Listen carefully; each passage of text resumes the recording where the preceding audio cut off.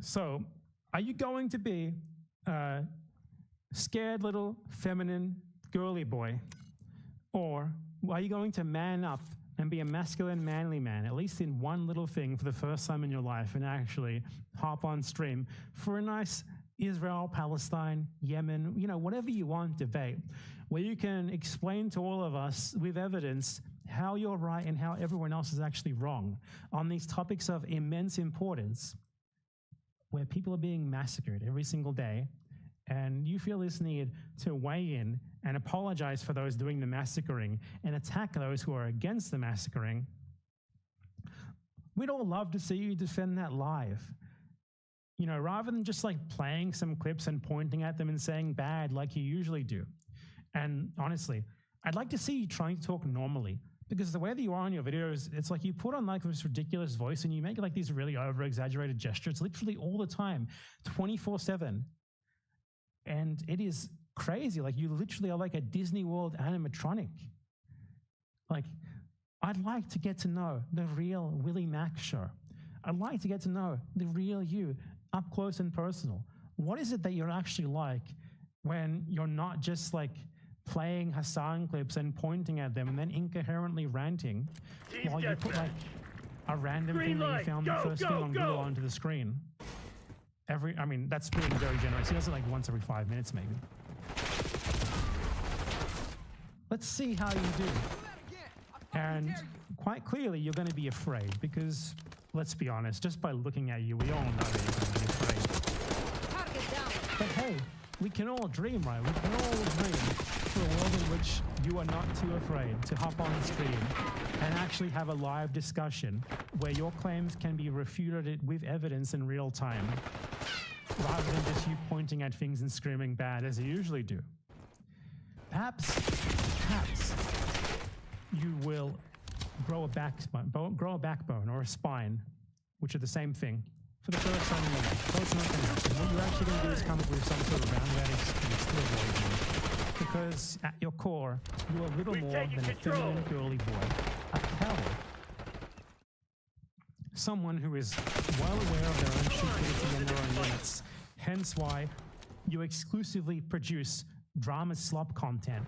And when you accidentally stumble into trying to make a video that kind of covers things of actual importance, it's only because you notice that putting a fucking Twitch streamer's name in the title of your content gets you more views than normal. And because that streamer talks about politics, it also necessitates that you weigh into issues that you know absolutely fucking nothing about, and that you know you would get destroyed on if you had to actually answer the evidence on them in real time.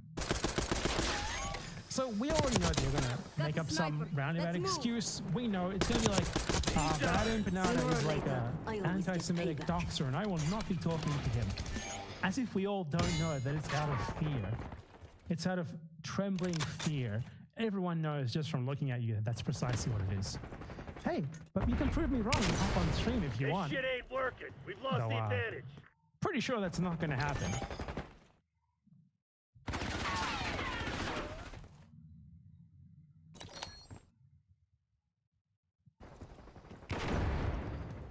Honestly, Willie Mack, just take the estrogen already, man. Just take it. You're already halfway there.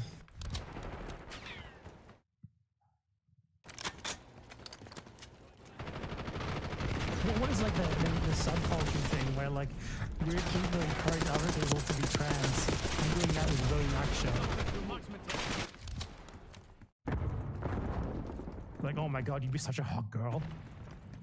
I don't know, there's a name for that, but I don't remember what it is. Egg culture? Yeah, I'm egging him on. Willie Mack, do it. But anyway, you know how to find YouTubers' emails. You know how to get in contact with me. I've already emailed you. You didn't respond, of course, just to make it clear that I have emailed him. Show you the email that I sent him.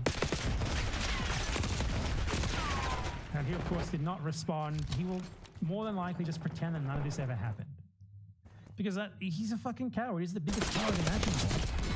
That's why all that he does is plays clips and then points at them while putting on like this ridiculous exaggerated voice and flailing his arms around like this for some reason. I said, hey buddy, why don't you hop on stream and see how you manage live? Scared? He never replied, of course. He is a coward. He is the greatest coward of all time. And what more is there to say? But hey, I'll be happy for him to prove me wrong and hop on stream and show us just how qualified he is to talk about topics of actual importance rather than like Minecraft YouTuber drama or like his 80th video, like playing a Hassan clip for 5 minutes and then pointing at it. Nice. We're pulling ahead. Prove us wrong, Willie Mac Show. Hop on stream anytime you want. And if you don't, you are acknowledging that I am correct and that you are wrong. And I win by default.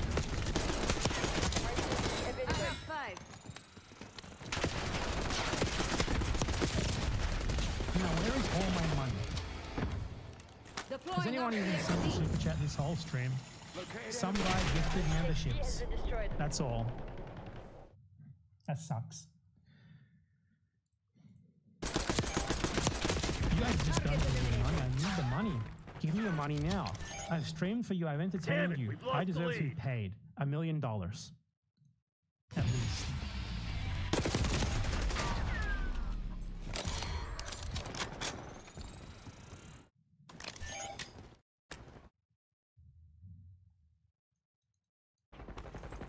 Enemy RCXD detected.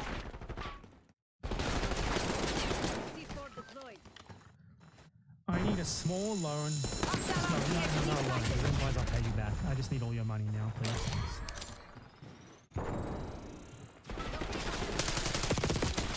You're dead.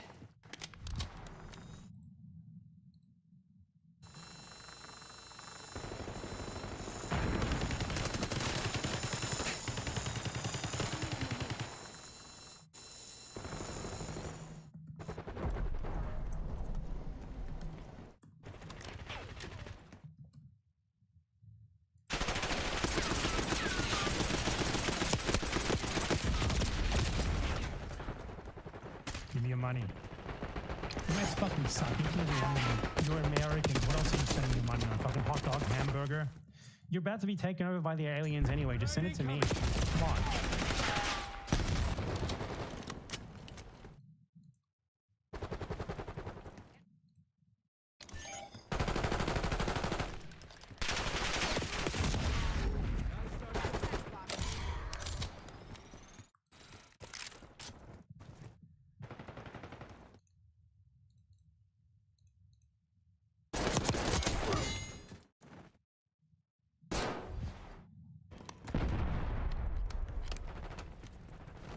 Hostile UAV established overhead. You poor bastards. Each and every one of them.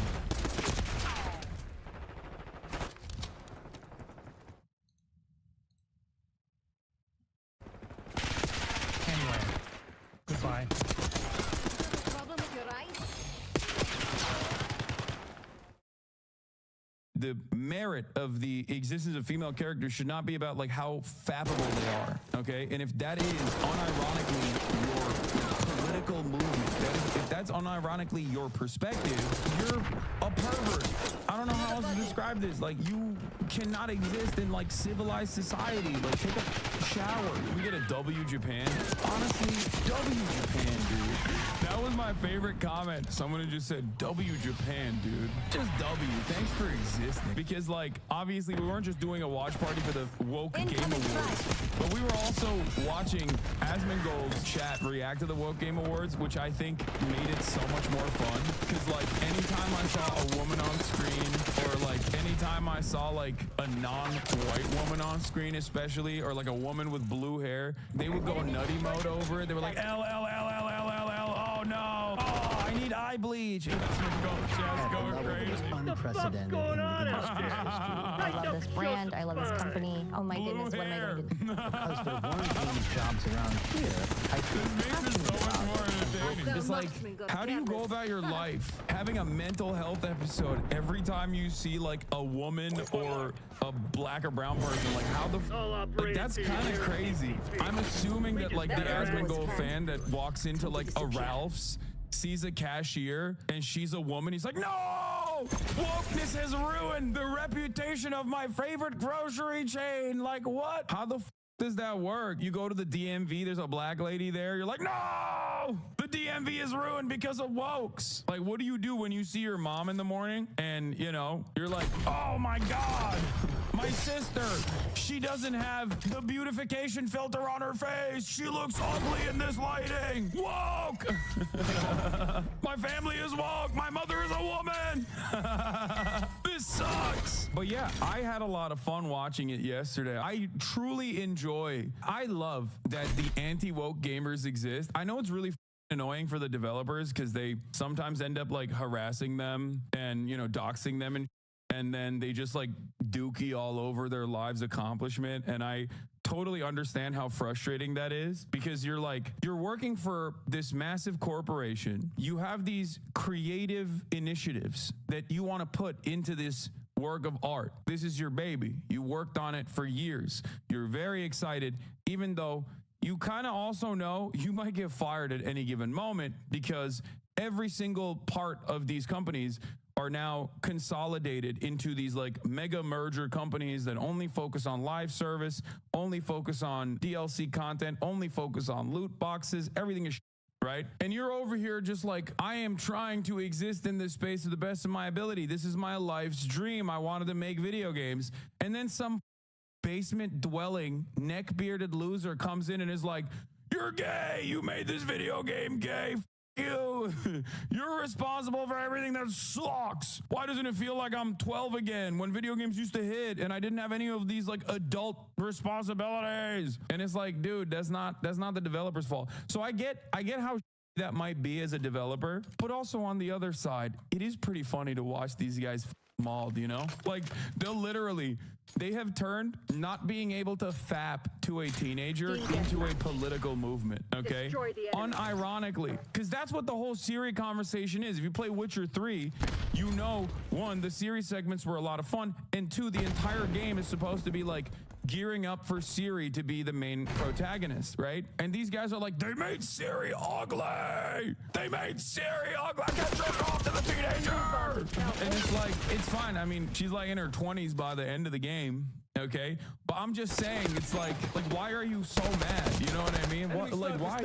Like, this isn't a political movement, man. This is not a political movement. Okay, you should be more embarrassed to be like, I want goon material. I want fat material. Like, back in the day, we weren't so goddamn porn brain. And I say this as someone who's like pro sex work, who understands, you know, yeah, if you want to jerk off to porn, that's great. That's fine by me. I don't give. Right? But it's so strange that these guys have turned gooning into a shameless political movement that is at the forefront. That's on their banner, dog. They're card-carrying gooners. They got the NRA for gooning over here, where they just straight up are like, if I can't jerk off to this white woman that is the main character, I will firebomb your publisher. It's like, you should be embarrassed to say this. You should be more embarrassed to openly be like, my desires, my sexual gratification is what matters in this process, okay? And I don't understand it. Look at this. They've turned gooning into a science. Enlarged orbicularis oris, too compressed glabella. Nasion bridge too high. Body of a zygomatic bone is too high. Like, what are you saying? You need to be sedated, dog. Like, I'm serious. If a person in my immediate orbit started talking like this, I'd hit him with a ketamine dart, okay? I'd be like, go to sleep. Shh. I would choke them out until they fell asleep. I'd be like, nope, you're going. You're being institutionalized. This got to be a joke anyway. Amazing, but please, Siri's face needs work. Witcher 3 face model look much better. Hopefully that's updated. She's older, man. Come on, be serious. I'm very serious. There are some serious anatomy issues. I bet the team knows. $20 says you look like somebody ran you over with a snowplow. It's like, bro. Straight up, you have thoughts like this, you need to be sedated. You need to be sedated and institutionalized. Like, this is thought crimes, okay? It should be a crime to think like this. Straight up, this is the one time I'm saying it. This is madness, dude. Have any of these guys gotten ass before? No, of course not. Maybe it's just me, but I feel like the market for masculine, non-conventionally attractive female leads in games isn't as big as the video game industry thinks it is. How do we feel about Siri in the cinematic? Siri looks fine. Geralt looked quite different in the CGI trailer versus his in-game appearance, so I would reserve judgment for now. The post is more so about the Naughty Dog game. I will admit, there were a lot of, not masculine necessarily, but there was a lot of non-white, non-traditional looking women as leads in a lot of these games, right? Or even white traditional looking leads in a lot of these games. I don't give a shit. I just want the game to be good. I don't care, okay? I don't know why it doesn't factor in my equation, like to the way I enjoy a work of art. If it's led by a woman or a man or whatever the they look like. Like Dave the Diver is awesome. He's a fat dude, you know what I mean? It's hilarious. It's amazing. It plays into the story. And I don't understand, like, just make good games. That's all I care about. Hassan does not see gender. No, that's not what I'm saying at all. What I'm simply stating is, I don't care. And I'll take it one step further. I don't think you should care either. As long as the game is good, as long as the story is good, as long as the mechanics are good, as long as it's compelling, cool. Gives it, okay? I don't understand it. Like, the greatest example of this is, I think, Stellar Blade. Like, it's kind of one note. They're sexy, but it's kind of one note, you know? It's a decent game overall, but again, it's bubblegum. So obviously, like, sexy ass leads don't change that dynamic at all. It's very, very frustrating. I just think that there needs to be a little bit of social shame, and I'm shocked that there isn't more of it. Like, there isn't more backlash overall, because there's so much resentment that people have towards, like, the way that the gaming space has evolved over the years, as it's become a multi-billion-dollar industry in and of itself that is, like, more successful than Hollywood, even global, okay? And in that process, there's been a lot of mergers and acquisitions, a lot of layoffs, a lot of hyper focusing on revenue rather than the art in and of itself. And like, people just simply cannot comprehend that, like, the reason why they don't like the games partially is because it doesn't hit anymore because you're a goddamn adult. You're like 45 years old and none of your dreams when you were a child were actually accomplished. So now you carry that weight around you all day. You carry that sense of shame around you all day. And that relax, buddy. Factors into your enjoyment of video games and stuff. Of course, when you were a child and had no responsibilities, like, that was way more fun. It banged, you know? Having said that, however, you're not a kid anymore, you're an adult. And in that time frame when you, like, try to enjoy this new work of art, maybe it's not gonna hit the same. And then there's the nostalgia component that makes you think that it was much better back then. But overall, there are structural problems with the gaming industry in general. And a lot of these guys, ironically, and this is something I talk about with politics all the time, a lot of these guys, literally, instead of addressing the real villains here, addressing the real problems here, unironically do the same exact, like, deflection without realizing it. Where instead of getting mad at, like, mergers and acquisitions and crunch, okay, and not letting video games breathe, not letting the development process breathe, and not giving the workers that make these video games more time, more space, more benefits, more freedoms to be able to pursue their artistic vision. This financialization of the gaming industry is obviously going to take away some of the beloved projects that might have even started off in a really interesting way, but that is now unfolded into the codification, the FIFA-ification of all gaming. This is something that I saw even when I was a young boy, okay? When I was growing up, you got FIFA, which was the same dog, same slop that they were serving over and over again. EA Sports, it's in the game, right? That was always the same. That was always the same process.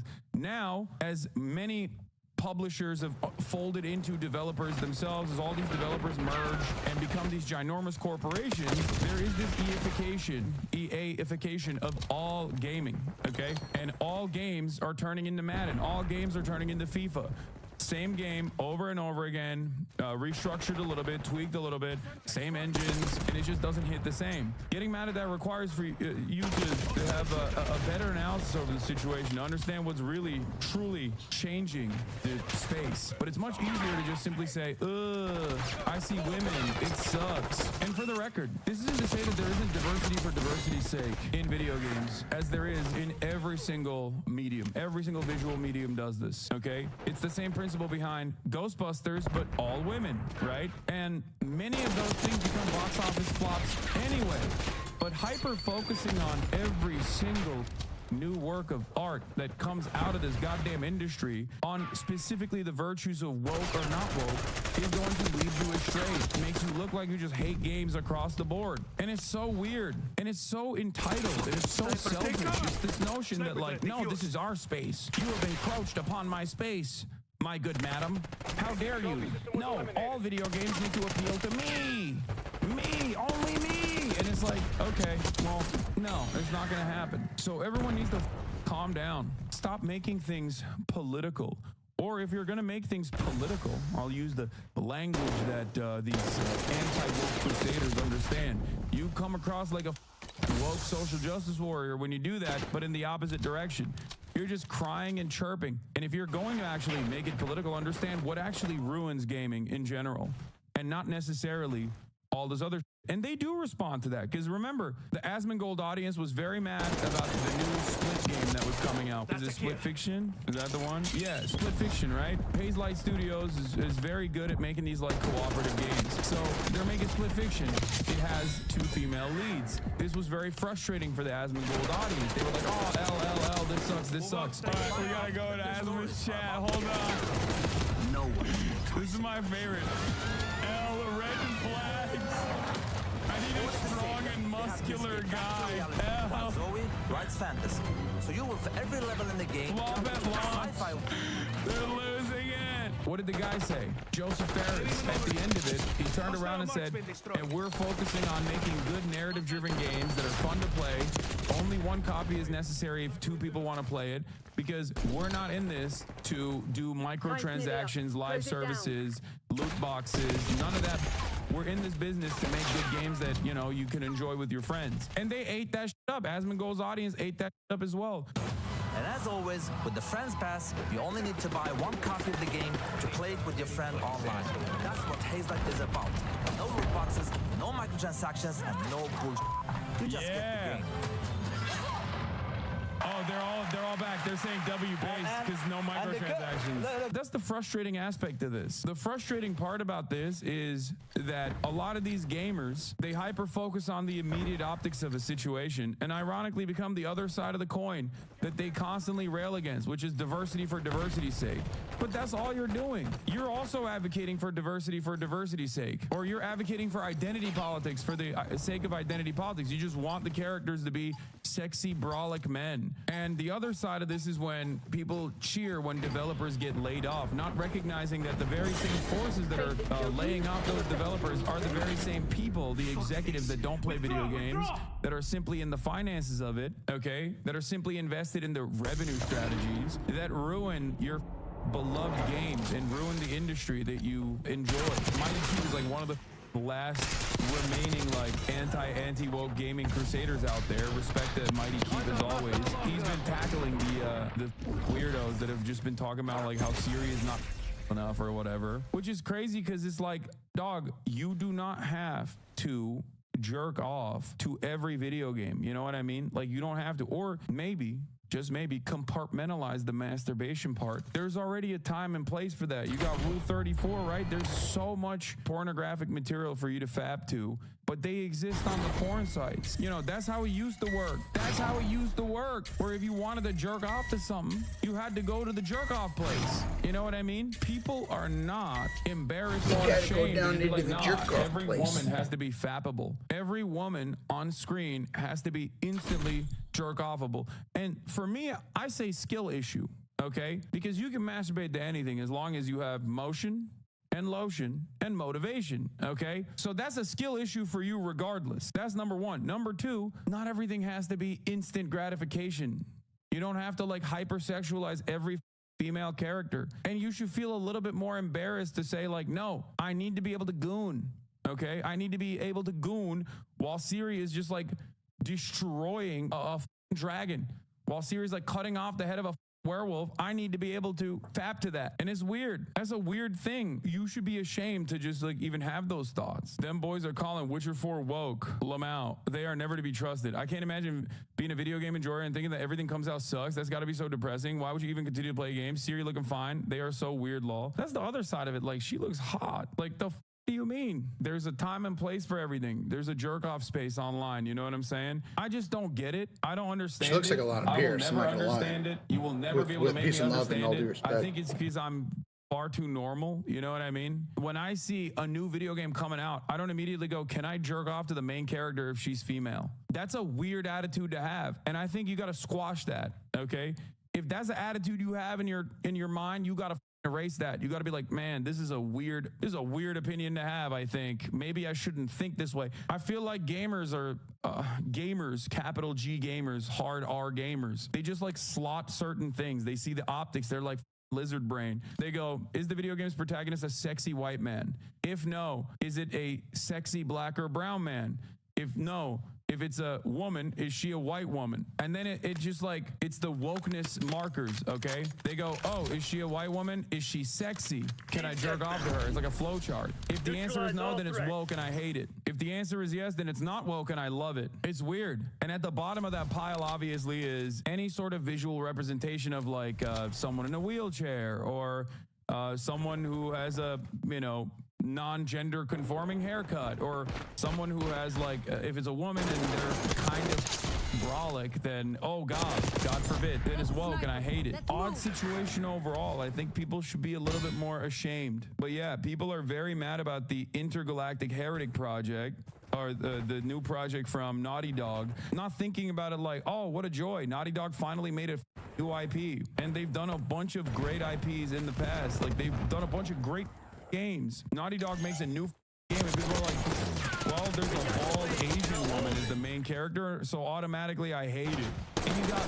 the GOAT, the absolute GOAT, the stud, Trent Reznor, doing the score. I don't know if you guys watch Challengers, but you know I'm a fan, okay? Trent Reznor still This time I got bored of jerking off to video games, and at the moment I could go out and get real women. These guys are just 14-year-old virgin brains. No, that's the problem. Outside neurosis. The problem is they're not even 14. They're desperately seeking out the feelings that they had when they were 14, but they're not. They're like 35. They're 40. You know what I mean? Part of the reason why I loved Wukong, which many of these guys considered to be anti-woke, ironically enough, and that's why they liked it. But the reason why I liked Wukong was because it was the format of something that we've seen before. It was God of War, right? It was God of War with the mechanics of a Souls-like game, right? Now, there are a million games like that, but why did I like it? I liked it because it actually featured a mythology that you don't usually see that much in Western media. You see remnants of that mythology that has been very impactful, like Dragon Ball Z, One Piece, and numerous other works of art that make its way to the Western world. But like, the very fact that it was Chinese mythology, it hyper focused on Chinese mythology, like, I think that's unique. That's when diversity is good. That's a perfect representation of diversity being good, okay? That's why I liked it. That's part of the reason why I liked it so much, was because it was cool to dive into a unique universe. When is diversity even bad? No, I understand the argument when like people just go, oh, we're gonna make the same IP and it's gonna suck, but it's now gender bent. You know what I mean? It's like, that sucks. It's boring. But that's not because of diversity. It's boring because they're juggling the same IP over and over again. Do you not understand what I mean? That's just diversity for the sake of diversity, or that's diversity just for the aesthetics. And oftentimes it's chock full of bad writing in general. But I think a lot of these dudes, a lot of these gamers, you know, capital G gamers, hard R gamers, a lot of them don't need to see or play or experience the work before they make up their minds. They just immediately go, oh, I saw something that I slotted as woke, and therefore I don't like it, okay? And that's deeply, deeply frustrating. It's very annoying. These guys that take advantage of the anger and resentment that people have by grifting to this kind of commentary, but they're grifting to this kind of sentiment and highlighting it and legitimizing it over and over again. They rarely ever get punished either for making the false prediction that a particular game is woke. Do you understand? Fallout is a great example of this. They'll be like, Fallout is woke. It sucks. Like the Fallout movie or the Fallout Amazon Studios show is woke and it sucks. And then it comes out and people watch it and it's amazing. So then they quietly go, okay, never mind. It's actually amazing because it's not woke. Baldur's Gate 3 is a perfect example of this. It's the most woke game that came out and everybody loved it, okay? Everybody loved it. Why is it not woke? Why is it not considered woke? Because everybody loved it. You can goddamn bear in it. It's the gayest game of all time. It's the most trans game of all time. But everybody liked it. So now it's not woke. We don't have to talk about it. We don't have to talk about how woke Baldur's Gate was. They just moved the goalposts. And then they take advantage of like other games that are like, what was that game? Concord or whatever? Concord wasn't because they had them looking characters or whatever the people are saying. It was just not good. It was not a good game. It wasn't because it was That's a woke. kill. And I saw something about, going back to the obvious ridiculousness. The Witcher is really about Ciri, which is why it makes sense as to why it is her leading the game. Ciri is bisexual, read the books. This is a weird comment. Also, your username is giving loser. Feminazi Killer Knight 6233 says, Enemy UAV disgusting and a big inbound. disappointment. We love Ghost of Tsushima first and now Witcher as well, making women as protagonist. Really, all Western gaming industries failing with woke agenda, gay and women. CD Projekt Red, thank you for ruining this game. Hard pass. I'm imagining the mindset of this guy, bro. I swear to God. I'm imagining the mindset of this guy. Sniper. He's walking in. If he ever leaves this goddamn basement, he's walking into the DMV and losing his mind when he sees like a black woman behind the counter. He's like, ah, this is DEI. It's woke. And if the DMV lady is white, they're like, why can't I jerk off to the DMV lady? Your titty physics are not up to par, ma'am. I'm going back to Unreal Engine 5. Yeah, he has a Red Dead 2 avatar, which is also a very woke game too, but that's, don't even get started on that. Arthur Morgan is like the woke hero. The entire game is about how woke he is. The merit of the existence of female characters should not be about like how fappable they are, okay? And if that is unironically your like political movement, if that's unironically your perspective, you're a pervert. I don't know how else to describe this. Like, you cannot exist in like civilized society. Like, take a shower. And Tectone is the perfect person to say this to. It's like, bro, this is not like something that you should be openly advocating for. You know what I mean? Like, you should be ashamed. Oh, the video game industry is not appealing to my jerk-off fantasies. Some games are going to feature this, and that's fine. And some games are going to feature this. Like, who gives a... Oh, my Lord. The more time we spend online, the more shameless we become with our digital footprint. The less time we spend with other human beings in the real world, the more creepy people get. And I think this is the final stage of that creeper-like behavior, where you're just like not only unashamed of these desires, but you have turned this into like a political movement in your mind. Because on its face, this right here, on its face, this statement right here literally is like every video game female lead has to be a female lead that I can jerk off to. Like, I am porn brained. My brain is broken. I need to be able to coon. It's very weird. It's a very strange way to exist. It's extra strange to like openly admit that this is your desire. And it's even stranger to say like, this is at the forefront of my political movement. This is at the forefront of my advocacy. And there's a real world example of this as well that I want to point to. Sydney Sweeney. As you guys know, we're big fans of Sydney Sweeney. The problem is Sydney Sweeney is a real human being. And when you're a real human being, sometimes under horrible light, you're not going to look the same as you do on the cover of a magazine. Sydney Sweeney shows off bikini body lounging outside a $13 million Florida Keys mansion. And this guy actually responded to this, and I didn't even like his response either. But he's referencing like all of the people that were like, what the like all women are catfishes, like what the like this is crazy. It's really crazy how like 85 to 95% of men can't seem to figure out that 80% of what they find attractive is painstakingly, carefully curated presentation, 10% plastics and filler, and about 10% base model female. As soon as the presentation isn't carefully curated, they get turned off and confused. Emily Sears is correct, by the way. This is broad daylight and absolute most unflattering lighting possible. Give her a break. Like, Sydney Sweeney is incredibly attractive. She is fine as hell. Like, I don't know how else to describe it. Awooga, you know what I mean? But the way that like people respond to this so crazy. Like, we need to sedate the masses. You know what I mean? Like, you need a sedative immediately. If you look at this photo and you're like, this is all women are catfishes. The question is to what degree? Like, you look at these photos and you think, oh, gross. You're a freak. Do you not have mothers? Do you not have sisters? Have you never been around a woman? Do you not understand that, like, of course, people are not going to always look their best, their very best. And she still looks fantastic here. I don't understand it. Like, have these guys forgotten what real human beings look like? Now, the reason why I'm saying, do you not have a mom or a sister or a cousin or something, is because I know they don't have girlfriends, okay?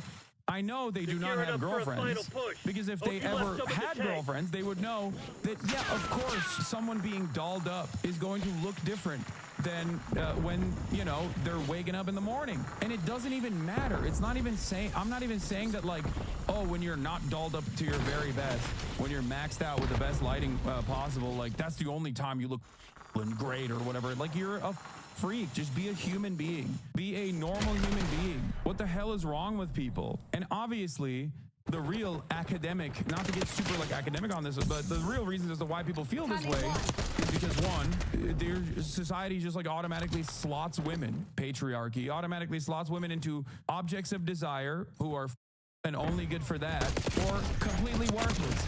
And it's insane. What's the matter with the way she looks? There's no issue with the way she looks. It's just that she doesn't look like the last time this guy jerked off to her. That's it. That's the thing that they're frustrated by. They're like, they don't understand how like a physical body works. They don't understand that like you can bulk up for a specific role as an actor.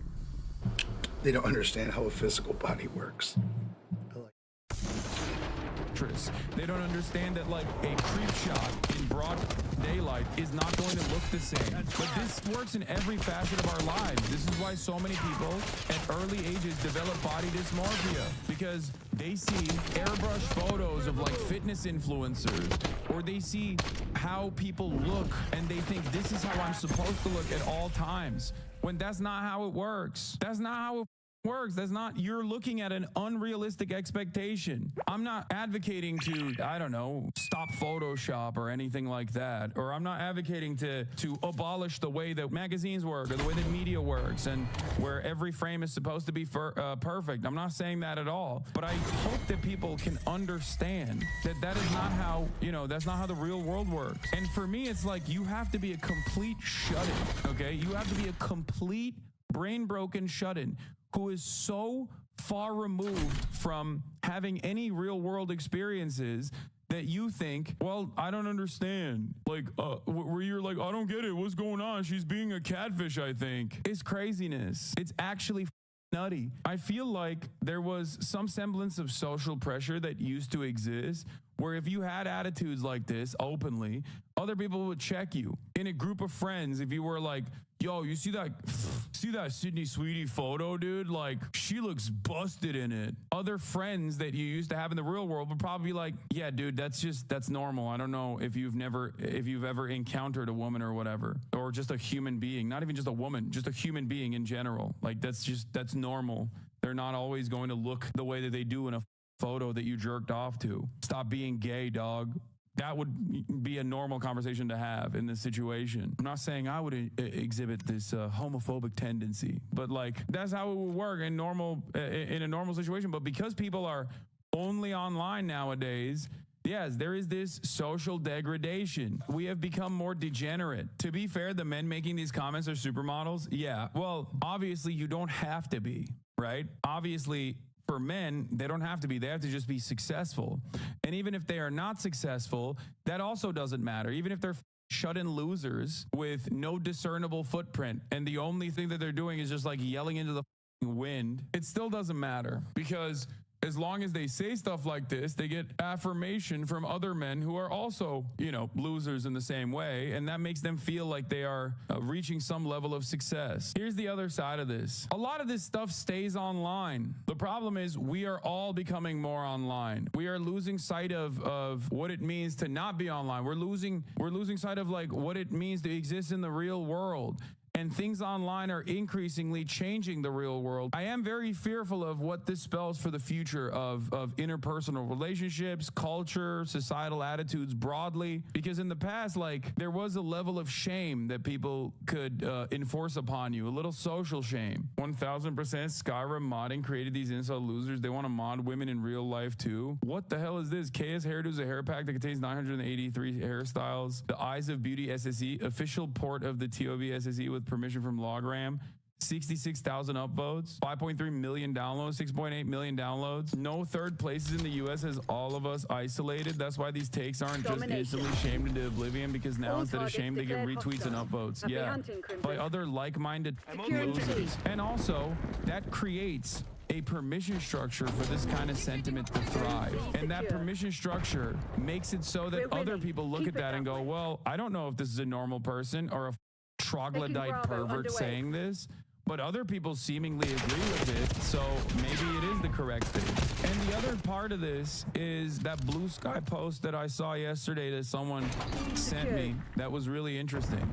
A apparently, this is almost identical to that study that was conducted. I don't know if you guys know this, but there's that one famous study where, like, in business environments, women that speak significantly less than men are still seen as speaking more than men. You know what I'm talking about? Women are almost always seen as getting more time, even if they speak significantly less than men. And that's because, like, the idea is that women are not supposed to speak at all, or at least, like, you're trained into thinking that they're not supposed to speak at all. So when they do speak, you're like, oh, okay. It's not even like this outward bias, right? It's implicit. It's something that you don't intentionally lean into. You just kind of feel like it's the truth. It's because women speaking is out of the ordinary. We're naturally more likely to notice abnormal events. That is the nicest way to put it. What's really interesting about that is that because the gaming space is so focused on tailoring to this, catering to the specific needs of, like, men in general, even when you have, like, any female roles, we think like, oh, this is happening a lot more than I'm used to. And I think that's a big part of the problem. There were stats on this, and apparently it's like 7% of all new games that have come out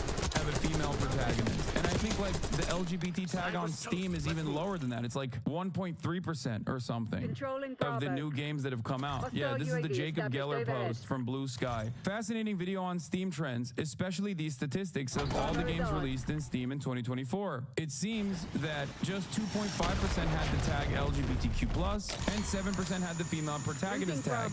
This is supposedly the political trend that is overwhelming and destroying gaming. That's what they are saying. Now, it has increased, right? It has certainly increased. But the irony is, it's not necessarily a major increase that these gamers are complaining about. Now, you might say these tags are okay, and that there's a lot more female protagonists that are out there in all these games, but I'm not so inclined to believe that. I think we just treat non-female protagonist games as invisible, the norm. We don't see it in the same way.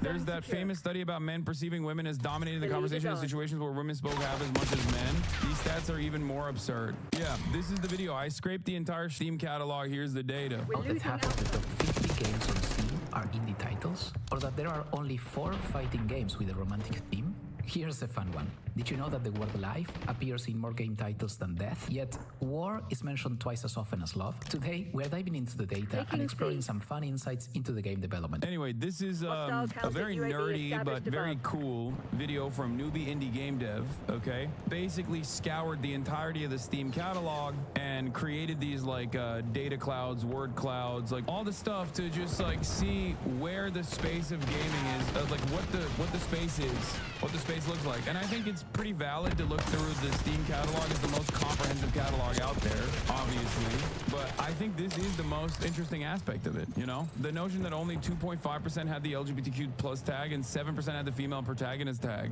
means, at least, like, the female protagonist one is the most important one, in my opinion. That means that games are still overwhelmingly featuring male protagonists. Now, the argument here isn't to be like, no, it has to be 50-50 or anything. I don't give a I want games to just be good. And if games are bad and you're feeling like games are becoming bad, when I don't even necessarily agree with that, I think the space has grown and absolutely ballooned in size in comparison to where it was when I was younger, okay? As an old man at the age of 33, like, I never would have thought that gaming would get to the position that it's gotten to, where you can have, like, a singular developer make a multiple award-winning game like Balatro. Like, that's crazy. I'm 33 years old, and when I was growing up, you got once every decade, you got, like, this world-changing game. You know what I mean? Now you can get it in a week. I don't know, man. Back in the day, we had Ocarina of Time, Final Fantasy 7, Mario 64, GTA, so many go so close together. Wait, I wasn't saying that there aren't, like, incredible games that came out back then. I'm just saying that, like, they would come out in a big blast sometimes, but overall, there was a lot of time that took place in between. And gaming since then, like, the industry since then has grown so much. There is seemingly one of these, like, AAA titles or quadruple A titles or world-changing games with incredible technology backing them, coming out with regular frequency. At least that's the way I feel about it. Maybe I'm wrong. We used to wait 2 to 3 years for a smash hit. Now we have one every other month. Yeah. And it's also international too. There's, like, you know, there's a bangers coming out of every goddamn country at this point. Like, dude, think about it. Like, Poland is making these incredible video games now. They got one computer over there and they're using it for good. Yeah, motherfucking Ukraine make video games like Stalker while they are literally being invaded. Like that is how insane the gaming space has become, where you can be under fire, okay, being straight up invaded, and you can make a goddamn video game. I do appreciate Asmongold's chat existing though, honestly, because it at least like improved my video game award experience. It certainly improved my video game awards experience. It was like content, how cancerous it was. But also simultaneously, there were some brief moments where it was hilarious. Like that one guy who said, honestly, W Japan. That was a very earnest moment from at least one Asmongold chatter who just saw all of the awards that like Japanese developers were winning, and he said, honestly, W Japan. If they were just like confined to like one part of the internet where they couldn't do harm to the developers or whatever, or have any sort of motion and like put people in the crosshairs of harassment or whatever, it'd be fine. It'd be great. If they were quarantined and you could just like look at it from afar like a bunch of zoo animals and laugh, then that's fine. Back in the day, it was 4chan. They were contained. Now they're all over Twitter, and they're able to monetize the idiocy. It's very frustrating. I'm done with the silly gaming space. Let's do some real news now. Even though many of you that white knuckle through this segment need to understand this is the world that we live in, okay?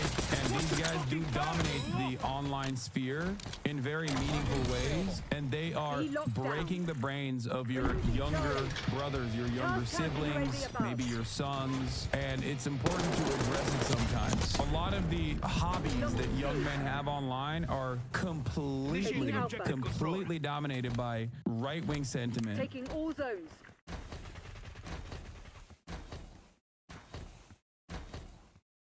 Zone C secure. Locked and loaded. All locations secured. Hold your positions.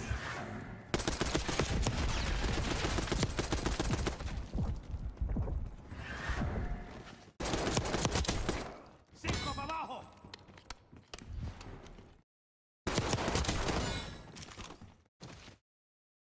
Deploying RCXD.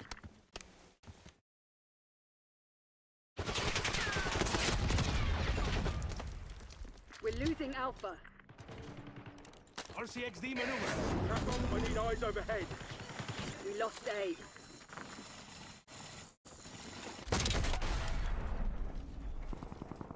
Deploying Archangel.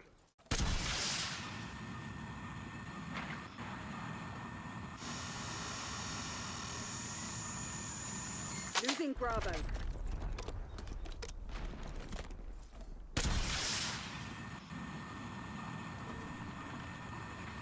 They're taking C. Losing B.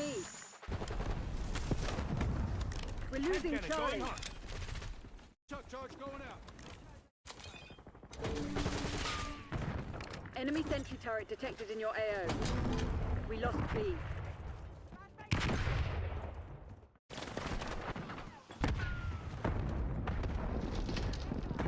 They're taking C.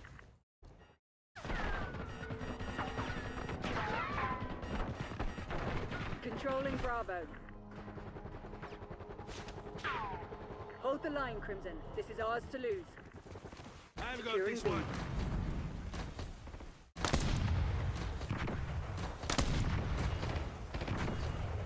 Bravo zone secure. Archangel going in. We're losing Charlie.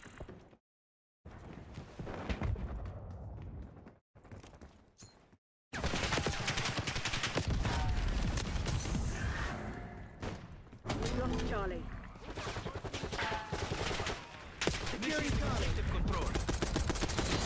They were already there. Good job. Run, cowards. Uplifted within the Women's Guild, but what about everybody else? That's just weird. Where are we going to find our place in the Latinx or the Black Creator Guild? We can't. And then, so they just said utilize the other ones, or do our own thing and have them have the guilds elevate the ones that we do. Go fuck yourself, figure it out.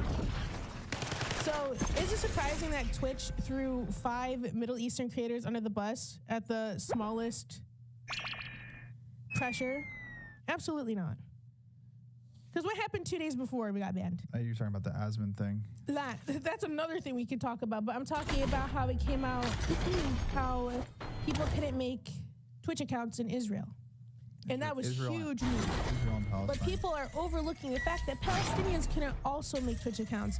Their reasoning, I don't know if you read the article, was basically they didn't want anybody to live stream what was happening. You can make the accounts, but you couldn't make them through a certain way. So basically, that's when the anti-Semitism of Twitch started like snowballing because people were so hyper-focused on people in Israel not being able to make accounts when in reality, it was everybody in that region. Palestinians couldn't make an account, Israelis couldn't make an account. But people are glossing over that. And then obviously organizations and people were getting mad at that. Then the clip resurfaced and they were like, oh, look at Twitch is platforming this anti-Semitic rhetoric. And then we got hit with the 30 days. I don't know, dude. That shit really pissed me off. I think that like it also sucked because like Raph didn't, because you're not a partner, so nobody knew that you got banned. Yeah, nobody gave a shit. You had like a good statement in your Discord, but I don't know if you want to like say it on the pod. He posted one on Twitter too. Which statement? Did you post it on Twitter? Which statement? You were just The like me not coming back You were like, I statement? don't want to go back to Twitch because they're anti-Semitic. Yeah, dude. I don't want to. I just don't want to. It's one thing if Twitch bans us for business reasons. I get it, 100%. Sure, they're getting bad whatever, bad press, bad everything. Let's take care of a problem to kind of mitigate the bad press. I understand that. The problem with Twitch is that they didn't consult with any of us. The two that they did kind of consult with and talk to, they didn't really. And so I was like, okay, well, you guys took action against a very serious issue without researching or understanding that the person who was doing the action is Jewish. There was no protection from Twitch. Nobody reached out. I did an appeal, didn't want to do an appeal, but I did it for you guys and I did it for our guests. Immediately denied without even being looked at. So in my head, I'm like, yeah, I'm not going to, I just don't want to be on a platform that will not protect me. Yeah. And I won't be on I don't want to really be on a platform that then takes a situation and then goes, all right, well, Zionism is now a slur. And you can't really say it. And if you do say it, it can't be used as like a negative thing towards somebody. You can't call somebody a Zionist. I'm like, yeah, no, I'm not doing that. You can't just make up slurs. You can't just say that's a slur now. You know what I mean? That's like me going like, oh, you're a rug, you're a carpet. Oh, you can't say that's a slur. You can't say that. You can't do that. So I just don't want to, I personally am still teetering on the idea of coming back. I just don't want to make that platform any money. I just don't. It just doesn't make any sense. You can't silence. It's one thing to like I just said, it's one thing to ban us and then have a conversation with us about why. If they had banned us and said like you guys didn't get approval and it was kind of mean, like you're talking about people that you don't know. Sure. Like I'd be like, yeah, I get it. Like 3 days. I'd be like, yeah, dude, our bad. Like, Yeah, you know, like, maybe it was a little tasteless. I feel you. Sure, I we get it. should have maybe run it by one of the producers that were there to say, hey, is this okay? We should have maybe had some other things, but who cares? That's not what we did. Yeah, when they were like, this is a slur, and like I'm like, okay, but like this is like. The funniest thing is I have a picture of you. You made the board, and you came out and did it, and they were like, we don't care. And then they started, they were really fucking pissed me off. They started calling me like a capo and shit. And I was like, oh yeah, dude, I've been called weird things by, you know. And I was like, Like Candace Owens equivalent to Jewish people, that blew my fucking mind. Yeah, it's insane. It was fucked up. And honestly, it was just like one of those things. It was like, dude, like it was like, oh no, this is what this is, and we're saying it. And like I have the clip because I was like, people that were saying this shit were counting on people not to watch the pod. Yeah. They just were counting on you not to watch it. 100%. When you watch it, we were making fun of Scootage because Scootage, a producer at the time, like hates Arabic food. So we're making fun of Scootage because he hates Arabic food. So we're like, you're racist, you know? Now, like, then we go on to talk about the food beast ranking the hummuses. Then we talk about how, like, if you enjoyed this, if this is your favorite hummus, you're probably not Arab. Yeah. You know what I'm saying? There is no situation in which, when you were making that, I mean, you would never, because the purpose of this podcast is to show the diversity of opinions. It's not to be here to be like, oh yeah, we are not a monolith. I don't agree with what Toby says half the time. I don't agree with what you say half the time. We get in fights on this podcast. If you watch any episode, it is to show that we are different. People don't fucking comprehend that, like, our parents killed each other. Right? Don't say killed each other. Or killed each other. Yeah, Your dad. Sure, My your dad was a kid. Okay.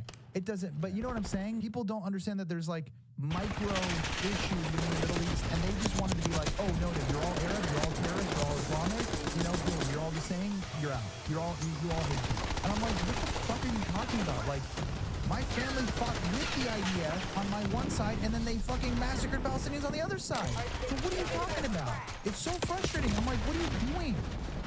And then like when you got banned, like, I know you don't get pissed. You just like shut down. I shut down. I was like, I don't want to like after that, after the ban, I was like, and I said this. I was like, this is a fucking, you know, this is a hate crime. This is racist. I think this is going to be a scourge on like this is going to be a smear on Twitch's reputation for the rest of their days. They literally painted Arabs as a broad brush, banned them, and banned like. And basically made a statement that like, oh yeah, Arab are, you know, apparently there's something wrong with their DNA. Something in their little DNA makes them anti-Semite. It's like, what are we talking about here? Like, you banned the person who made the fucking tier list. Did I show you a picture of you, the whiteboard? Yeah, I live in it. Yeah. I don't even see a picture of me living the thing that I live. What was the bottom tier supposed to be? Because we had a couple. I don't remember. It wasn't supposed to be Love Sabra. It was supposed to be something else. It was supposed to be like not Arab at first. I think it was very like baseline. Okay, you're not Arab, or something like that, or something like that. I tried to look on the whiteboard picture, but it didn't have anything. But I remember that there was a couple pitched out. Yeah, like it was like Love Sabra. It was like definitely not Arab. Then the other thing with the tier list is that we put like Arab people. Like all of it was a joke because we really did put Arab people in different sections. Yeah, those who are Arab, we put them in different sections. Like Pokey didn't even make it in Arab. No, she didn't make it. We had Pokey in what? Slingstisler or apologizes when saying it. And we put fucking Nick Merckx in Arab. And we said the reason why Nick Merckx is Arab is because he's really obnoxious and annoying and has like homophobic tendencies, but he's like one of those guys who's like Habibi come here, but he like feels very Arab. Like we did not make Arabs good. We're just celebrating. Like it's just Arab culture, good and bad. That is the thing. It is. We are celebrating the good and the bad about Arab culture. Watch out! You know, I don't want to. I had a vacation. Yeah, what'd you do vacation? What'd you do on your 30 days off? 30 days off. Okay. So they're talking about how they shut down. I get very fucking mad. I've become a very angry person. Yeah, I know. Do you want to start? Because I can. One thing I want to say about the tier list thing too, before we get into like what we were doing for the last 30 days, like, from when we found out. 2 months. For me, 2 months from Twitch, but 30 days from any kind of like content. Let's just say that. If you banned us 3, 2, and nobody else, like our guests, fine. Once again, I can understand that.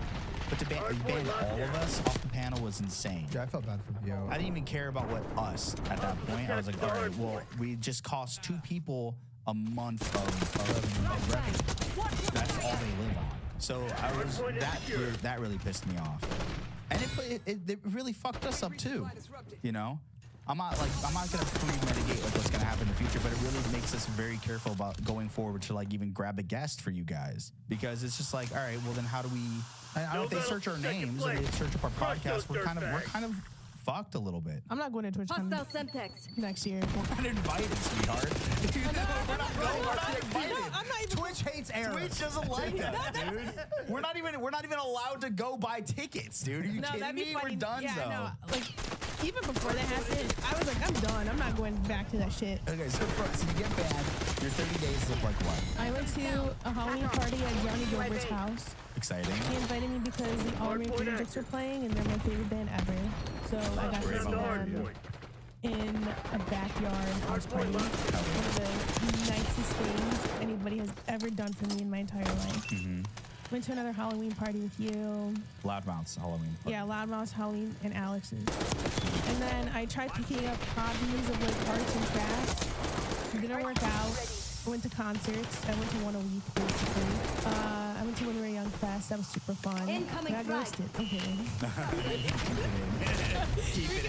Keep it in. Yeah, I was found love during the day. I know a lot of life happened to Frozen. Yeah, I feel like I experienced like normalcy the entire 30 days.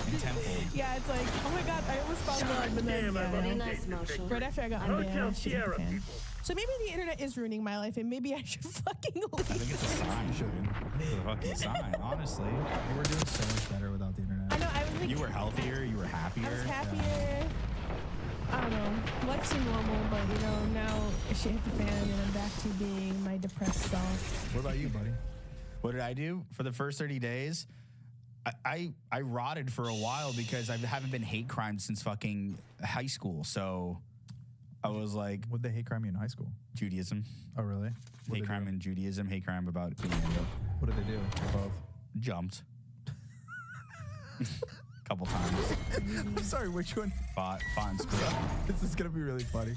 Did they tell you which one they were beating you up for? They did. Can you imagine? You're like, wait, 1 second before you beat me up. Which one? Which one are you beating me up for today? Which one is it? Just check the box. I need to check the box. It's like my insurance box. Yeah. What do you have? Guilt. Yeah, Jewish. Get him out of here. Get this guy out of here, dude. I rotted for a while. I didn't do anything. I was in acting classes again, so that got me out of the house. And obviously I have work, so I was working. And then I picked up a couple new video games. I was playing that. Damn, my life is fucking boring. What do you mean? No, you had better stuff than What do you mean? You have way better stuff that you were discovering yourself. Yeah. I rotted for weeks. He was the most sad, I think. I was just thinking, I was like, wow, 4 years of my life just down the drain. I was like, Jesus Christ. Dude, like, and you don't want to go back. And I don't want to go back. So I'm like, all right, well, help me figure out what I'm going to do. Pick a spot. That's fine. I'm okay with it. Yeah. But you do got to pick a spot. You do got to pick a spot. I was making little circles here. You cannot keep yelling at me for having ADHD, dude. We've learned a lot of things. What game do you play? Scoot bought me Sparking Zero, so I was playing Sparking Zero for a while. And then What's Sparking Zero? It's Dragon Ball Z. Oh, okay. And then I started playing Star Citizen. I got into that. Oh, I forgot. What? I started playing Call of Duty. You did not have to admit that. Yeah, nobody knew. You did not have to admit Call that. of Duty. You're not going to be the racist allegations now, buddy. You did not have to admit that to the cameras. People keep mass reporting me. I got banned for 3 days from Voice, and then they mass reported me as soon as I got banned again. And well, now that the podcast is out, they're going to just keep mass reporting you. Yeah. I'm done playing Call of Duty. I retired. Okay. I have no reason to play it anymore. She's already done her tours, dude. She's done. Yeah, dude. Okay. That's it, honestly. I really, nothing else exciting happened to me. Oh. Securing C. I'm more famous than I've ever been. Yeah, what happened? Went to Kai Sanat's house. That's sick. I'm way more famous than I've ever been. And it only happens every time I quit. I'll talk about what happened to me for 30 days, but in a second. But I still cannot believe that robot is a real robot. It's a robot. I do not believe it. It's not a person in a suit like we thought it was. I thought it was a person in a suit. It still looks like a person in a suit. It does look like a person in a suit. It's a robot. Someone got real frisky with me. Is someone controlling it? No, I'm not going to say yes or no because I don't want to ruin the facade even if it is or isn't true. Okay. But there's a person controlling it. But fuck, man, I thought that was a... No, it's a robot, dude. A genuine robot. It's the Mark Zuckerberg robot, isn't it? Like the Facebook one? I don't know, dude. Because it kind of had his voice. I got Zuckerberg. Did he get frisky with you? Put his hand on my thigh when I had him sit at the table. I just reached over and put his hand. Yeah, literally. Yeah, but that was fun. That's not bad. Went to go celebrate Office Drummer and his beautiful, beautiful wife. Bad? It was great. Felt good. Haven't seen Office Drummer since the Halloween party. Oh shit! You don't want to go. The way you said that makes it sound like I didn't want to go because I didn't want to go. It's true. You didn't want to go. Yeah, but the way you said that is fucked up. You're like, you didn't want to go. Maybe put the clip of me dancing up here somewhere. Yeah. Now cut back to me. Yeah, my grandma died. Yeah. Okay. Mine too. But He died of Halloween. She died before Halloween. She died after Halloween. She died after Halloween. Yeah, you're right. But the thing though, she got sick right before or like after? What do you mean, dude? B secured. Oh, that's right. Election day. It was. You can't gaslight me. I remember everything. Okay, but I have remember everything. The thing is, I was in a really bad mood. I remember because the first couple. It's okay to not want to go to me. I was just in a really bad mood. I didn't want to like do anything. What? You're bad. She just touched me with her foot. Oh, okay. Ugh. And now she's sitting at the lowest point. That's good. What's ill about my foot? I can feel your nails. No, you can't. Yeah, I can. Like this. I don't have long nails. You're like this, man. Like talons. It was a great time to go there. Okay, my family member passed away. My dad was in the hospital for a little bit. Then my uncle's in the hospital today. I mean, obviously, and then my aunt. The day we got there, my aunt had a heart attack, but she was fine. So like, I got the band message and like ran her back. So that entire time, I was just kind of like making sure family was good. And then on top of that, I picked up. I got into FPV flying drones, if anyone knows. and I kind of want to do it live on Twitch. But like I got into FPV, which is like drone tricks and shit. That shit's so fucking fun. And just spent time outside, spent time with my dog, played a lot of video games. Just played The Last of Us 1. I'm playing 2 right now. Fucking great. I beat Squirrel with a gun. I don't know why I needed to play that game, but I beat it. Honestly, God, dude, I just hung out with my friends and that was like the one thing is that like once this all happened, I was like, yeah, I don't fuck with the internet anymore. I'm just gonna go because it was supposed to be fun. And then here's the one thing that I had been covering the genocide out of like compulsion for a year. It was fucking me up in there. I was doing it every day and I was covering it, and it was really hard to do that because it's one thing to like talk about it, like people are gonna accuse you of whatever, like it's clout or whatever, but like fuck you, like you don't really know what human beings are like. I'm a real person. These are family members of mine. These are people I know. They are being actively like, you know, my cousin right now in the West Bank put a bunch of money into his business, and now it's gonna get angry. So every day I was covering it out of like anger, like I was watching and just making sure people are safe, on the phone with them constantly. Thank God for the Lebanon ceasefire. Hopefully Gaza's next. Hopefully, well, Lebanon ceasefire is barely a ceasefire. I know, barely a ceasefire. But you know, Hezbollah is just like, yeah, we did it again. We won. We did it again. I was thinking that. I'm like, dude, like they try to bring Lebanon down. They fucking can't. 2006, Lebanon beat their ass. 2024. We'll talk about it. Beat their asses again. We'll talk about it. We talked about it before. We talked about it with Anthony. No, we never talked about ceasefire. Just happened. The ceasefire, yes. But I'm saying that like, who really wanted the ceasefire? Was it Hezbollah or was it like enemy UAV? But I was saying like during that time, I was like, I'm gonna take the time to just not talk about this shit. And it was like really refreshing for my brain. It's unfortunate because like my family was like, oh, do you think they can take a break? And I'm like, yeah, man, but like you got to have the strength to fight, you know? And if enemy napalm you know, a lot of people don't understand that. Like I've noticed that the Palestinian creators are the ones always taking a break. That's because it's too close to home. It's like you're reporting on your own family's genocide. You had family that their house got blown up. My cousin got bombed. He had to get sticky in his neck, his face, and his ear. But you know, you can't even talk about it on a platform like Twitch because as soon as you mention Zionism, you're gonna get banned.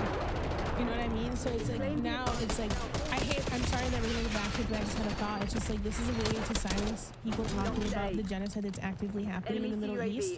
I don't even know how to navigate the conversation anymore. So I want to talk about it. They are, but it's such a hard mental switch where it's just like I'm like I want to talk about it, but I don't have the. You're just scared of yeah, I'm scared of yeah, I'm scared I'm gonna get banned. Oh shit, man, the silencing worked. Controlling Bravo. They silenced my big ass mouth. That's what they want. Yeah, I know. I mean, yeah. But at the end of the day, it doesn't matter. They can silence the big creators and 5 creators on Twitch, small creators on Twitch. The cats have because they don't make enough money off of us anyway. No, so. the cats have Isn't it fun to think that we were the catalyst for all the companies pulling out of Twitch? I mean, that's what all the CNN and Billboard articles are saying, released yesterday. So racist. And then Chevron's like, yeah, we are going to pull out because our logo is behind an anti-Semitic. You know what's crazy about that is all three of us cognitively saw that Chevron was sponsoring and we're like, we need to not talk bad about Chevron while we're doing this. We knew that we were going to get shit on. We talked about it. We got shit on by both sides. We're like, the thing is, if we do this panel in front of the Chevron logo, the pro-Palestinian people who are protesting outside are going to shit on us. Yes. And then now Chevron's shitting on us. Yeah. It's like, if you are an Arab leftist, there's no fucking winning. Yeah, we don't win. We don't win. I made sure not to say the fuck word as often as I usually would say it. You did say it a lot that I did say it a lot, but I toned it down for fucking Chevron. And now they want to come after me. Enemy mine. We did. It's a joke. We cost all of our friends money. Your jokes come off serious. All of us have good and bad things, you know? We're not perfect. The whole purpose of this pod, what makes me so angry is the purpose of this pod is like, we disagree on stuff. It's to debate this Why don't you tell our viewers one more time what the purpose of this podcast is? Change the purpose. Change the purpose again. You know what? Tell our viewers. You know what? No, I'm changing it. Arabs are all the same. We're all Muslim and we all have funny hats. Click that. Okay, you know what? Ban him for Islamophobia. Nobody cares about Islamophobia. They don't care. I can say whatever I want. They don't care. It's just crazy to me that like during our break, you picked up the one hobby that people would frown on you upon taking. Can't believe you took up flying drones. That's like me. That's like not me. That's like you know someone from. Actually, never mind. I was gonna say it's like someone from Iraq taking up piloting. Wrong country. Maybe Wrong country. I mean, they're all on the list of countries. To be honest, it was none of those countries. Yeah, it wasn't. It was the United States. I did. Yeah. Losing Bravo. It was George Bush. I got my own history wrong. I bought a yoke to fly flight simulator. Why are you buying egg yolk? No, a yoke, like a thin yoke. Yeah, you've just been obsessed with piloting. Because I want to fly. I know you have a statement you want to wrap this up with, but I'm trying to get back into this, so just give me a second. Here's the deal. I am afraid of flying, okay? I looked online for a class where they take you in a plane. Guess what? They're all out of business since COVID, okay? They don't have these flights anymore where they'll take you up in a plane, you go with a pilot. It's all virtual, which doesn't help if you're trying to fly to be like, you could watch it on a fucking Zoom call. How is that going to help me? So now the only thing I can do is to feel like I have some semblance of control, to feel like if I understand how a plane works. What's our flight classes? $250,000 in your whole school. Why does it cost With all more the than with all the hours? university? Like to be a pilot? Does it cost more than university? Are you kidding? With grad school, it's about the same. It's about the same because that also. grad And school also, not that much. why does it cost more than university? Because you're burning jet fuel. Yeah. And then also you pay for every time you take the plane in the air. It's not like you. You pay So this that is guy. You pay like Okay, in piloting classes, I thought it was just for you to get over your fucking fear. I didn't know No, it was for like him to after- fly. He wants to Okay, fly but himself. that's a career, so it makes sense that it's that Hold much your money. I positions. thought it was just like I didn't know you wanted to be like a pilot. No, I that's what we're don't. saying. He wants to take flight classes. I just so he can want fly. someone to like help me with my fear of flying. Would you sacrifice your own life for Pakistan? What? She's doing a callback to a joke I made an hour ago. What is it? Wasn't an hour ago? It was probably 47 minutes ago. Oh, is this the The TikTok? grave, the Yeah. grave. I think that was on the first cold open. Was it on the second? Enemy UAV Oh, I don't inbound. know actually. Yeah, because that sounded really like terrorist. It did That's sound- not it the sounded- I was like, TikTok here. terrorist. Yeah, put the TikTok up. Yeah. So, but there's been other news.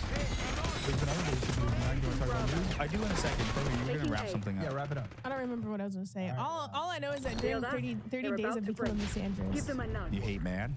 I hate men. We're really sick of it, honestly. It's a cringe thing of the left. Dig We're in trying and to hold get them. young men to like come into the thing. Like, young men, I want men. To be honest, I understand the male loneliness epidemic. It's bad, dude. They do it to themselves. No, you're not doing that. Damn. You're not doing that. You're not doing that. Damn, dude. You're They not never doing stood that. a They chance. do it to themselves. Yo, fucking, how do I say this to like? It's crazy because I'll trip and then she'll be like, men are always tripping. Yeah. And I'm like, okay, I'll do my taxes wrong. Like, men don't know how to do math. Listen, I love young. Careful. Careful. Sorry, cut that. You like young what? No, I was gonna say no. Keep that in. You like young what? I was like, I want young men to watch this and not be fucking like Islamophobic or Bro, I'm sorry. misogynist. Me holding them accountable is not going to change the fact. You, who are you holding accountable? You keep saying all men, and it's one motherfucker or two dudes. It's always two guys, and you're like, all men. I'm like, no, it's not all men. Two guys. I'm fine, because in the hierarchy of men versus women, I'm above you. So I don't really care if you keep punching up at men. Like, goddamn these fucking lanterns. It's my idea, and I don't like it anymore. I get it. But at the end of the day, you know, the thing is, the people that we're talking to, the young men who are watching us, they're fucking stupid. So they go, this person doesn't like men. I'm leaving. And they leave. Because I've been that dude. I've been that guy who's like, this woman doesn't like me because I'm a man. I got to get on out of here. Skirt-addle. Okay? Do we want them in our audience now? Yes, we do.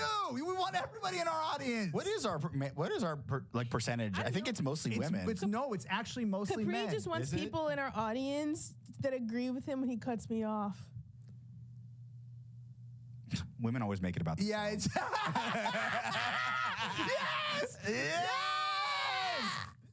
Fuck yeah! Women always make it about themselves. That's the one thing about women. They always make it about themselves. It's not about you. All I'm saying is, never trust a motherfucker that likes Arby's. Okay. Well, how much you? We all like roast beef here. You know what I'm saying? Yeah. That's right, boy. So anyways, yeah, there's a lot of other stuff going on. A lot of stuff's happened since we've been. Hawk Tua. I hate that bitch. He loved her. I loved her. I hate her so much now. He loved her. I want to talk to not you. I don't care about your opinion. I don't care about your opinion. How did you feel? Because She shut up. She caused He us literally, fights. I got so Well, mad at don't say it because it's not on any of these episodes. And don't say it. But you did get mad at me. I got so mad at him. He hurt my feelings for the first time in my life. I did. I hurt her feelings. Okay, here's the deal. Can I ask you a question? I don't care about it. I was ride or die for that. I know bitch. me and you will both have been haters from the beginning. How do you feel going from being it's horrendous.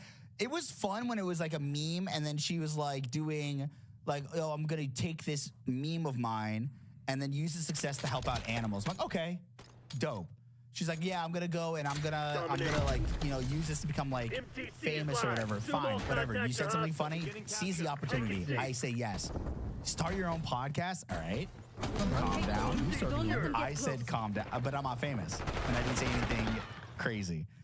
I'm like, all right, calm down. Before that, all of her, like, her whole Instagram was like, all of that. I'm like, all right, you need to relax a little bit, do something different. And then last week, or even this week, really, started crypto. I'm like, Started dating app. I didn't even hear about that. Started a dating That's app? crazy. You can't be in a relationship and start a dating app. We'll get to that in a second, but let's talk about the crypto. When I saw that, I was like, this is when I started to hate on her, because I was like, I'm also a hating ass bitch like Frogan. Okay, personally for me, Frogan was a hating ass bitch from the beginning. Okay, that's why I don't really care about Frogan's take, because Frogan from day one did not like her. Okay, yes.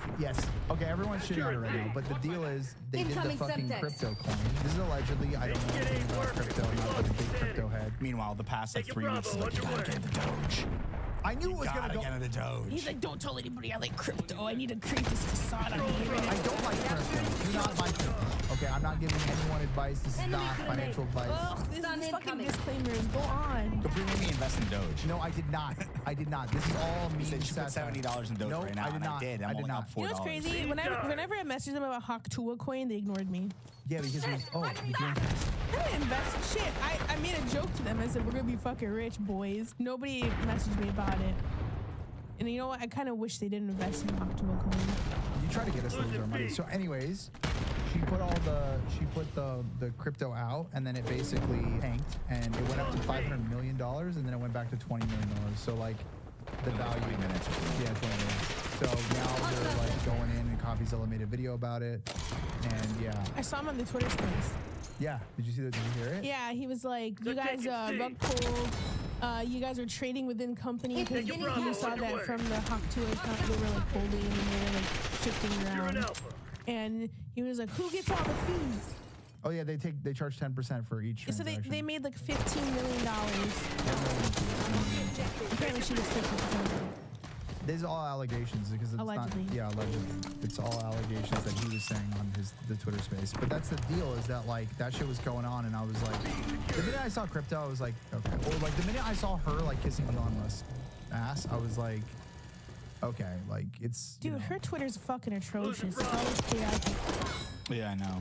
Yo, X, send me your memes. That was good. That was pretty good. Now a lot of people are bad because they got scammed, and they were saying, but also like, they were saying in the space like we're trying to get normies. What normies, dude? Like they're her fans apparently. They're not normies. It's like, okay, she said one funny thing. It was funny for like a day. People strung that shit on for far too long. You've never said anything funny. According to you, yeah, you're saying that as a joke right now, but you genuinely believe that because you think you're the fucking like comedian of this world. We're losing Charlie. Take it out. I don't think either of you are that funny. You laughed at everything I've said. Yeah, you laughed at everything Raph said. Raph, do something funny right now. You're in B. Obviously.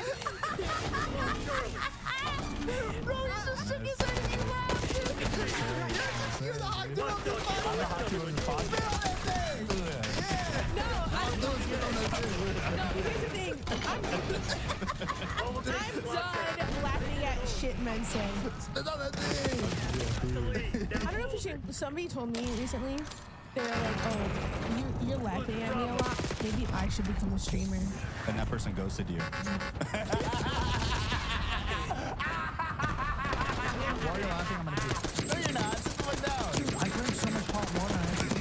Bro, you know, you're gonna shit shit. That like unconstipates me. Hot water? Yeah, dude. You know what? I read studies that apparently cold water is bad for you and hot water is better for you. Who the fuck is drinking hot water? I am. I just is it? Bravo underway. I'm gonna tell you, my little belly's all warm, and the head pee, and we have a little hot pee.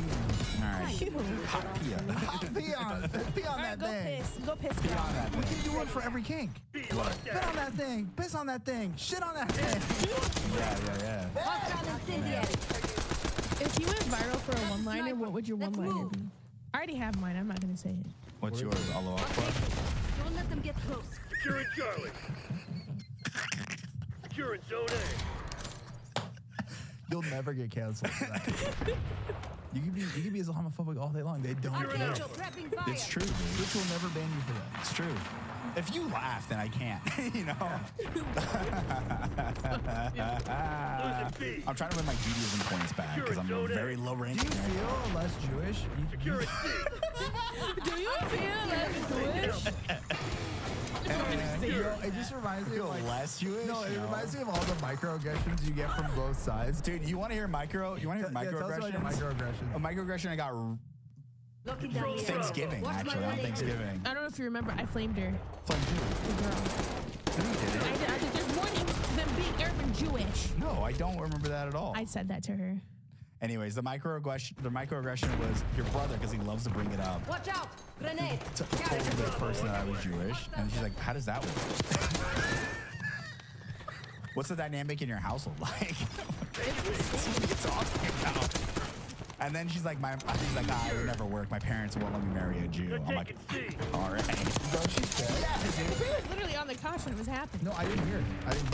I don't know who that person is, so I didn't hear it. To be completely fair, I know that like some of the microaggressions were like in jest and in like haha funny. Yeah. I'm okay with that. It doesn't Yeah. matter. But it's still like, all right. Yeah. All right, come on. You don't know me. Don't even joke like that. No, yet. it's not funny. I think one of the funniest ones was not the microaggressions, but when my Securing Charlie. cousin or uncle or whatever he is was telling people that he's an alpha male at Thanksgiving. He's like, "I'm an alpha male," and he's like fucking 60 bald and like got a pot belly. And I'm like, "Is this guy an alpha male?" Security. And I fucking rap. He's like, "No, lefties are messed up in the brain. Alpha male is a mindset." Yeah. You said you're not an alpha? It wasn't me. Oh no, sorry. I showed him a picture of Hassan and his Yeah. bean He's just fucking creating stories. I was like, I rap. know I look like the song, but You do. Well, I asked if you were an alpha. You asked him. You said, "Are you an alpha male, little guy?" Yeah, he alpha is a mindset. said he is. And I'm like, what makes you an alpha? He's like, I take care of women. But I'm Oh, like, he did have an accent. He did have Did he? No, he did not. It's your uncle. What are you He talking does not have an accent. yes, he did. He does not have an accent. I swear to God, he does not have an accent. He does not. I swear. I swear. I don't want. I deleted his number. Yeah, I don't He want has him. an accent. I wouldn't be. He does not have an accent. Yeah, call Bobby and ask him. I swear to God, he doesn't have an He doesn't accent. know. I He swear to God, Bobby Bravo. hears in his own voice. What are you talking about? Bobby has more of an accent than he does by far. Yeah, that doesn't mean he doesn't have Dude, an accent. this guy literally is a white supremast. He genuinely got rid of his accent. I know that for a fact. All right, I'll take his word for it. Spotted He's a enemy fucking spring liar. mine. We should Frag really- drone. Okay, when you meet him next time, tell me if he has an accent. I will. That was Okay, death. $50. You failed. Okay. $50 from me. Shake on it. Beginning traction. 50 for the both of you. You guys Incoming 20 I don't want any part of this bet. Incoming Why not? Because you already have me betting. You already have me betting on the Hawk-Tua coin or on Dogecoin. I'm not taking In 10 bets. years, you're going to be a billionaire. That's another thing men lack. Eyes on hostile contraction. We are Target patient. We have to deal with women. We are patient. What else are we talking about this week? A lot of things have been happening. I mean, obviously the Hawk-Tua coin is insane. CEO assassination. The CEO. But I'm afraid to talk about that. I don't want to talk about it. I don't really want to talk about it, but Bravo it's underway. I thought that guy was not an assassin. People were like, he's a hitman. I'm like, I don't think he really was like a professional they dude. wrote on the bullets denied to I post. know he wrote on the bullets, but I can read on bullets. It's not. No, I don't wasn't, think dude. His gun. He has.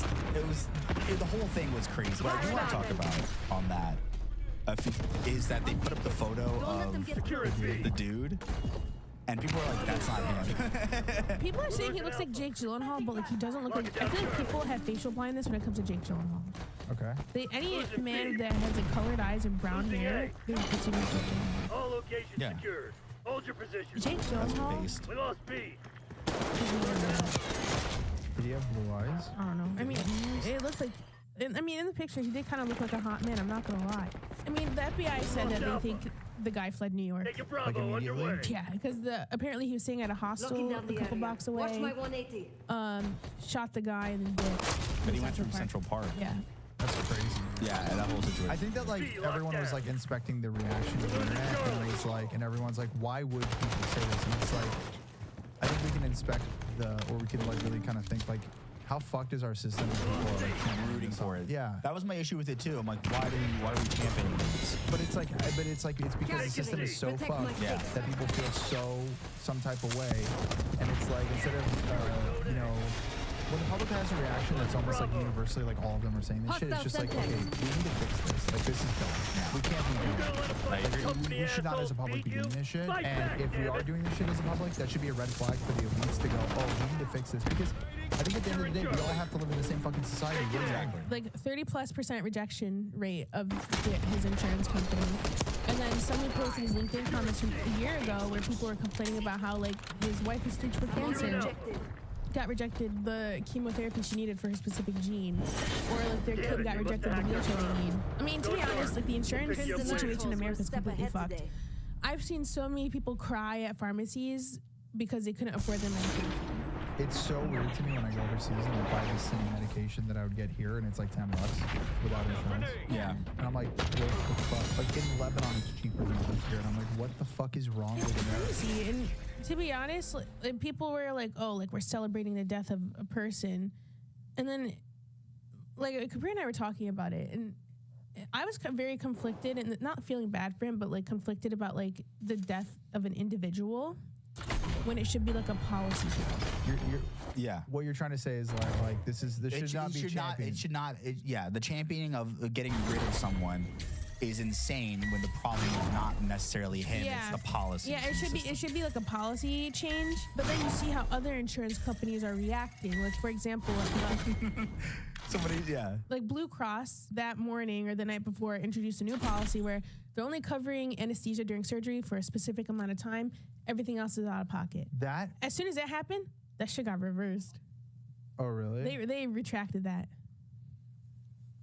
Yeah, insurance companies are sweating right now. Yeah, they're like, oh, no, They took off all leadership off their websites, so you can't see who's in leadership positions for any insurance websites anymore. Then United CEO, the United Health Insurance CEO, made a statement today about how we need more people like Brian. He did great work for the healthcare system, blah, blah, blah. When in reality, so many people died because of their insurance company's policies. Public health moment, like AI is ruining the world. Okay, so insurance companies are utilizing AI now so they can automatically accept or reject insurance claims. There have been many instances where people were rejected because of the AI. It takes months to appeal. By the time it's appealed, they're fucking dead. You know, that happened with my grandpa. He had a certain type of cancer, and there was like going to get a clinical trial. And by the time you get through all that stuff, they get it to our house. And the trial's not the same. But once you get approved, you go through the trial. The box got to our house. He died the day that the box got to our house. Like the trial would start.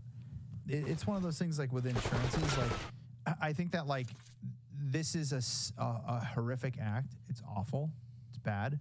But like we need to examine why it's happening and examine the greater issue. And maybe it's time to change these fucking policies because people are feeling desperate and you don't want people to feel desperate. Like, why are people so happy? Yeah, that's what I'm saying. Why are people so, like, even when my mom had cancer, her fucking insurance company tried giving her bullshit. Yeah. And wanted her to wait to start treatment. It's just like, so she's gonna fucking die?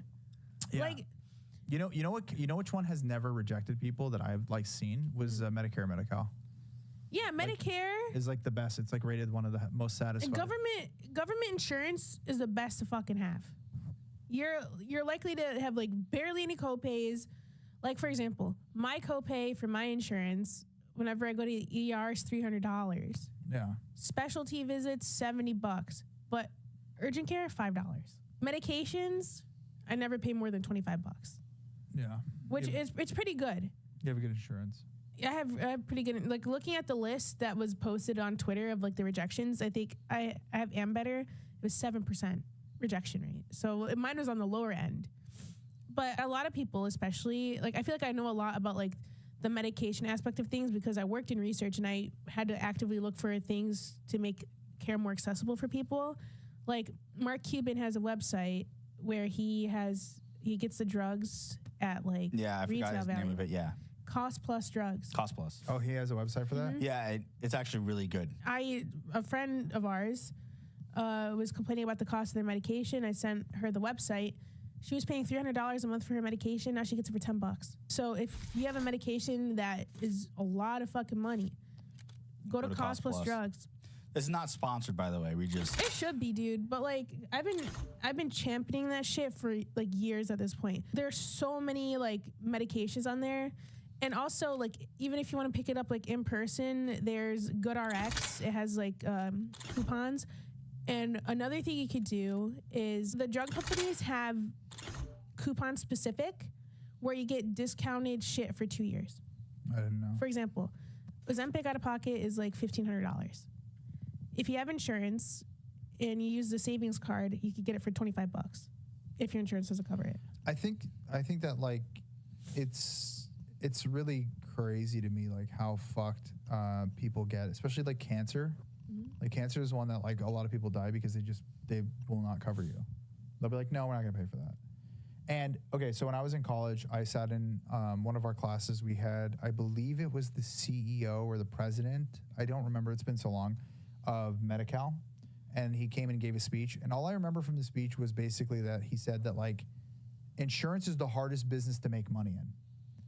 And like that still was like one of the things that like made me like very much like universal healthcare, is because like I was like, oh my God, this guy is coming and talking to us about how he's profiting off of like, you know, like, and he was like explaining it in a way that it kind of made sense. He was like, no, dude, it's really hard. Like, it's really hard to predict what people are going to do. But like, obviously with AI, you know, models now, they're probably going to have a lot easier way to be like, oh, this person, we're not going to take them. But yeah, it was like one of the things that kind of like made me like open my eyes to be like, oh, this is kind of fucking crazy. Like this dude is talking about people's lives. Like, it's like, oh, we can't really profit. But it was government. Like and he gave like a really good example, like, you got to cover everything, but you can't do some stuff. And that was not a private insurer, right? That was the government insurer. If it was private, I bet the tune would be like a lot like, oh, we got to cut, we got to slash, we got to, you know. It's just crazy to me that these insurance companies think they know better than the doctors that are prescribing certain treatment measures. They don't think they know better. They just don't want to pay for it. It's just so insane to me. Like, yeah, I think like for insurance companies, like maybe like a policy where doctor says approves yes or go would be like a doctor's word would be like the president's word. Like they get like final say. Yeah, can I tell you? That's the issue. They don't, that's not how it works. They just, you know, like they go like, oh yeah, whatever the fuck your doctor says, we're just not going to cover it. And I know that you pay us every month, but like for this, but like, fuck you. Can I tell you something?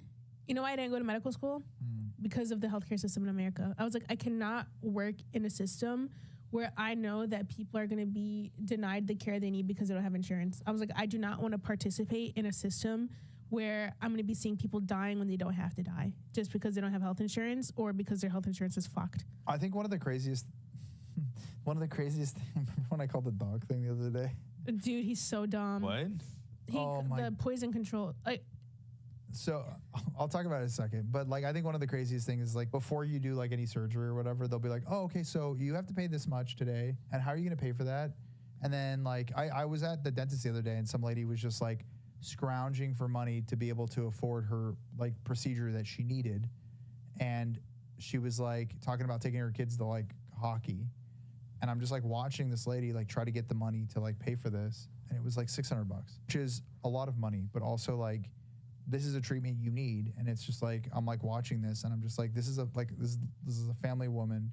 She's got her kids. She's like, you know, she's probably spending the money on their kids, and like this is like killing her pocketbook. And it's like she's calling her husband to be like, hey, can we afford this? And I'm like, this is not fucking normal. This is not normal. We should not be profiting off this shit, dude. Like, you know, like, yeah, people can profit. And a lot of people are like, well, what are the insurance people going to do? It's like, okay, well, I guarantee you they will find different things to insure or find different ways to make money. Or we could allocate funding, you know, not spending so much on military funding and funding wars overseas and genocides overseas and funding other universal healthcare systems in the world. But it's not about that. And putting it into the healthcare system in America to make universal healthcare. But what about the people who work in the industry? Like, remember, What industry? selling insurance, they have to find new jobs. Like I have family that sells insurance, like health insurance. Fuck them. You still sell insurance to hospitals. No, I mean, I feel like Medicare, in my opinion, I think there should be options. I think there should be a universal healthcare option that is available to everybody. Yes. If you want to pay private insurance companies to have better coverage and like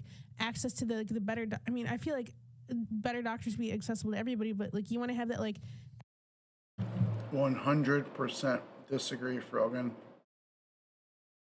Love you very much. Love you. It should not be a private option. People should not be profiting off of healthcare. Period.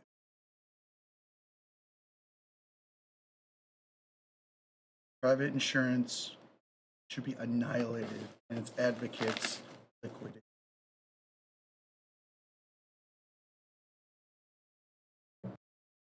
extra security, because one of the downsides of having universal healthcare is, like in Canada, for example, wait times.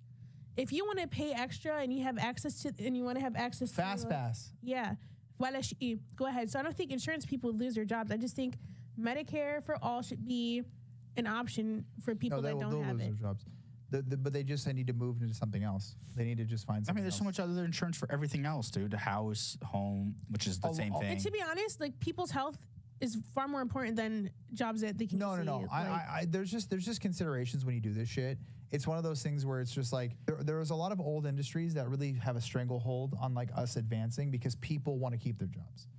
And what ends up happening is that these people are like, we're going to lobby, we're going to do whatever the fuck we can because we want to keep our jobs. Like, and we want to keep everyone employed. if those people lose their jobs and the entire United States has access to universal health care, I don't care. No, I get that. You know what I mean? I would rather less people die 100%. than them have that job. But I'm not talking to everyone who agrees with us. I'm talking to people who work at these companies. Like this is my like thing. It's like this happens all the time with a lot of industries where the industries do shift and change, and the government should have some social safety nets for those people. Like, hey, we're going to give you universal health care. The people who are working here, we're going to figure out what we can do with them so they're not just like completely out of the fucking job, but they can transition to something else. The government needs to be doing both. Plus, they can't just disrupt the system and then be like, eat shit. Signing up for insurance is hard. It is. It's very hard. That shit is complicated. I fucking hate that if you don't make it by the first of the year or whatever, you can't get insurance and you have to get Cobra and it's like, what the fuck? Bro, yeah, like so they're still gonna have fucking jobs because you think like signing up for like that insurance is not gonna be. It's not gonna be like a thing. Oh, everybody automatically has it. Unfortunately, people are gonna have to apply and all that bullshit to get the. It depends on what system they adopt. Depends if they adopt like a Canadian system or British system. Turning 26 was the worst thing of my life. Getting kicked off my mom's insurance. Oh, okay. Isn't it 27 now? No, 26. 26. Shout out to Obama. That's one good thing he did. Really smart that he did that. Although, all the bad stuff that he did, like make everyone just get private insurance when he could have done universal health care at the time. I wish they like kept it like you don't have to get your own insurance until you're like married or some shit. Or like until your parent, like if my mom said she wouldn't have care to keep me on her insurance. If this bitch doesn't care, why do you? Because the government should just cover everyone, no matter what your age is.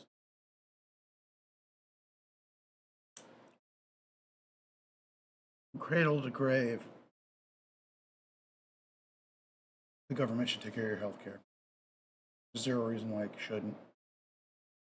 If someone's saying that, like, no, the government shouldn't take care of it, what they're basically saying is, like, no, people should profit and therefore try to cut coverage as much as possible from healthcare. Those people are sick, selfish, sick, like scumbags and like just as bad as serial killers. Sorry. There's this like air of respectability around it. There's no respectability. What they're doing is gross. Gross is putting it lightly. What they're doing is like horrific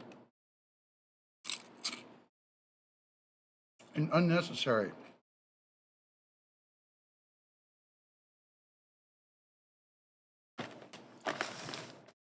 Not having one payer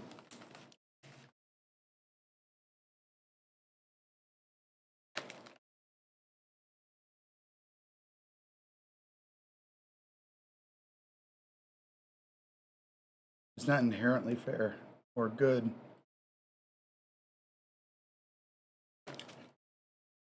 Or make healthcare better.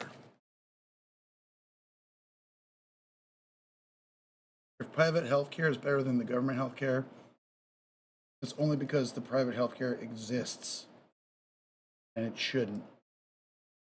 Because that high quality healthcare is denied to people who deserve it, which is everyone. Everyone deserves the highest quality healthcare possible.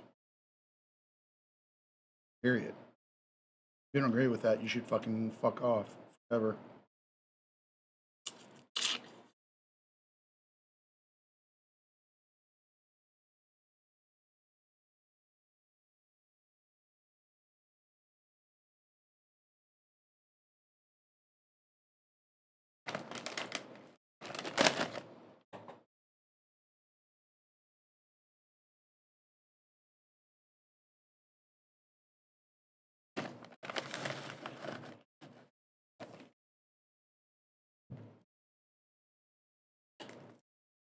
This is the really stupid part about like conservatives, capitalists, the whole right wing in general.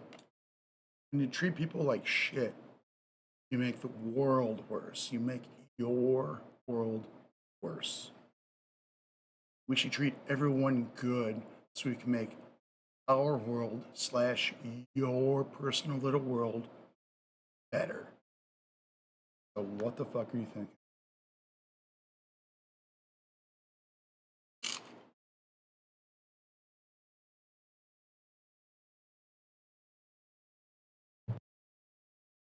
Because basically they can get you to pay more. That's it. That's literally what it is. Look, there should be no age restriction. In I my know, but they're opinion. just trying to get you to pay more. So stupid, but yeah. More subscription service. It's healthcare is just a subscription service. That's what people don't really realize. You're paying a subscription service to healthcare. Yeah. It's like Netflix, but for your fucking bones and brain. You know, even that's a bad analogy.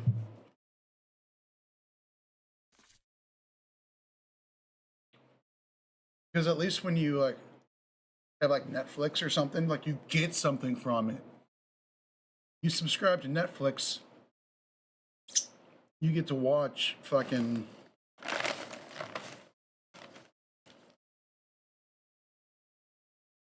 Escape from Titan or Attack on Titan. I think you can watch that on Netflix, at least here in the US of A.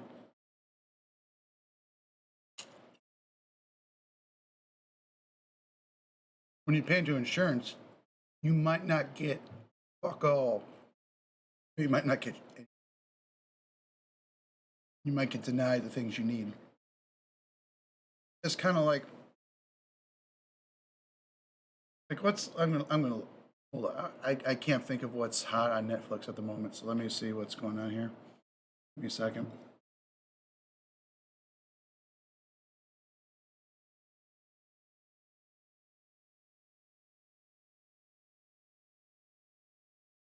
Okay, say you wanna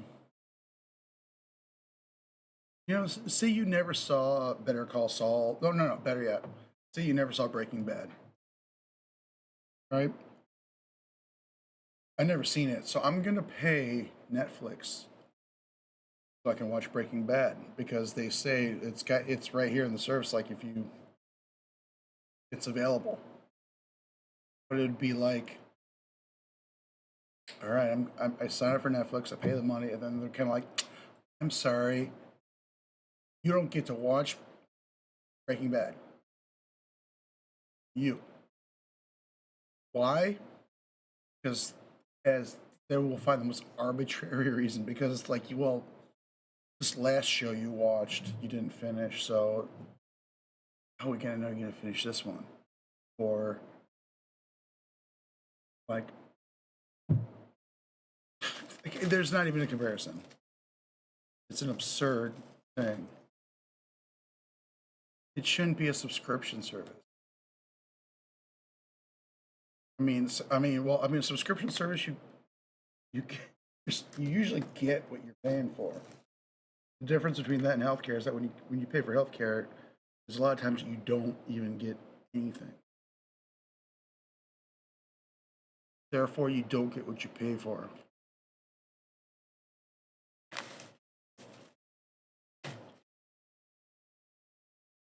Brutal.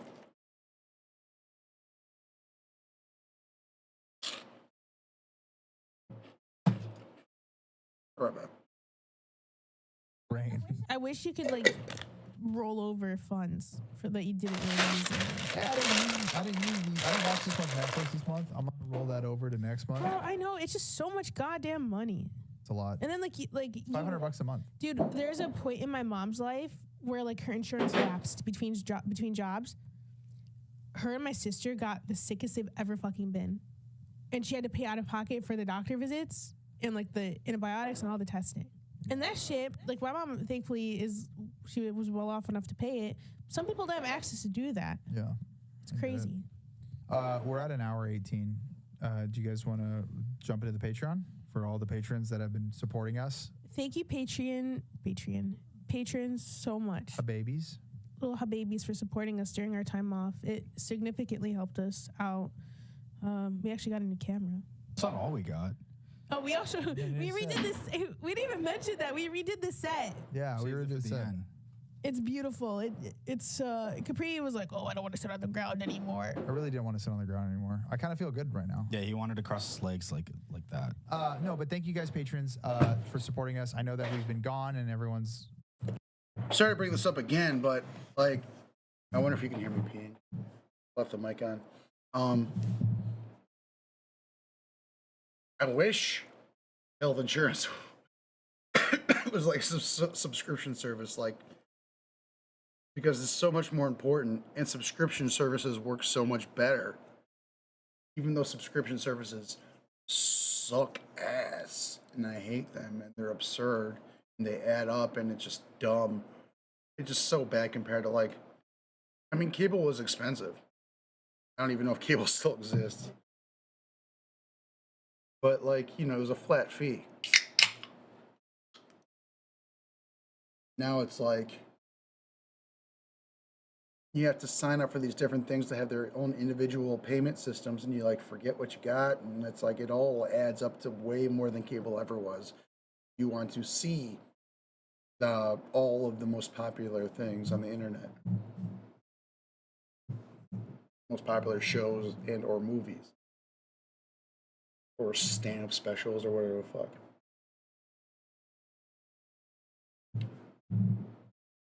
The thing with like health insurance is life or death. Basically, what you're doing, like it was kind of like like when you subscribe to Netflix, like I'm gonna give you fucking money so I can watch your movies, TV shows, and stuff. When you pay your insurance, you're paying to not die.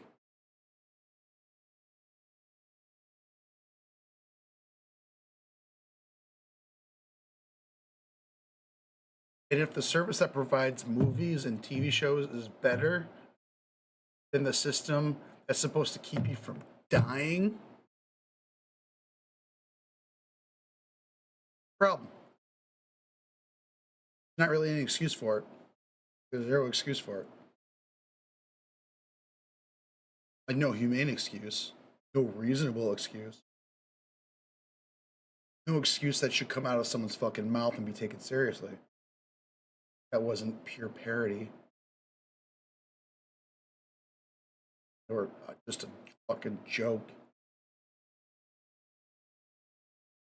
I'm so happy right now. Despite... I mean, it's Saturday. It's not even 6 o'clock. I got the whole night, like, just in my palms. Everything's fucking clutches. I'll watch the end of the Arabs. I'll subscribe. I do not want any of your notifications. Thank you. Finish this up. Probably like, where the hell have you guys been? But we're back. We're back. We'll be back every week. You know, we're just going to have fun and try to keep this podcast just us hanging out and talking shit and shooting the shit, and we'll have some guests on and stuff. But yeah, man, we really missed you guys. I missed doing this. This was fun. For the people who are going to be behind the paywall, hi. We'll see you guys on the Patreon episode. Yep. But dude, honestly, from the bottom of our hearts, thank you guys so much for the Patreon. What emoji should we have them comment? The slay, the nails. Slay with the nails. Slay. We're back. Oh, if you made it to the end, say you made it to the end and comment that emoji so we know you made it to the end. Yep. what else? How do you feel being back? Don't talk to me like that. Talk to you like what, bitch? You want me to be fucking rude?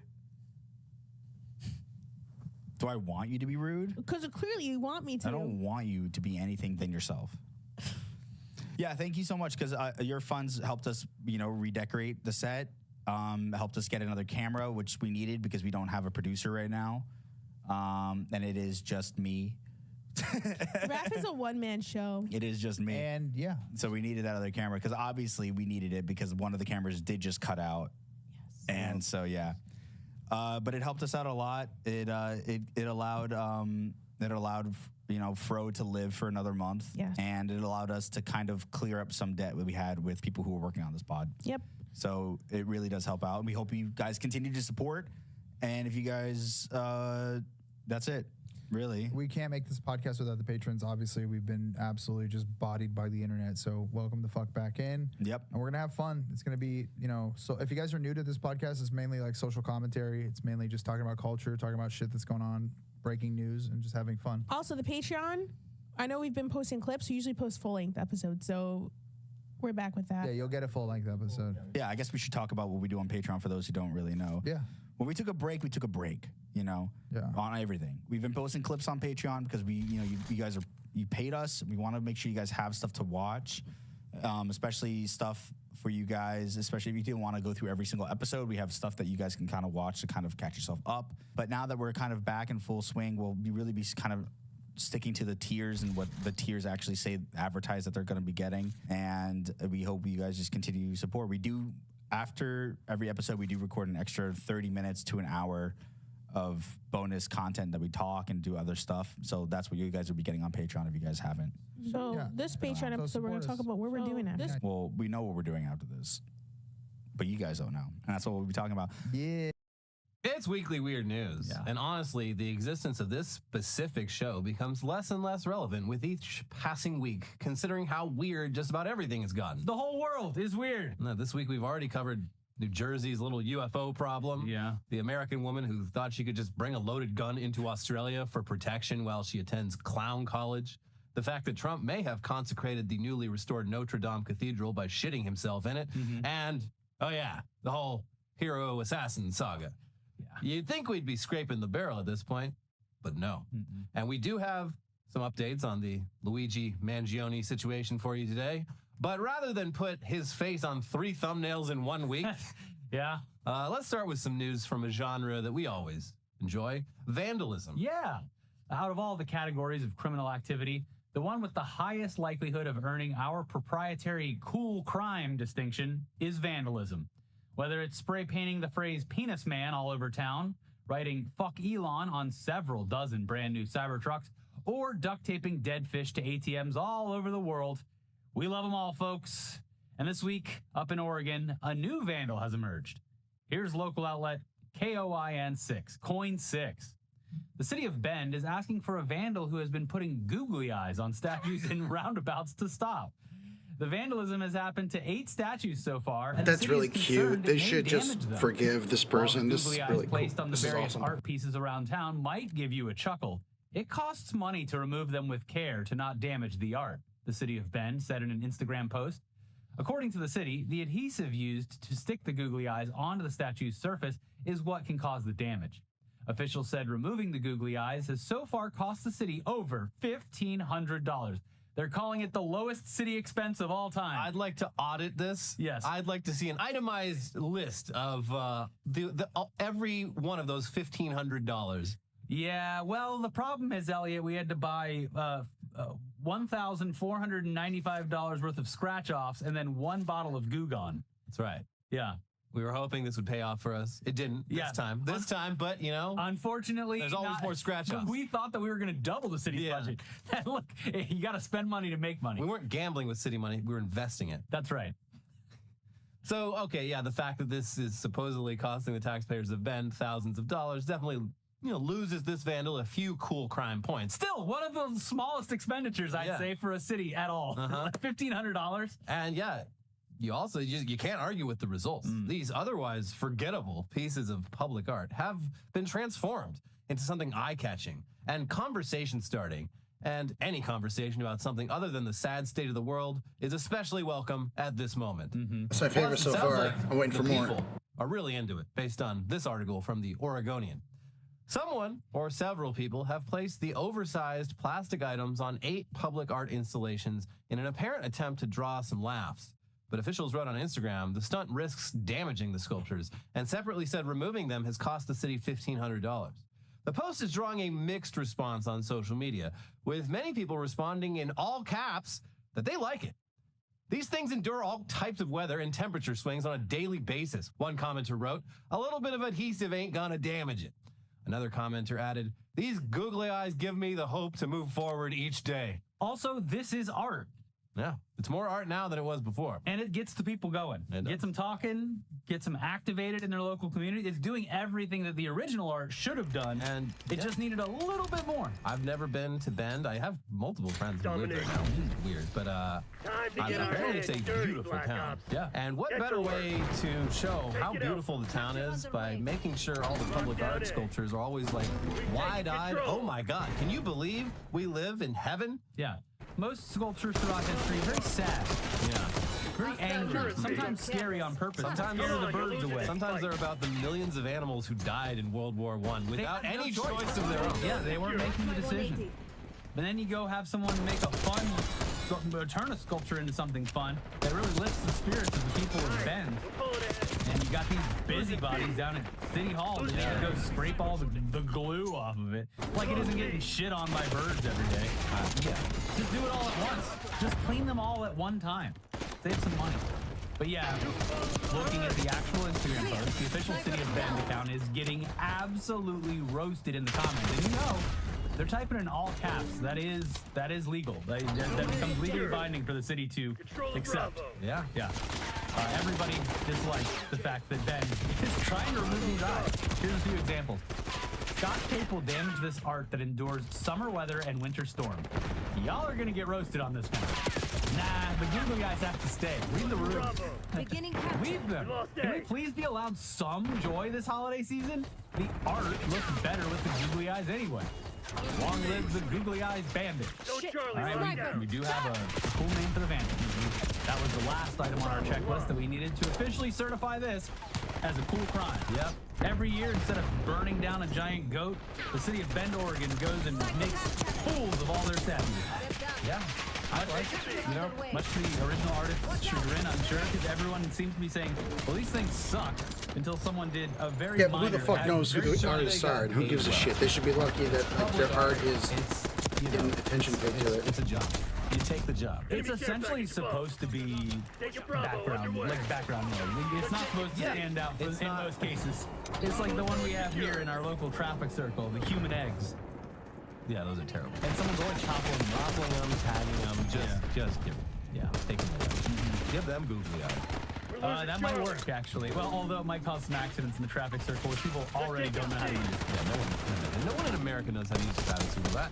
I was in Sedona, Arizona a few years back, and I guess in the past 10 years, they converted all their intersections to traffic circles, which I love, because I know how to fucking use them, but every single one of them had skid marks just right across the middle of it, because some fucking boomer just drove straight through. It was like, what the fuck is that? That's what's funny is they are extremely popular in Florida, the one place where old people will just drive straight through them. Yeah. But it does solve traffic issues. I'm sorry, it fucking works. I think it was Florida. There was a video a couple years ago of like opening day of a new traffic circle. No, just it was like an overhead drone shot of all these cars just like not knowing what to do, like going around the wrong way, like just having no concept of what to do. It's funny because it is the more efficient way to do things. Way more. It's like if you changed all of the weights of something to the metric system for one day and just got an aerial shot of Americans trying to do math. Oh, jeez. But after a couple of weeks or months of doing it, it was standard.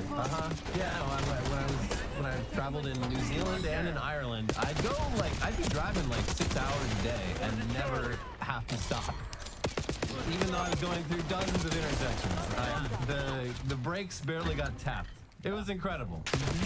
Anyway, with that cool crime out of the way, it's time to move on to more updates on what many Not a. Many people out there. Many people are saying it is a cool crime, despite it really pushing the boundaries of that distinction. Yeah, we would argue that gunning down a health insurance CEO in the street isn't itself a cool crime. Yeah. But it is still pretty cool that seemingly everyone who doesn't have a column in a major newspaper is coming around to the fact that our health insurance system fucking sucks and needs to change. It has been a solid week of some of the most egregious tone policing articles. Yeah, just actually, you're all wrong. That feeling that everyone in the country seems to be feeling and sharing stories about, that's actually really bad. And I do, They gave the United Health, the new CEO, I guess the CEO of the entire company, just they gave him an op-ed in the New York Times with like, and it's just like, yeah, we admit, like things need to change. But then you read the article, it's just nothing.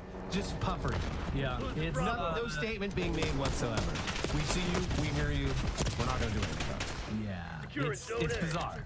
Anyway, the general sentiment seems to be, well, I probably wouldn't have personally done what Luigi Mangione did, but I get it. That is clearly the response for most people is just like, I get it. Yeah. I mean, look, that's bad.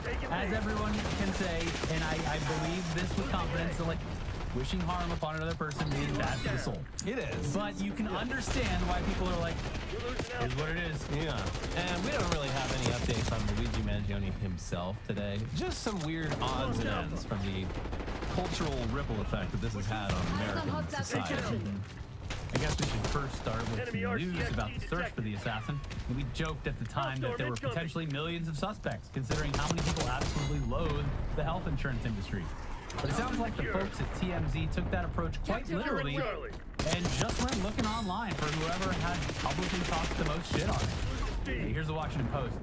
An investigative reporter at More Perfect Union, a small nonprofit newsroom focused on labor advocacy and corporate accountability, found himself on the other end of a fact-finding phone call last week when a TMZ reporter said they had received several tips tying him to the killing of United Healthcare CEO Brian Thompson.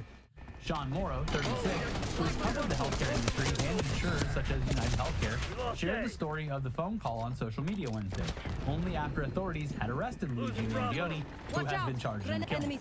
I feel like it's safe for me to tell the story of how TMZ reached out claiming they had multiple tips saying I was the killer, and their reasoning and evidence are pretty wild, Morrow said in a widely shared video.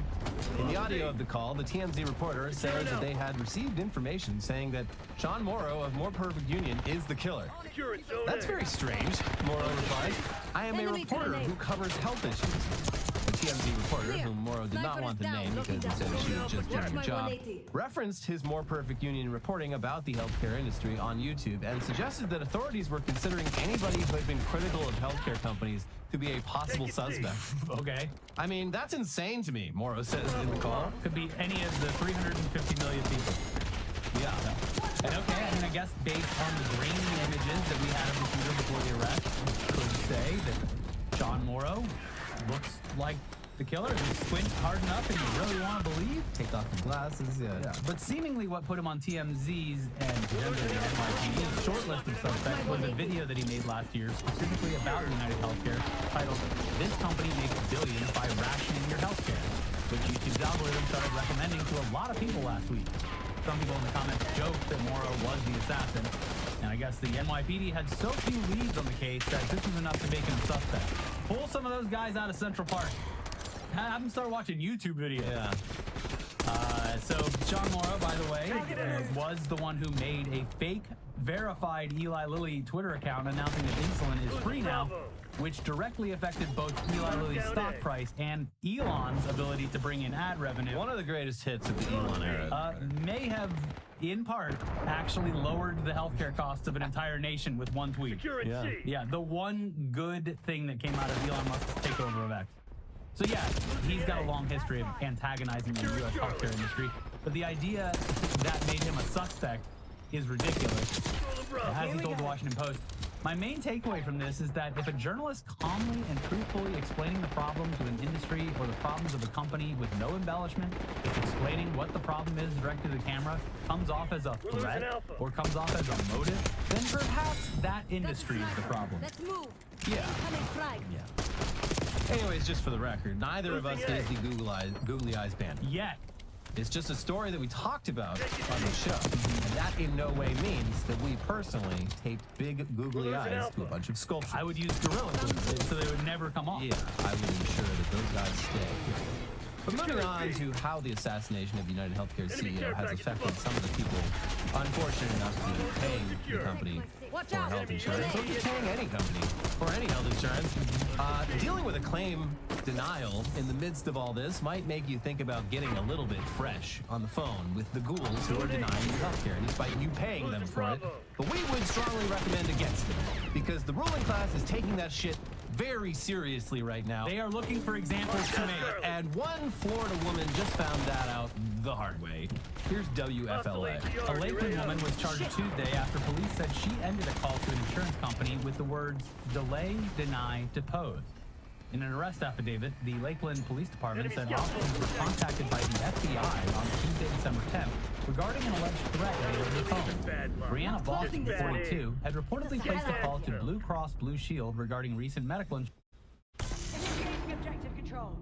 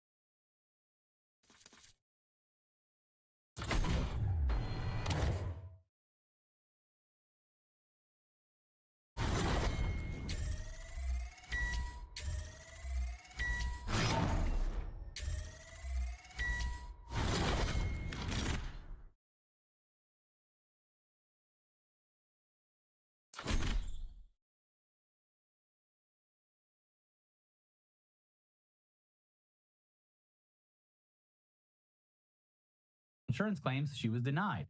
The entire phone call was recorded, according to the affidavit. Near the end of the call, investigators said Boston could be heard stating, delay, deny, depose, you people are next. The first three words are similar to those written on the ammunition that a gunman used in the killing of United Healthcare CEO Brian Thompson in New York City last week.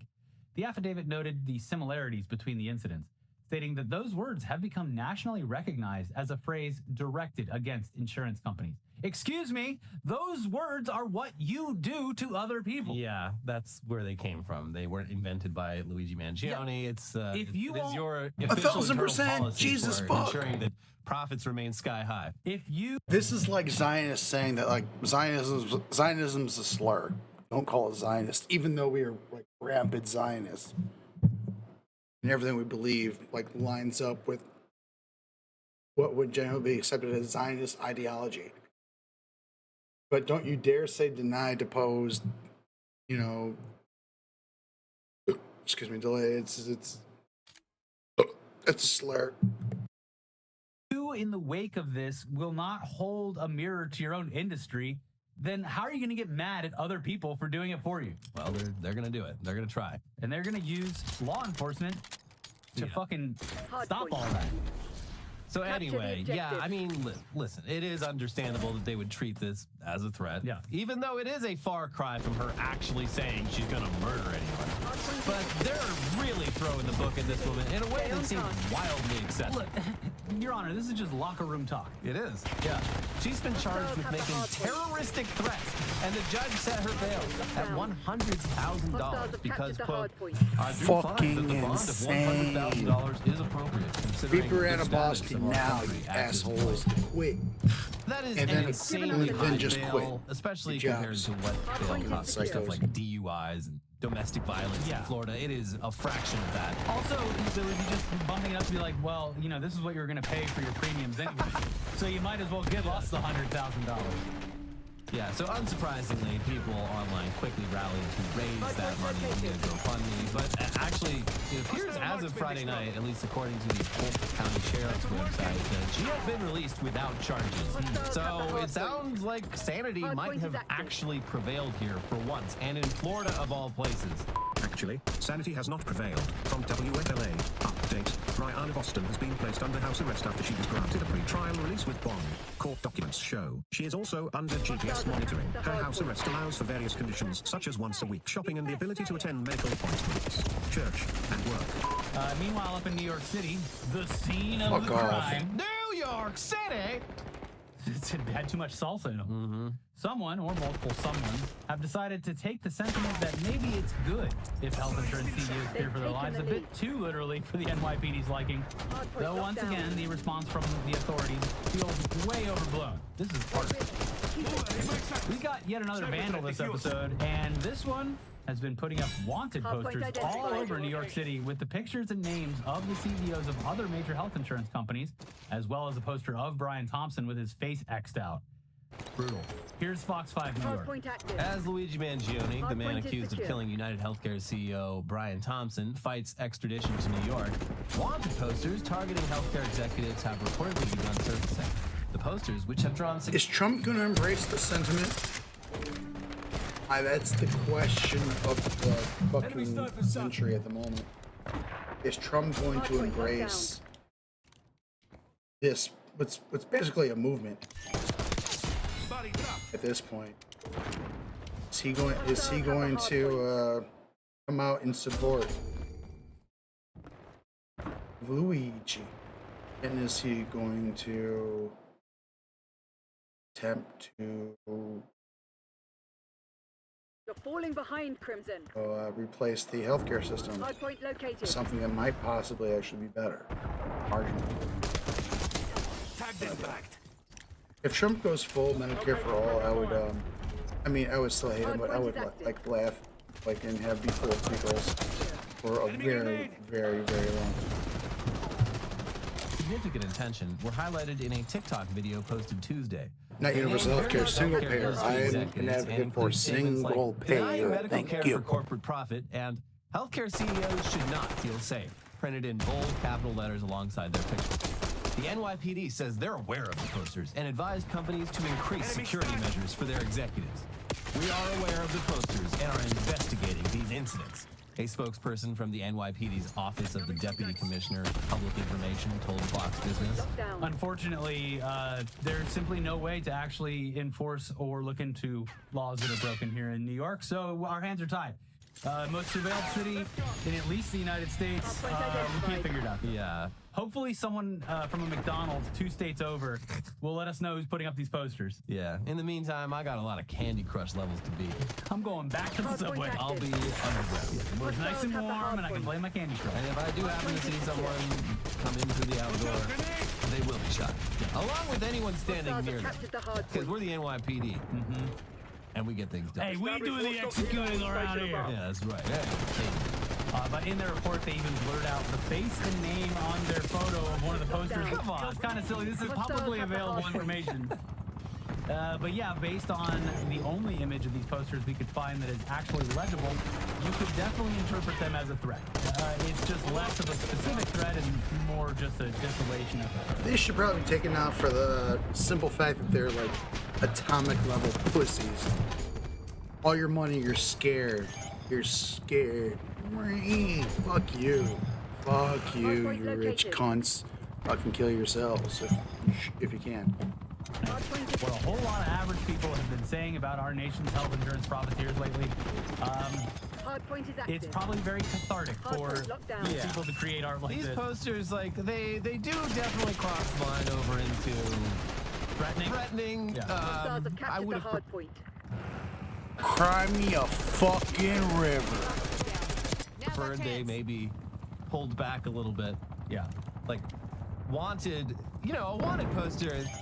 It says all it needs to say. Well, a wanted poster, you're wanted for crimes. You're wanted for arrests. It doesn't necessarily mean wanted dead. Oh, come on. It was just 100 or so years ago that is what it meant. Yeah. When I played Red Dead Redemption 2, I brought back almost all of my wanted people alive. Elliot's a good person. I can't. Well, okay. Not Maybe that is worse than death. Well, no, because they'll die. I would drag them a little bit, just to tire them out. And then I'd hog time and put them on the back of the horse. And then I'd be riding into town, and it'd take a while, and they'd be yapping, and I'd be like, shut up! I'm Arthur Morgan, shut up! Trying to enjoy this beautiful nature here. This ain't gonna be here in 100 years. That's right. I have tuberculosis. Hostiles have the hard point. Well, anyways, obviously a social movement with more concrete goals about solving this problem through means that don't involve murder that would be more productive. Yeah. But that's a social movement that all the powers that be, even including our nation's ostensibly left-leaning political party, has actively tried to suppress. So I mean, look, again, it is understandable that this is the only option that people think there is left. Nathan Robinson of Current Affairs published a great piece this week on the topic titled "The United Healthcare Shooter Needed a Social Movement," which we'll leave a link to below. But hopefully what comes out of this is a renewed, organized push for actual solutions with enough support that it can't be ignored. Really, on both sides, the issue here. We need to come together as a country and just say out loud that the healthcare industry sucks. You might have different reasons for it sucking than a bunch of other people, but in general, it fucking sucks, and it would be a lot better if we had something even closely similar to other places in the world.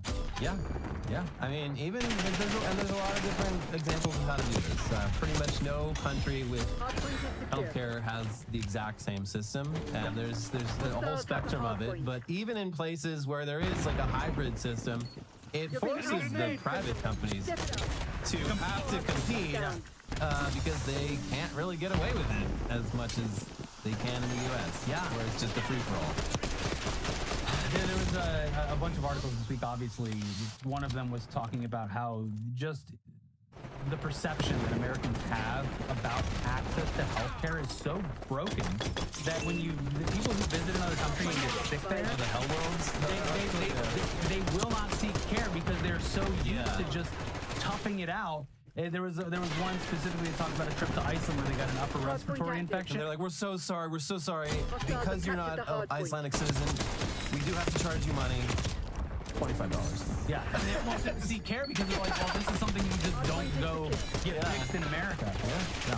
So yeah, I mean, it would be cool if actual change happened and that money went to. No, they have to spend the money on private security instead, Elliot, for their executives. Yeah, we fixed the problem. All of our executives now travel with like a dozen security guards in the Roman criminal formation, so that anyone who tries to shoot them shoots them. No, I believe your previous hypothesis. They're the ones flying around those drones. They've got them on their feet like the guy that did the channel, English Channel. It's the only safe way for them to travel. Yeah, by drone. Anyways, moving on to less serious news. It's the end of the year, and that of course means people sharing their Spotify Wrapped playlists and rankings to let the people around them know that actually they have really good taste in music, really interesting taste. Oh, you don't even know, Elliot. I haven't even shaken. I won't share my Strava year in sport. If you think Spotify Wrapped is bad, wait till you see my Strava year in sport. Is that the gambling website? Strava is the fitness app. Oh, okay. Yeah. Here's all the. That is fun. I wonder if the gambling apps have like a year in review. Just like you've lost $10,000. Here's all the fucking bad bets. Remember this stupid parlay you did, you fucking moron? They should do that. Yeah, FanDuel presents your year in sports. Wait, so how many total miles did you run in 2024? Let me check. You can fast forward this part of the video. 1,125 miles. What the fuck? Yeah, that's crazy. You could have run to Maine. 53,500 feet of elevation. Wow. You could have run to the moon. That's right, baby. Start running, kids. Yeah. It hurts. Internet today, run club. It hurts. Hurts the feet. No, hurts the legs. They start working and better. It never stops hurting.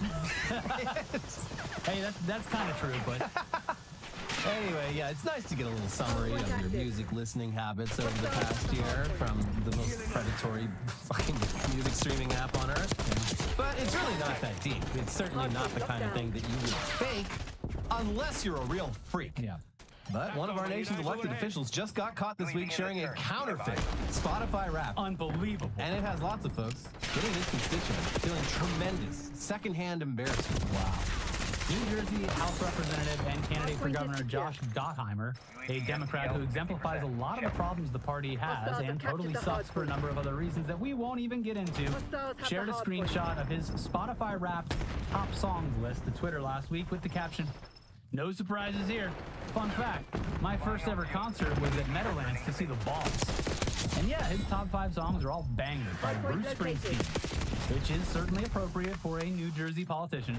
But in this Monday's newsletter from the New Jersey Monitor, they revealed the results of some hard-hitting investigative journalism.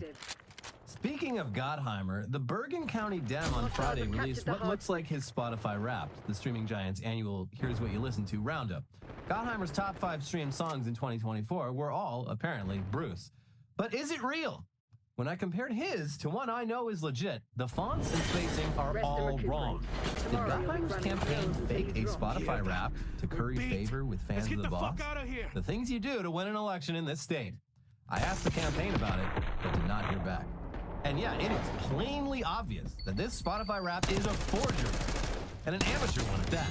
Gottheimer later confirmed that it was a fake Spotify Wrapped, saying in a statement, Like, why, It would though? be my Spotify Wrapped if I didn't share my account with my 12 and 15-year-old kids. While it's Springsteen all day for me, don't get me wrong, I still love listening to Taylor Swift. An innocent explanation, but still, if Josh Gottheimer's willing to lie to the people of New Jersey about something as simple and mundane as this, what else is he lying about? I just love that this is Mancy, where are a Dem scandal. He you? faked Miss the you, buddy. Spotify Wrapped because I his hope kid uses Spotify. everything you're doing And, like, right the now average is voting amazing. scandal is like, yeah, I hope you're having the best weekend possible. Yeah, pretty much the same thing. And I'll just leave it at that. Yo, peace and love. Yeah. This guy sucks, though. Sure. He's one of the guys who It doesn't matter. tries to block like every actual advancement toward progress in the Democratic Party. He also loves Israel. Yeah, well, the thing is like, first of all, I don't use Spotify, but when I did, my Spotify Wrapped was fucked up because it was literally just that chill vibe to listen to while you work playlist nonstop. So there's a bunch of like just white noise artists. Yeah. Mine this year was all like just random techno songs because I mostly listen to Spotify at the gym and I like random aggressive techno songs. There you go. It's not a really accurate portrait of my music taste. Well, it kind of is now. I mean, I guess. Yeah. I don't dislike the music. I only listen to bangers. You should listen to Action Adventure by DJ Shadow. It came out last year, but it's a great I didn't even workout. know he had a recent album. Great workout album. I'll add it to the list. Anyways, another end of the year list that we always look forward to is the one that Pornhub puts out, which reveals all the new trends in jerking off at the computer that have emerged in the past 12 months. Weird. Not a lot of activity out of North Carolina and Louisiana, or I can't remember which ones are. No, they're banned. still jacking it. They're just using VPNs. But here's 404 Media with this year's biggest finding. Pornhub just released its year in review report for 2024. And the themes that showed the most growth and popularity this year were related to modesty, being someone's wife, and respectful sex. Seeing them appear in Pornhub's top trending spots shows how the traditional lifestyle influencers have made popular is and always has been a sexual fantasy. Pornhub reports searches for demure rose 133%. The term mindful pleasure was up 112%, and mindful JOI is an acronym for jerk off instructions, was up 87%. Searches related to modesty also increased. The term modesty increased 77%, and the term modest MILF was up 45%. Terms like simple sex, authentic sex, and respectful sex also saw What a is boost in wrong with popularity. everybody?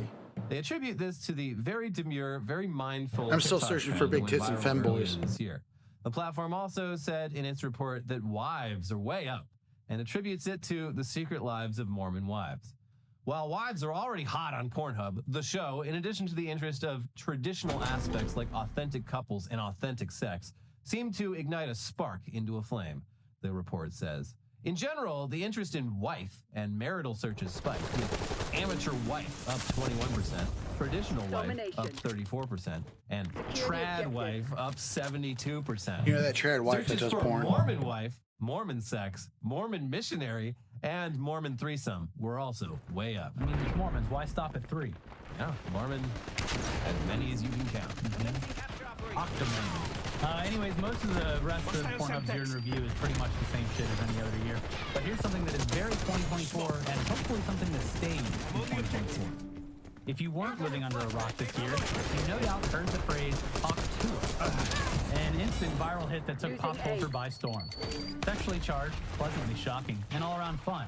The woman behind the phrase, Kaylee Welch, became an overnight sensation when she answered the question, "What's one move in bed that makes a man go crazy every time?" We don't need to tell you what it means, as you no doubt already know, but searches for spit blew up. The viral sensation resulted in 10 million hot Tula searches on Pornhub. Again, this fascination or interest is driven by what is popular in culture, said Dr. Lori Petito. The Hawk to a Girl viral video showcases an ordinary girl talking about sex. I believe this is the appeal. Unfiltered, candid, and spontaneous. In other words, real. The term spit on dick saw a massive increase of 233%. Searches for spitting were up 28%. And searches for a sloppy blowjob rose 36%. Sloppy blow, yeah. Hockey too. It looks like her flame is finally burning out. Well, she stole all those people's money. Well, there's two reasons. One, the lesser reason, is the crypto scam. Yeah. People can obviously look over that. There's a big one? The second one is that she has had a romantic interest this entire time. Wait, she had a boyfriend? Pookie. I think that's his name. Pookie? Well, again, I'm only seeing this content distilled through other response podcasts. That's not fair. I listen to the show because she's my girlfriend. And if she has a boyfriend in real life, that ruins my fantasy of dating the Hawk to God, you said the actual truth. No, this is that's like a classic entertainment industry exploit. This is why, I mean, people are watching because they have the false fantasy of getting every girl Twitch streamer has to like hide that shit. Yeah. Over in Korea, like the management for music labels puts it in their contract that they can't be seen publicly with any man. So it's wild. Like, I just don't get it. Like, the idea of all of her viewers no longer having a chance is really going to drive those views down. And then also, the crypto thing. Whatever the guys who are really in it for the love of the meme, they got burned too. And women, I guess, probably. I doubt. Anyways, we got the headlines half of the show coming right up. Yeah. But first, we got to let you know that this episode is sponsored by Factor. You notice how the days are shorter, almost the shortest they'll be all year. But your to-do lists aren't powered through your busy days. In Factor's no prep, no mess meals. From breakfast to dinner and anything in between, Factor has easy, nutritious options to keep you fueled and feeling your best. Whether you like routine or you enjoy mixing things up, Factor has you covered with 35 different delicious meals every week and over 60 additional convenient options that you can add to your box, like keto cookies, pressed juices, and smoothies. Don't let shorter days slow you down. Stay energized with America's #1 ready-to-eat meal delivery system. Factor lets you do you. Choose from 6 menu preferences to help you manage calories, maximize protein intake, avoid meat, or simply eat well balanced. Because Factor's meals are chef prepared and dietitian approved, you're gonna love not only how Factor's meals taste, but how they support your goals.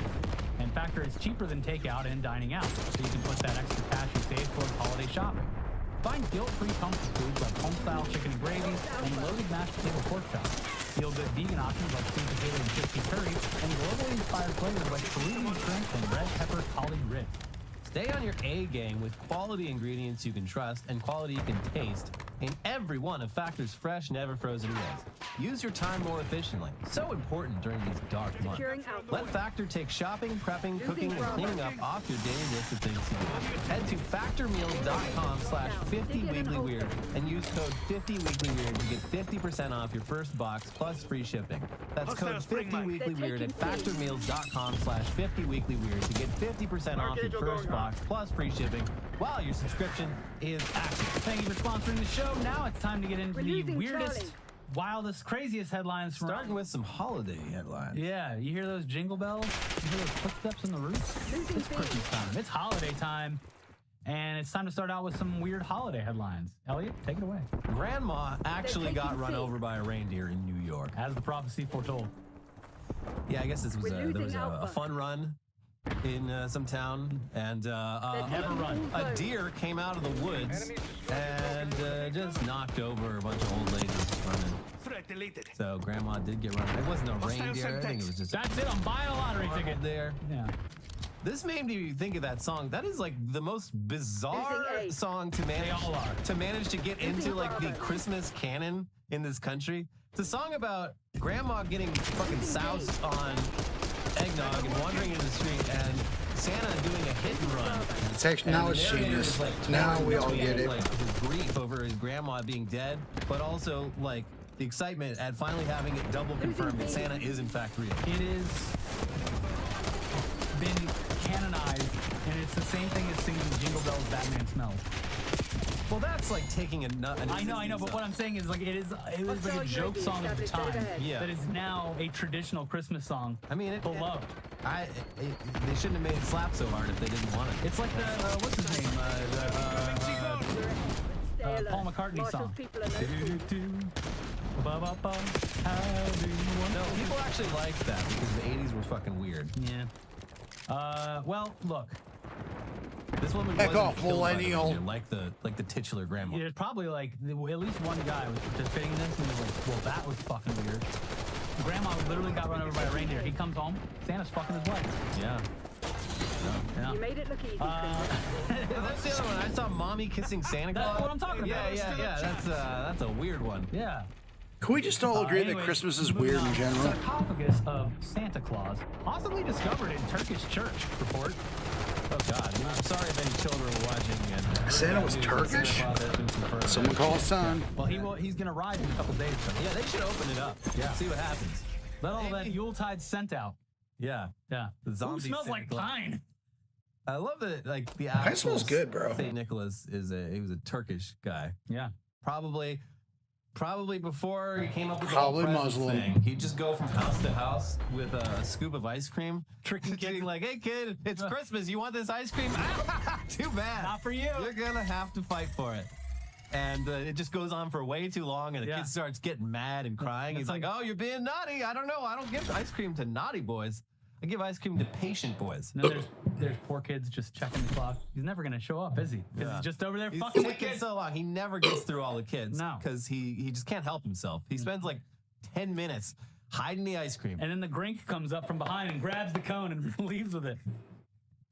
The Grink. The Grink. Santa Claus branded foreign agent in Russia. Why wouldn't he? The At some hostile point forces during of the North Pole. The 50s and 60s, I'm sure that Russia was like, those damn Americans, they're thinking that we think that this is Santa Claus, but we know that it's a reconnaissance satellite. Yeah. Santa Claus was America's response to Karl Marx. Thank you. But now it's probably even worse. We're probably sending our New Jersey drones over there. So this is just some crank in Vladimir Putin's party, but he does have a point. I think he has a point that I think is valid, which is that Santa Claus is a creation of the Coca-Cola company in the 1930s or whatever that has spread throughout the world and has supplanted a bunch of the more like local traditions. Like Americans have Santa Claus. Britain, up until the 20th century, they had Father Christmas. They didn't have fucking Santa Claus. They had a different guy. And then Father bitch like some of the other countries, they got Santa Claus, and he's got his little blackface elves. And then I'm coming down the chimney, right? But in Russia, they have a different guy who looks like Santa Claus, but he's not Santa Claus. His name is like Father Frost, Frosty Daddy, or something like that. Yeah. And they don't like that kids are more interested in Santa Claus than their home. It was like, oh, we got Santa Claus at home. Kids are like, no, I want cultural the real victory. one. Yeah, that is the culture victory. Cultural victory. They're mad about it, and I see their point. But hey, what can you do? Vladimir Putin saw mommy kissing Santa Claus. He did. So he had him fall out of a window. Santa Claus has fallen out of a window. We regret to inform you that Santa Claus has fallen out of a chimney. He did not survive the fall. You'd think he'd know how to do that. Nope, not in Russia. They got different chimneys there. In Russia, chimneys do this. Yeah. Russia sends 100 elite goats to North Korea. Are they the greatest soldiers of all time, or are they the actual animal? They're actual goats. Mm-hmm. Let's they go, are the greatest goats. of all time. They're goats. It's the goat from Goat Simulator. Goated goats from Russia to the People's I Republic. don't know. They're dairy goats. So I assume they just got really tasty milk. Yeah. World's fucking Take it weird. straight from the source, Mystery. Really good cheese. But I don't know. I don't know what makes a goat an elite goat, or like how, are they breeding them to be elite, or do they? I would think that the elite goats are the ones that eat entire tin cans in one bite. I'd call that elite. Yeah. I don't know what that does to the milk, but I'm not interested in the milk. I want to see them go through those cans. It is fun. Crunch, crunch. No, those are my good cans. It has become like a weird little thing. I mean, it's not weird. It's pretty cool. Where like instead of hiring gardeners, clear your name? A lot of people, at least in Southern California, just like hire a goat. Hire a goat to just come over and hang out in their backyard for like 2 hours, and it does the job of a lawnmower and also leaves really potent nitrogen-rich manure all over the place and doesn't stink everything up and make it. To that end, I have more than 2 friends now that have chickens. Yeah, I've been thinking about it. If I wanted to do it by the letter of the law, there's like a tiny spot in my yard where I have to put it. Yeah. Because it has. But they can roam. Yeah, but the coop has to be like a certain distance from any domicile. And I did the measurements. There's like just one point in my backyard where it actually would happen. Having said that, I have multiple neighbors who just have fucking chickens, like living in their front yard, and they don't and no one cares. I've never heard of anyone getting in trouble. My friend who I just visited, who got a couple months ago, is like, never paying for eggs ever again. Yeah, and the chicken manure is very, they eat all the bugs. Yeah. Buy some chickens. My biggest, actually, the main reason I haven't done this is because I'm pretty sure the second I let them out, my dogs would grab them by the neck and just tear them limb from limb. So then you got a free meal. Well, actually, you should go vegan. Yeah, I guess. The tiniest wing ever. I'm sorry. Crying as you eat it. You're delicious. I wish you could taste how you taste. North Korea decries dictatorship in South in wake of martial law attempt. He just got impeached this morning, by the way. Yeah. He's out of there. But he said he was sorry, so what the hell? I know. Hey, what? It was a goof. But it is funny, like, giving North Korea an update. Look at this. They have a point. And it's the entire history of like the divided Korea. It is kind of funny how Americans are just like, yeah, obviously South Korea the good guy and North Korea the bad guy, because like for most of its existence, very corrupt. South Korea has been extremely corrupt, literally a military dictatorship. Like I mean, you can do the pros and cons of each side, but like it's only in a very brief window of time that like South Korea has been what anyone in the US would consider like a normal fucking country.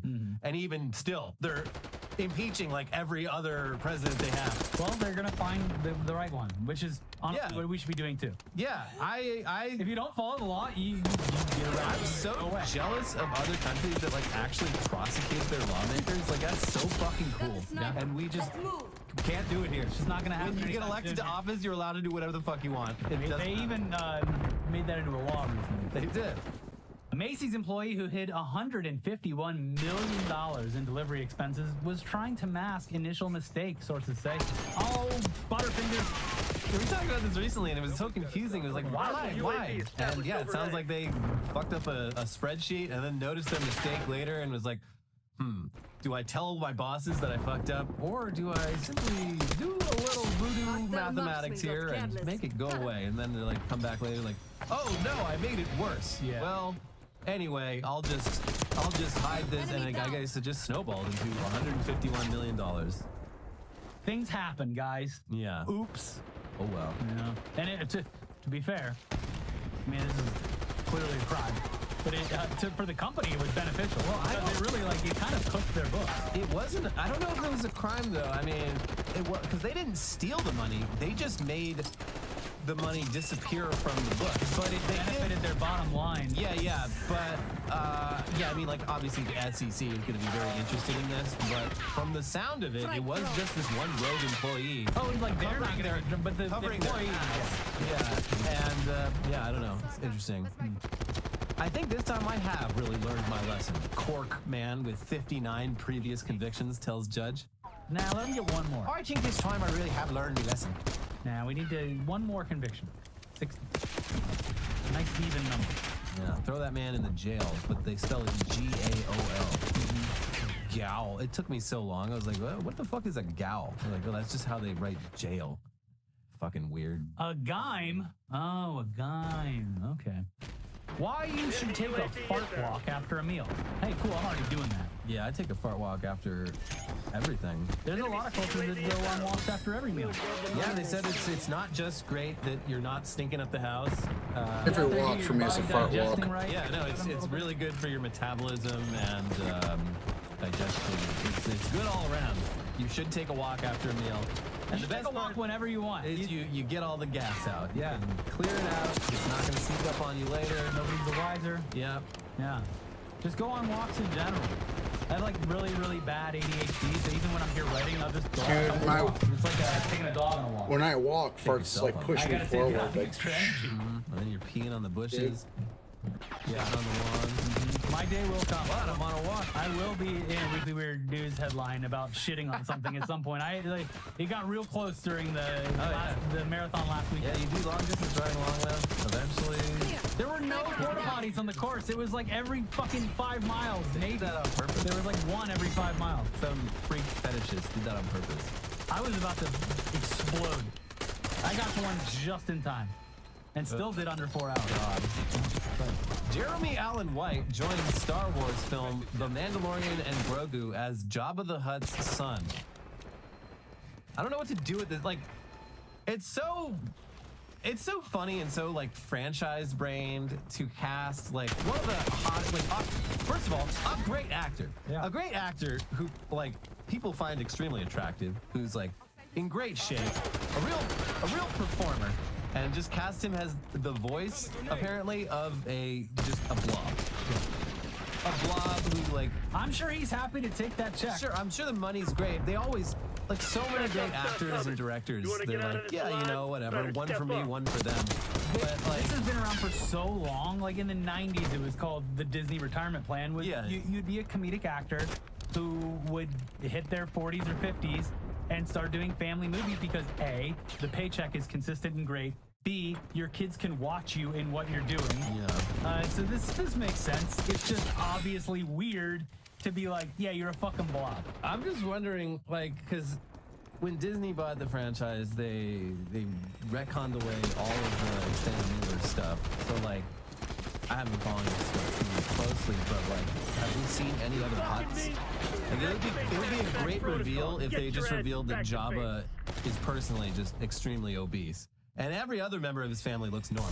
Yeah. Like a new... Oh, that's just my Uncle Jabba. Yeah, he likes fat piece of shit. He's a fat piece of shit. He's morbidly obese. They should do another Star Wars holiday special when it's about the Hutts.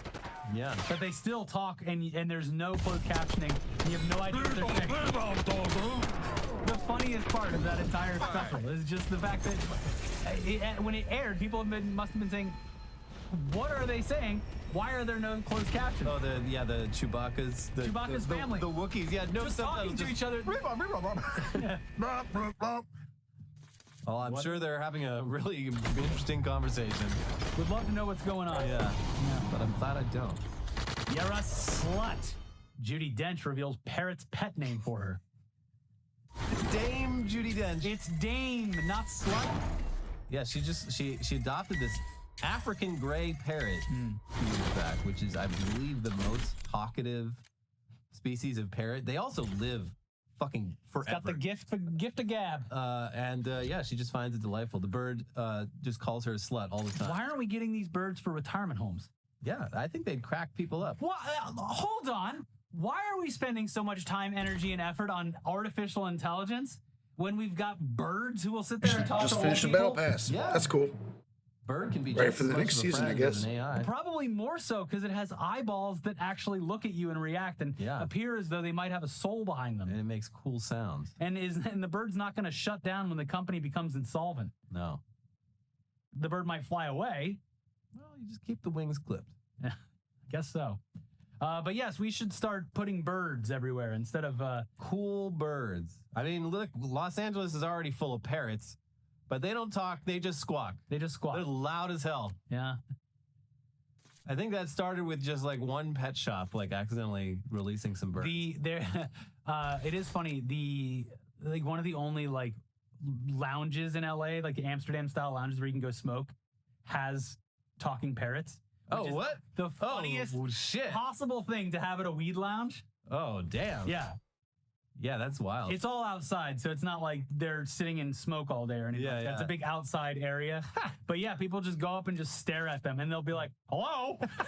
It's what? It's a gas. Yeah, it's a lot of fun. That's clever.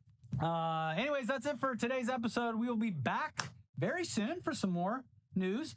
But guess what? You missed it. You missed it. You're the one person out there. You didn't buy one of these. Yeah. Too bad. Too late. Too bad. Buy them off someone that's reselling them on eBay, I guess. Yeah. Anyways, yeah, you can't buy those anymore. Tough shit. And but you know what you can do? You can, and we haven't even asked this in like a month because of these little guys. Yeah. Click the join button. Yeah, you can join. Yeah. Say you bought one and you're like, you know what? I just got my Christmas bonus. I want to give more of it away. Click the join button. Gift yourself the honor of being a channel member of this illustrious channel. So click the join button, click the thank button, but those cost money. If you really just want to help out, click the like button below the video. The most important. Also, leave a comment. Let's read what this Root article was about by Madison J. Gray. Luigi Manzioni isn't the brilliant trap y'all made him out to be. This cat is being heralded as some type of brilliant rogue vigilante because of his looks. Nah, son. This reads like Jake Tapper wrote it. This article literally reads like Jake Tapper wrote the article. You know what I'm talking about? The famous article that Jake Tapper wrote? What was it? We've taken the lead. Stay on task. Let's close this chapter. He got in the belly or something, so he like lived just long enough to go to the hospital and get denied health insurance. That's what I really wish. I mean, you said I hate Akash, but he's cooking here. Can I be honest, too soon? It wasn't soon enough. That guy should have been months ago, probably. Fucking years ago. Honestly. I hate health insurance, man. I really hate it. If you don't hate it, you probably never had to pay for it on your own, to be honest with you. I hate health insurance, dog. You give a I don't. This is where we differ. Hey, you know who agrees with me? Pretty much everybody else. Performative ass shit. I'm sorry, man. I don't. Maybe I was in poor taste. I hope Brian. What's his name? Brian Thompson. Brian Thompson. I'll say his name. I hope he's looking up at us right now and he's able to forgive my sins.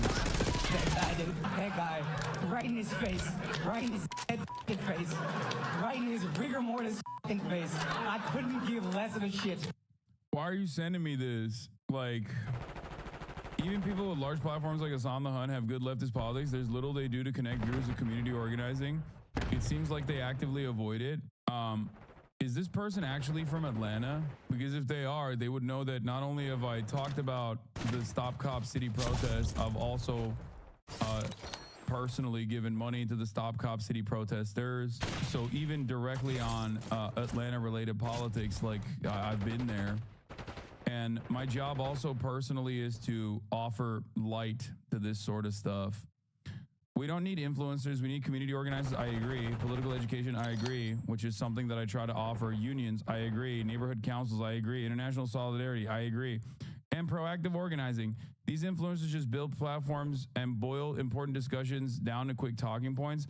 I don't watch streams, but the New Thinker pointed out that during Hassan the Hun's DNC stream, dozens upon dozens of organizers asked him to speak at community events taking place across the city, and he tacitly refused. Absolutely perfect example of the opportunism problem. Yeah, that's also not true. Not only did I actually offer coverage to the uncommitted movement, it led me to get kicked out of the DNC, but also I literally did attend the protest in the first day of the DNC. That's what I spent my time doing. So this is a common critique I see from people I respect who don't watch him, but it's simply untrue. The largest contributor to Amazon labor union, subverting his employer, has done many streams with labor organizers on many different picket lines. He streams the UCLA Gaza encampment and DNC Gaza protests, had dozens of people coming up to him, thanking him for getting them into organizing, as he does tell his audience to get involved in local organizing all the time. I've been doing a deep dive the last few weeks on something I'm writing, and beyond a few things here and there, it just seems the personality cult around him obscures actual impact. While fundraising is great, he's still legitimizing the very company the union is fighting law. That's a crazy thing to say. Yeah, I guess I should do what this guy's doing and write a fucking Substack instead, because that's more ethical. Anyway, maybe dive a little bit deeper, my friend. Don't annoy this person. Don't yell at this person. When you do yell at people like this, all you do is harden their positions.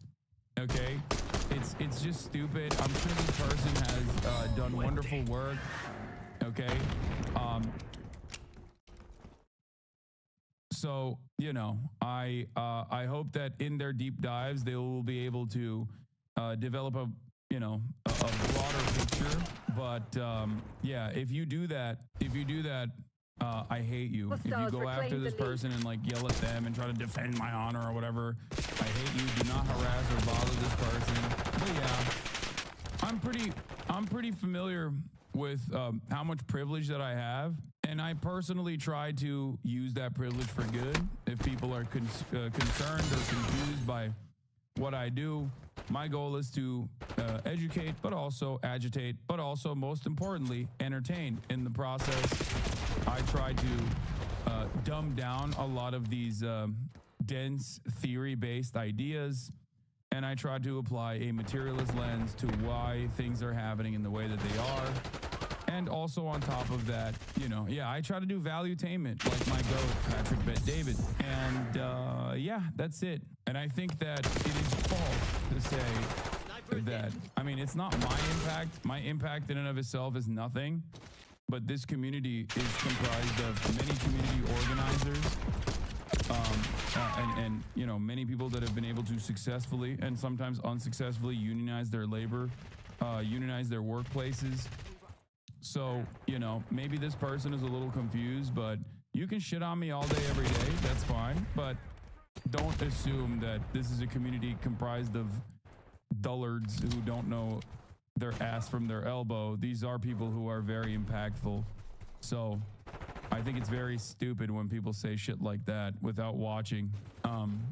That I won't let slide, you know, because it's objectively untrue. And I hate when people say stuff like that. When they're like, oh, these are just teenagers, you're dumb teenagers. It's wrong. I wonder what you did. Reads the personality cult of this person. Of all your qualities, I wouldn't say your personality is in the top 5.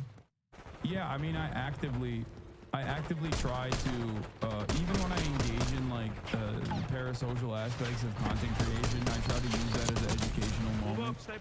You know what I mean? So that's it. But most of this argument basically reduces to he should do everything but the one thing that he's successful at.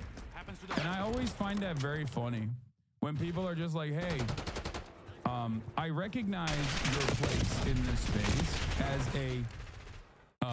as a successful content creator whose worldview is almost identical to mine, most likely. But I think you should stop the one thing that you're incredibly successful at, that it's so successful that like I recognize it, and do something else. It almost always gets reduced to that by both my haters who want me to shut the f up and go away, and even people who would normally be fans that also ironically advocate for the same thing.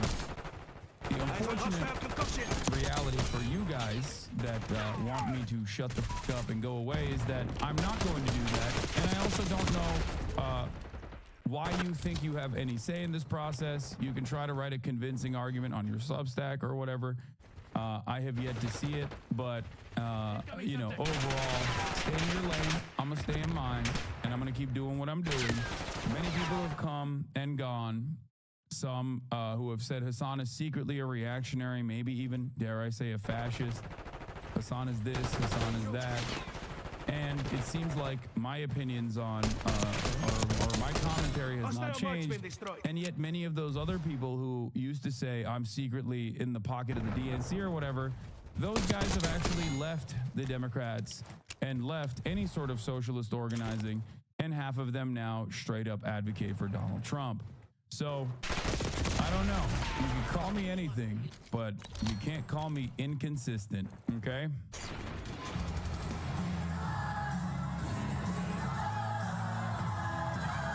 That's crazy. Free Luigi.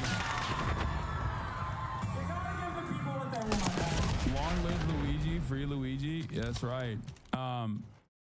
This was a really funny article that Felix pointed to.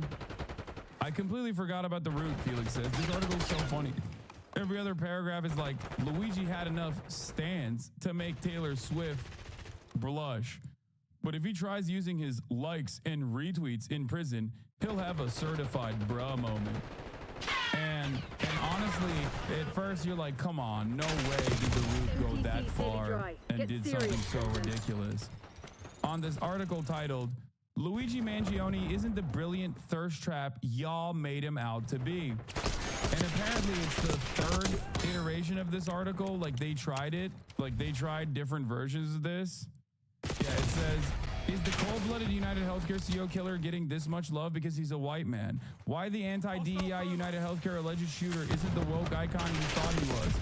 Now, the reason why I think it's informative, instructive, is because in a moment like this, you get to see all aspects of the political spectrum and people from very different backgrounds engage in this unified response to say, no, this guy is actually bad, okay? This guy is actually bad. Please stop. Please don't celebrate. The Root is also a black website. No, I know.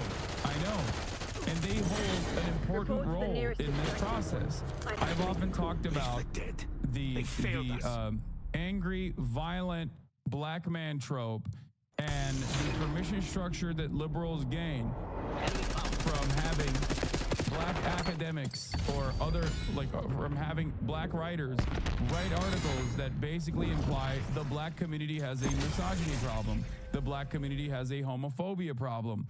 Things of that nature are like hyper focusing on black men in particular is almost always done from not a critical lens, but usually done from the insidious white supremacist lens that gives liberals who are otherwise woke and otherwise, I would say, usually aware of racial stereotyping, an opportunity and a permission to say things that, you know, racist white people of different political ideologies say openly.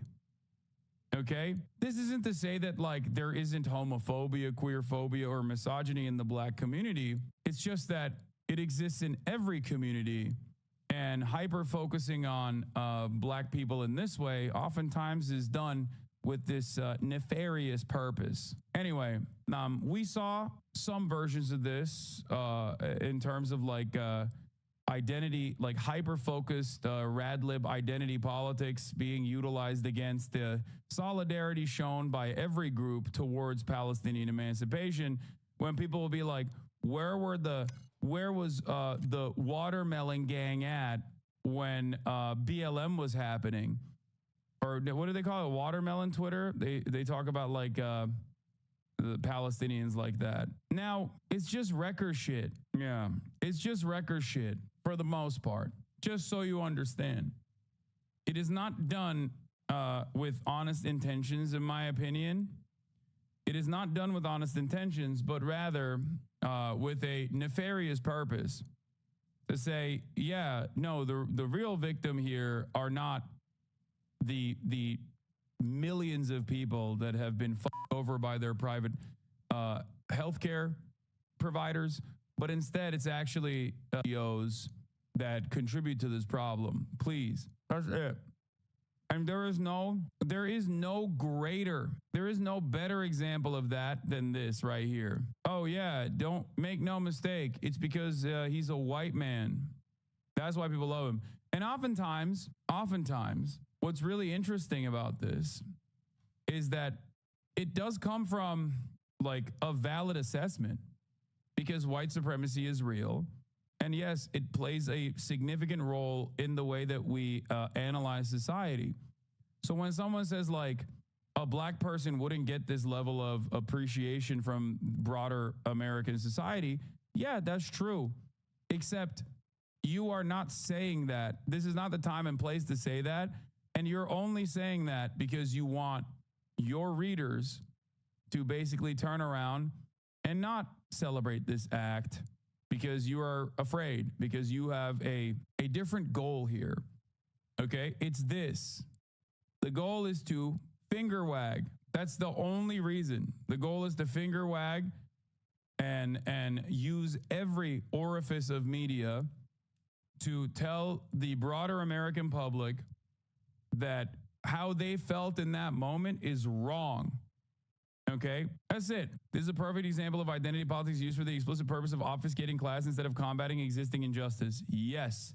Thank you, chatter. You pointed it out perfectly. But without further ado, let's read what this Root article was about by Madison J. Gray. Luigi Manzioni isn't the brilliant thirst trap y'all made him out to be.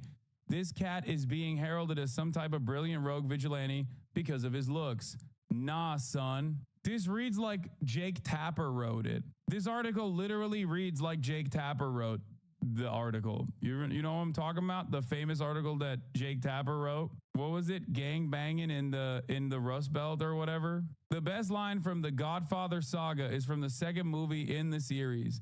Michael Corleone says, "If anything in this life is certain, if history has taught us anything, it is that you can kill anyone." Maybe Luigi Mangione took this really seriously when he decided to allegedly bust a cap in the back.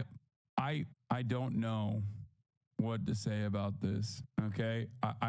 This was a white man or AI? No, I think it's an incredibly corny liberal who wrote this. I know it reads as like an out of touch white dude, like Jake Tapper. Like as though Jake Tapper wrote it personally. No, it's not. It's not an article doing blackface. Some were shocked that the broad daylight killing could take place in Midtown Manhattan, one of the most monitored areas in the country. Others actually cheer for the killing of a leader of a company that has gained infamy among regular people seeking reliable health insurance. Before Mangione's arrest, when only an unclear photo of him in New York hospital circulated, people were hailing him as some kind of brilliant vigilante who struck a blow against an evil healthcare company. Others were lusting over him harder than they do Timothy Chalamet. Many believe this mastermind had fled the country for a place with no extradition laws, never to be seen on American soil again. Now we know that Mangione actually came from privilege with his Ivy League engineering and tech intern background. Again, yeah, Jake Tapper, gangbanging in the media land, but Lil Coddle was serious, busting op-ed in its ass, yo. This is a real article, man. As smart as he's supposed to be, Mangione was never about that criminal life. He did dumb shit like remove his face mask in a heavily surveilled area, apparently left the trail of evidence. And even in his perp walk, he wouldn't shut up. A violation of rule number 1 when you get cuffed. Folks, especially white women, are standing Mangione because he's young and handsome. And I guess pretty privilege also applies when you take a mugshot. Amazing. But it shouldn't come as a surprise because some of these same white women last month voted for a man who thinks their bodies are government property. Mangione's trying to fight extradition where he'll be arraigned. He'll probably wind up in Rikers Island where, trust me, all that standing by the public won't protect bruh. This whole episode created a new and probably needed discussion on the healthcare system, but unfortunately the focus has shifted to a man who really doesn't deserve the flowers he's getting. Yeah, this is incredible stuff. It's a fantastic article. Congratulations to The Root for yet another banger, okay? All right, that was fantastic. Congratulations. Like, there's a million articles you could write from the racial angle, okay, where like Americans' broad reception to Daniel Penny, okay, a person who dished out quote unquote vigilante justice against a black unhoused person experiencing a mental health episode in a system that failed Jordan Neely time and time again. And the broad reception and celebration of Daniel Penny is gross, okay, especially when the very same media outlets on the right that personally hail Daniel Penny as a champion are also simultaneously in the same breath criticizing this other person who is seen as a vigilante that has broader reception, that has even more broader and more popular reception. But of course, that kind of takes the argument away from, shunning people and yelling at them for even daring to say, I don't personally care about this story at all. So, just bad writing in general, but I'm glad it exists because I like reading shit like that. I love reading bad articles like that. It's fantastic. Anyway, there was a couple other things I wanted to talk about with respect to protecting healthcare CEOs. I'm glad that Connor O'Malley is doing the right thing and is working tirelessly in defending healthcare CEOs, walking medical executives from their offices to their car. Walking medical executives from their offices to their car. I had no weapon. I was going to disarm attackers with original song. The song is about how we need medical treatment. All diseases can be cured with a combination of bananas and water. For song link. But this is Connor O'Malley. He's fucking hilarious. He's a comedian who does stuff like this all the time. He's great. Before you say this is not like a crazy person, chat. He's a comedian. He is presenting himself as a crazy person. I know, 127, okay? I guess I'm not the most autistic in this fucking community, all right? Jesus Christ. He is a comic. This is a joke. Anyway, but at a time when we have many CEOs that are terrified, I wanted to speak about this one CEO who was asked on Piers Morgan's broadcast what he would say to people who celebrated Luigi Mangione. Now, the reason why I think this is really funny is because Peter Thiel is a real-life supervillain. Peter Thiel also partially is responsible for the Root, or at least the larger company that owned the Root and many others, Gawker Media, being destroyed. Okay, Peter Thiel, who actually, has real blood boys, is once again showcasing his charisma and defending the honor of CEOs. And to those who think this shooter is a hero because he did it because he said this healthcare executive was presiding over a healthcare system which kills thousands of Americans by denying them cover, what would you say to them? I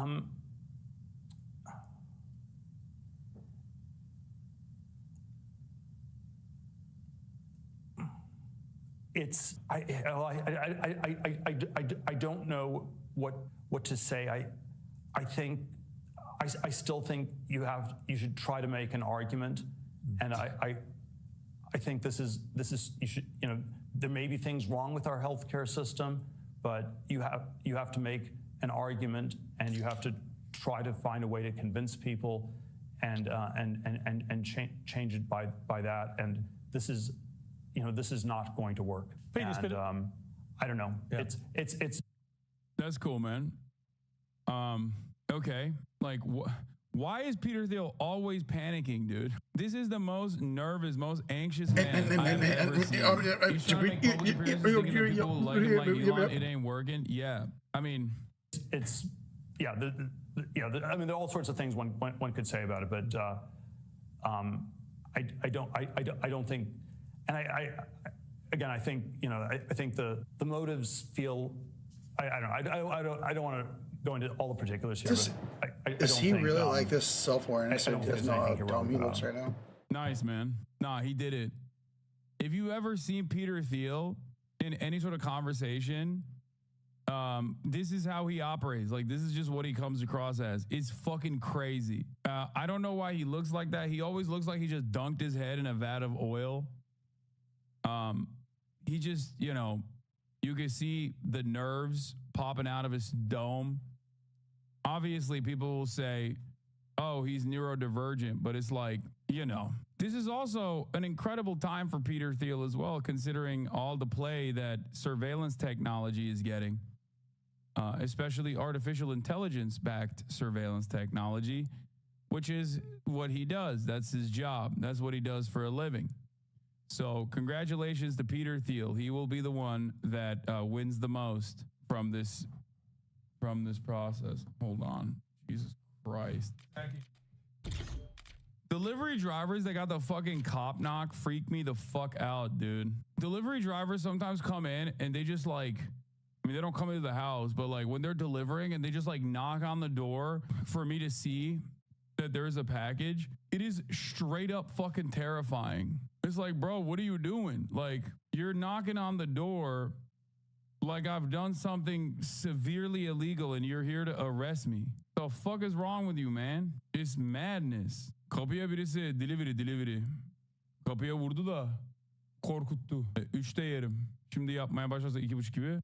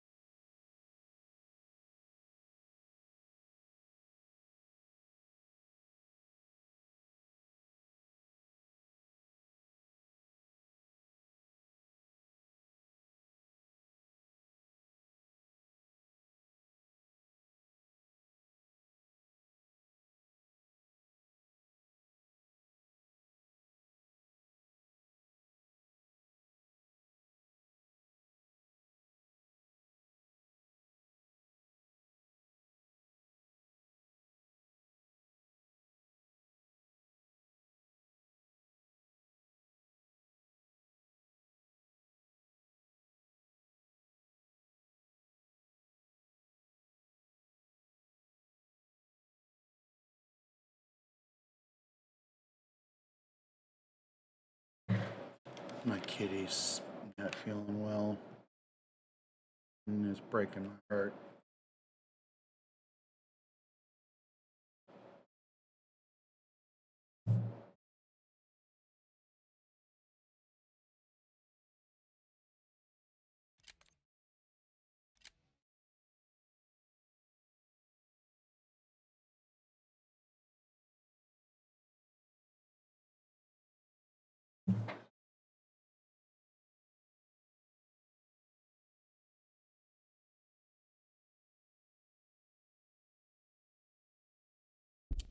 Hello, can you hear me? I can hear you well. How you doing? Excellent. Pretty good. Pretty good. How are you doing? I'm feeling so good. Cannot complain. I think this might be my 30th night in a row getting hammered on White Claw Surge. I'm just gonna do this until my kidneys give out. Why not? It's all good. Yeah. Yeah, mine aren't in much better shape, I'll tell you.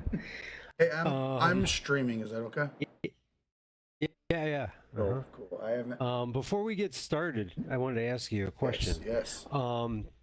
So you put a little thing on BlueSky earlier today where you said, I just had the title.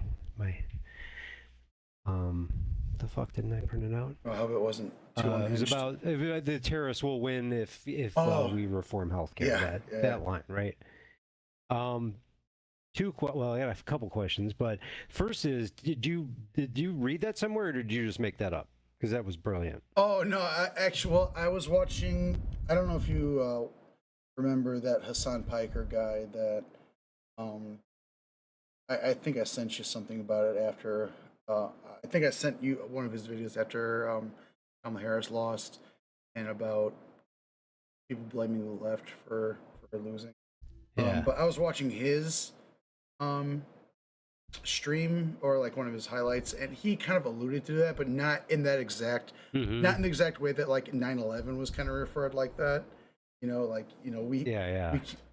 we have to continue what we're doing on terrorists. The idea, kind of, yeah, for sure, and it just kind of like sparked it.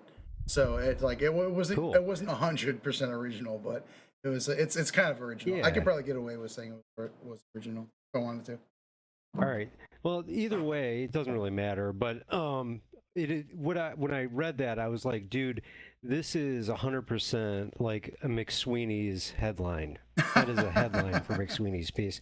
It is. Awesome. And I was like inspired by it to write a draft of that concept. Basically, a CEO of United Healthcare writing to other CEOs of healthcare industry saying, you guys don't want to change anything, basically, because then the terrorists will win, blah, blah, blah. The whole concept is there in a nutshell.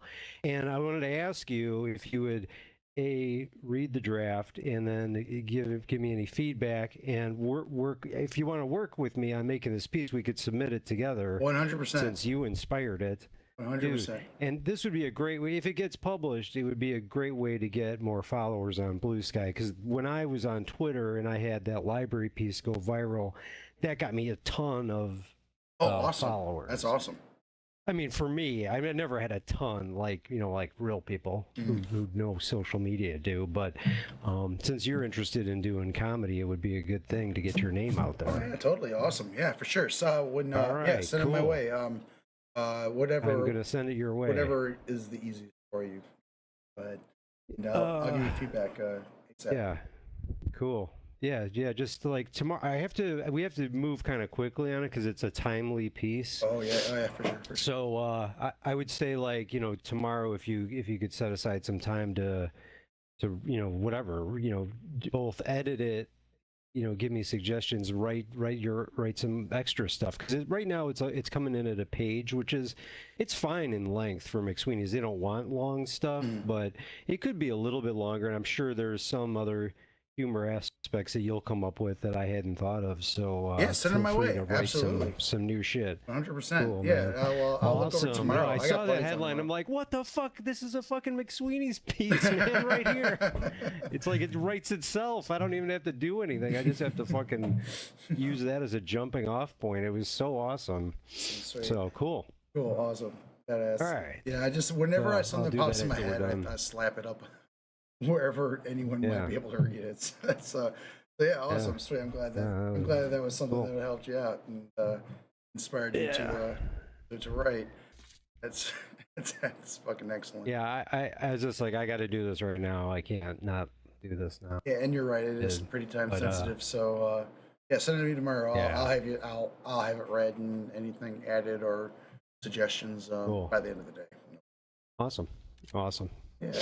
All right. Well, God, what a day.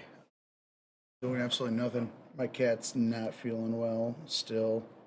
Oh shit. It still hasn't really throwing been up or throwing up a bit. Hasn't Not been eating.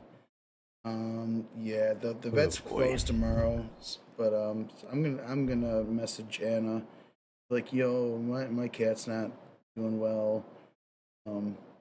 If nothing's changed, by Monday, I'm probably gonna take the day off and take him to the vet. If there's anything they can do for him, I feel really bad for that. But if they can offer him any comfort or can get his appetite back Yeah. or something, if they can help, then cool. I'm just always Yeah, afraid that I'm for just gonna sure. take my cat there. They're gonna stick their finger up their ass and then put it to sleep or something.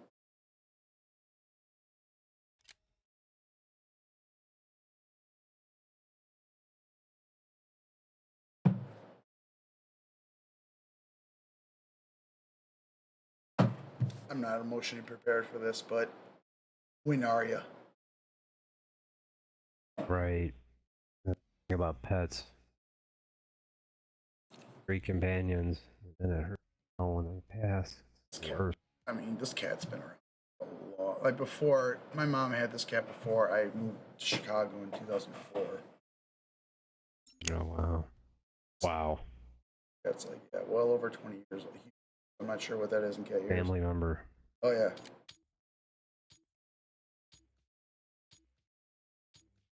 Yeah. Life is. Same as a shock charge. What's up? I'm sorry. I have to do a shock charge challenge. Is that a drill charge? No, shock Like the same charge thing? is. I think it's a tactical.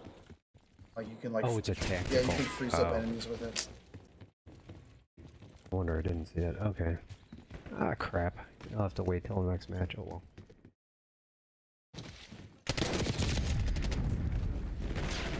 It's Yeah, I just completely abandoned X-Defiant completely. Haven't even jumped in to do the daily challenges. I'm like wondering. They said that they're going to. They already had season 3 planned out, and they said they're going to release it anyway. And I'm kind of like, honestly, at this point, I don't even know if they're going to do that because they took it out of the store, so there's no new players, and anyone who's probably done or upset and just left. That just means that there's just less players altogether, and like I can't even imagine like that it's even possible to find a match. But they're gonna release all that Man. shit. It's what a bunch of assholes, dude. They couldn't have handled something like this worse. Yeah, take all the time to get people into your shit, all the development. And they just cut you off and just kind of like, oh well, bye. It's kind of like motherfuckers. Yeah, that doesn't. But not a good business model. The worst part was that like they put out statements because there was an article came out. I forget on which platform, but it was basically saying that like X-Defiant's on borrowed time. Things aren't looking good, and then the developers came out after that was released to be like, we are absolutely not closing down. We are talking year 2. Oh god. We're ready we got more shit coming. Don't worry. And then like 3 months later, they're like, we're shutting everything right now. And it's like, dude, Worry. fuck off. Fuck off. Just dog shittery. In the bag. Going hot.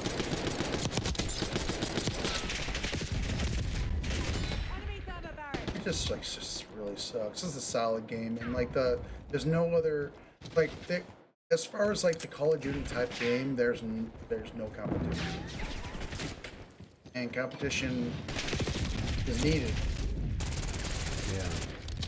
Yeah. But it hasn't even been around for a year. Started closing it down. Fucking pricks. I mean, I blame Ubisoft, the publisher, because they're like going out of fucking business basically. They're about to sell. I think we were already talking about this, but they're about to sell it to Tencent.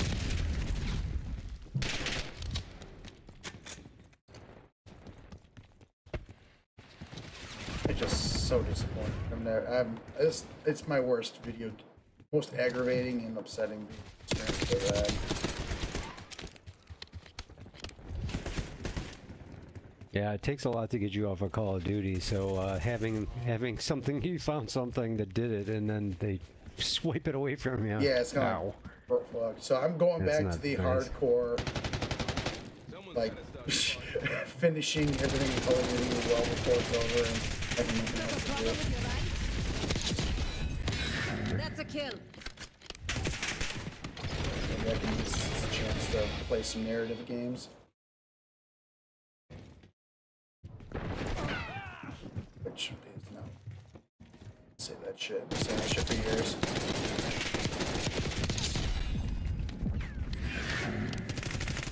There's always the campaign. There's always a campaign, which I have not finished because I'm hopeless.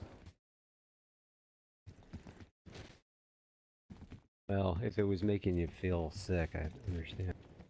I mean, let's just continue on. I watched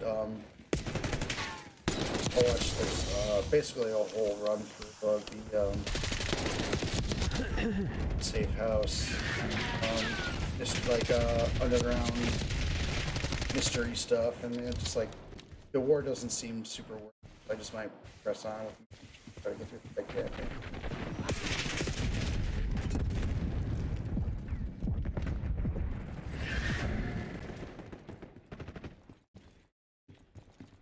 Oh, I forgot to look up the Nuketown secrets at the mannequin thing. Oh yeah, I didn't do that either.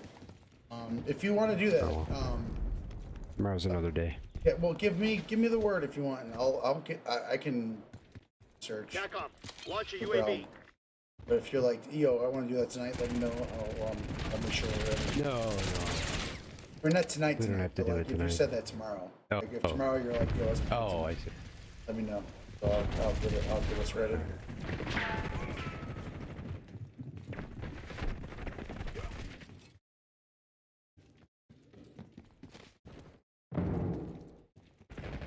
Cool, I just shot a painting off the wall. That's cool. Yeah, I shot a vase. Table.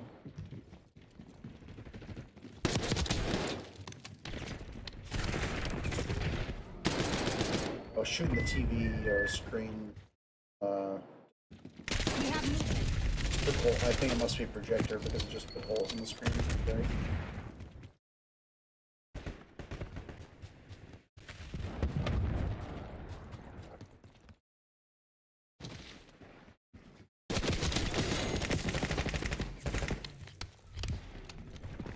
Whoops.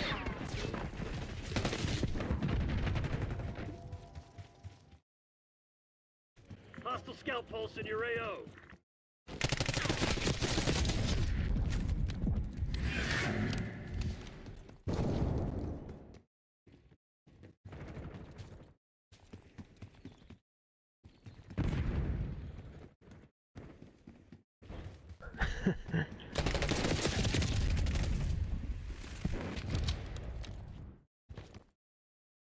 It's a YouTuber, Dong Yang. He's really good, actually. Got the sniper. Let's move.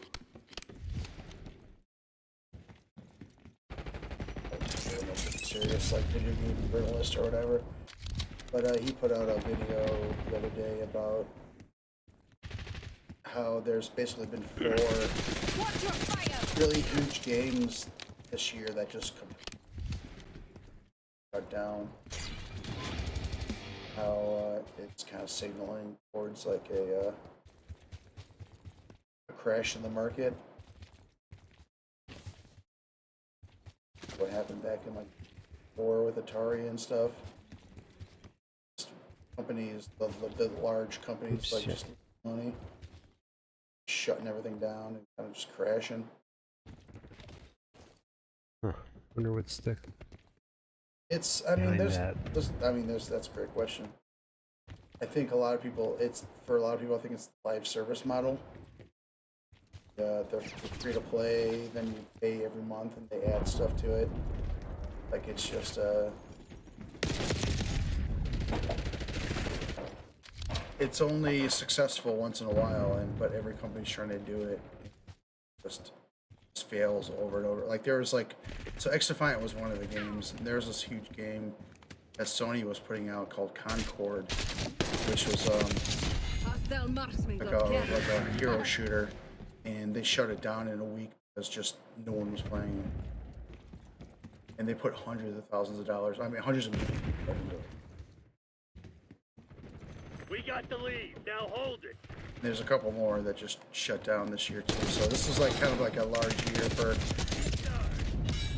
pretty like big games put out by the largest video game company that exists, just failing. Clock's ticking, Black Ops. Close this shit down.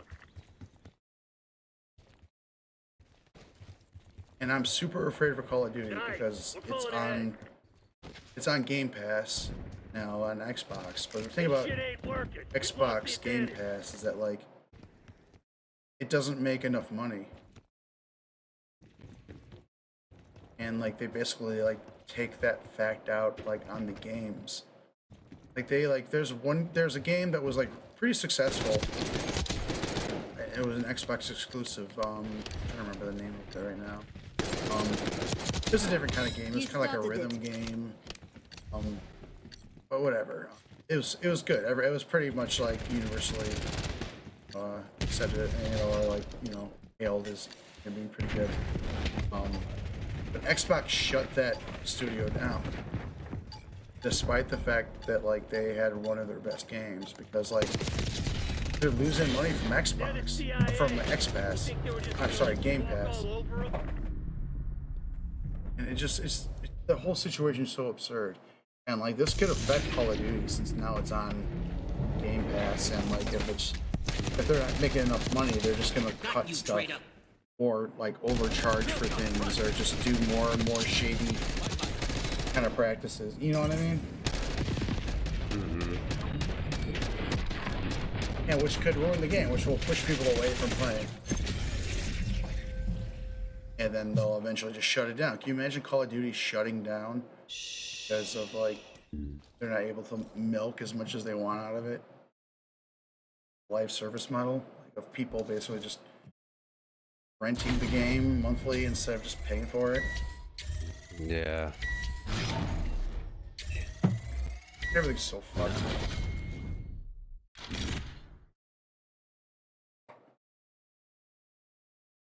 Anyway, are we playing till 8 tonight? Yeah, I'm gonna go to 8. Yeah, that's okay. Horrible here. Shock charge. Oh, hold on. I gotta get this. That's I didn't hit shock charge.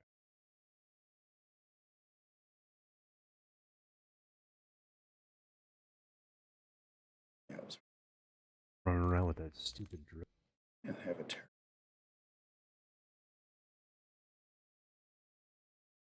Okay, now I'm ready. Ooh, diving and sliding. Ooh. Need 10 kills while diving or.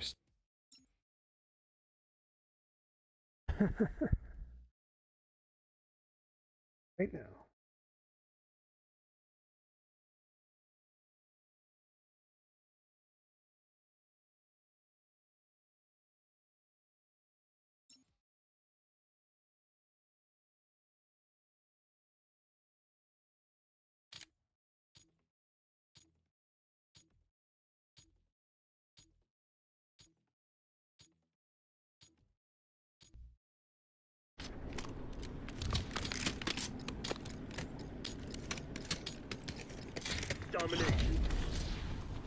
find those shitheads who they're dealing with. I'll take this. Secure it, C. Don't let them get close. Watch my ass. Control zone C. Controlling Bravo. Shock charge going out.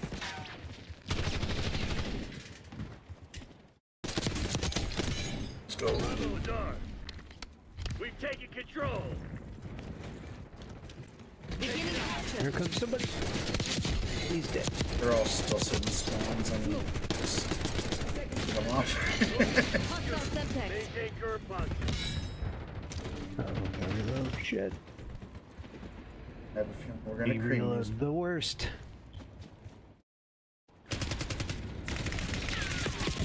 Go. Lose Bravo.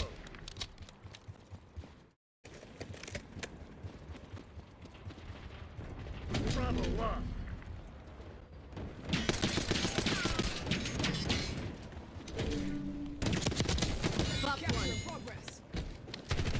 Whoop. Oh, window, two of them.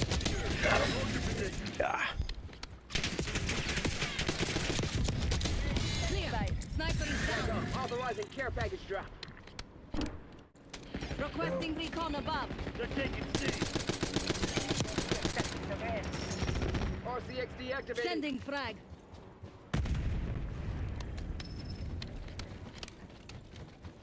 We lost Charlie. Clear. Sniper's down.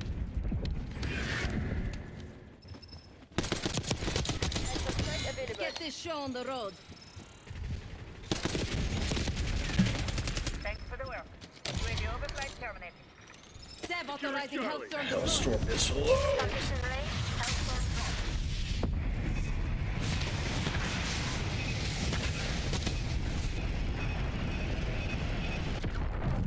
Looks good. One EKIA.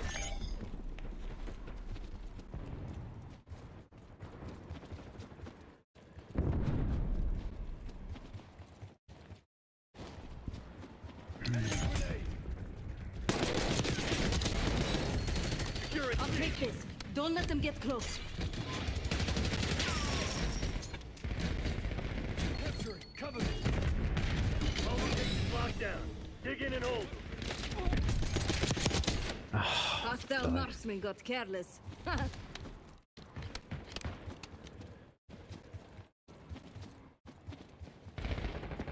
Losing B.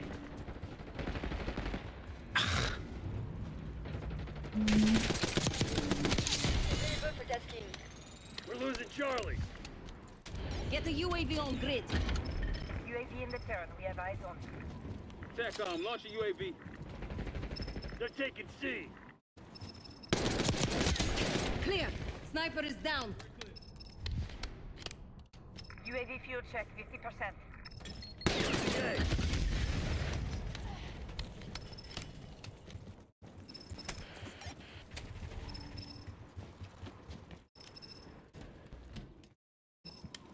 Priority tasking request received. UAV exiting AO. We're losing Charlie. They just can't zone anywhere.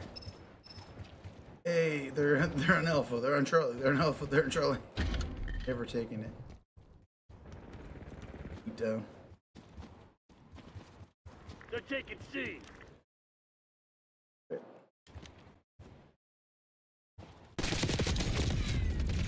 Finally got me.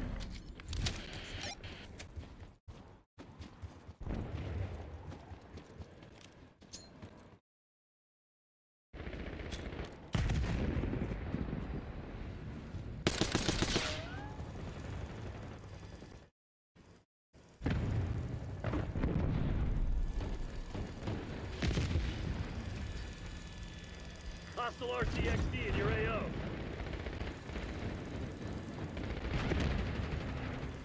Locking down Charlie.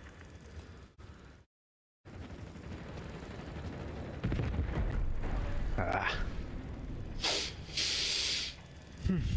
Just chill out on B.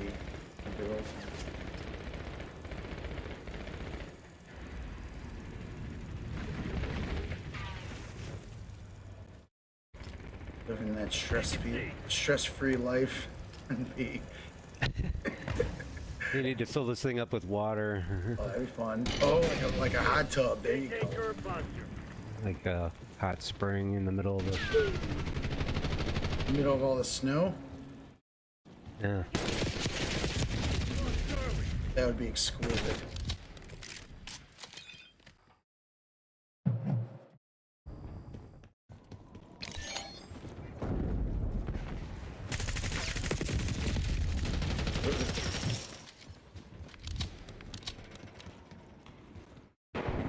Oh, fuck.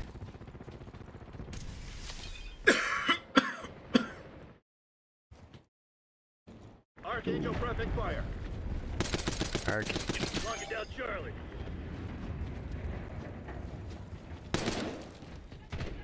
Enemy destroyed. Losing Bravo. All objectives locked down. Just hold these back. We're losing Alpha. We're losing Charlie.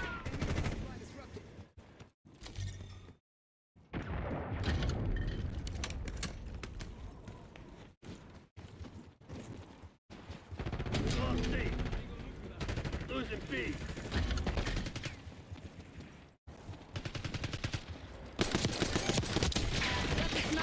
Let's move.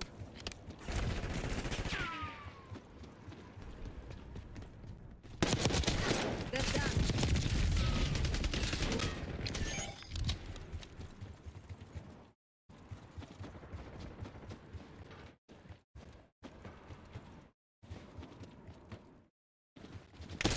On their heels. Hit 'em hard. Kind of easily put on for me.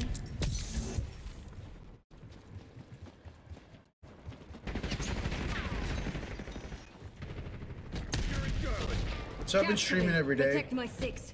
Been trying to keep up on it. I've had one person who's been commenting regularly, which is kind of fun. Oh, yeah?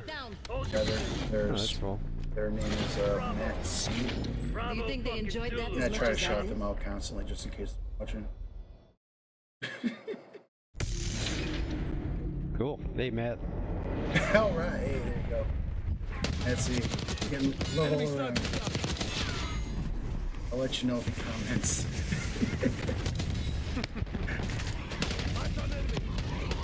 What has he been saying? Anything interesting or just... Oh, just some. I mean, talking about X-Define a bit. Number one. Let's go, yeah. Go, hey, number one. He'll send. He sent something about the CEO. I was watching some video about the situation, but just general friendly stuff. So it's cool. It's kind of nice. It's good for the algorithm too. It's if the algorithm knows that people are commenting on my stream, then maybe other people might look at it. But whatever. Right. I'm just doing this for fun. Yeah. I meet some people. For shits and giggles. If I actually made money from this, I would die of shock before I could spend a penny.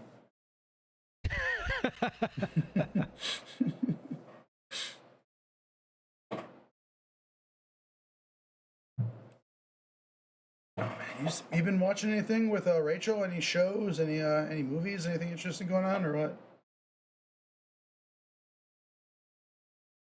Oh, did you hear me? Shit. John, am I on the mic? Can you hear me? I can hear you. You can't hear me. Now I just heard. Now I can hear you. All right. Have you been? Whoops. You, Can you... yeah, I can hear you now. I was asking if you and Rachel Okay. been watching anything. Oh, we watched an SNL the other day, and it was really bad. It was like the last one I guess they had out, and I was like shocked, like how unfunny it was. Oh, ouch. They've been okay. Oh God, I'm fucking ripping them up over here. Oh, but you run out of ammo and you stop ripping them up. Fury kill over. Anyway, yeah, we watched SNL, and then we watched a movie last night called I think it was Don't Breathe. It was with, do you know the actress Sarah Paulson at all? She was in,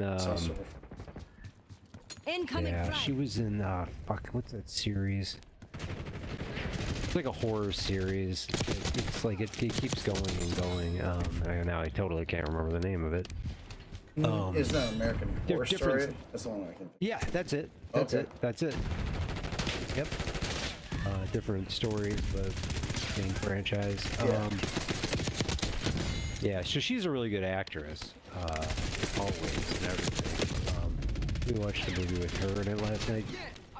It was okay. Her acting was good, but just the story was kind of dragged and not that good. It was about Dust Bowl, a woman living in the Dust Bowl in the 30s, trying to protect her children, and then there's like a plot about this. Watch out! It's like a kid reads a story about basically a Sandman who comes in.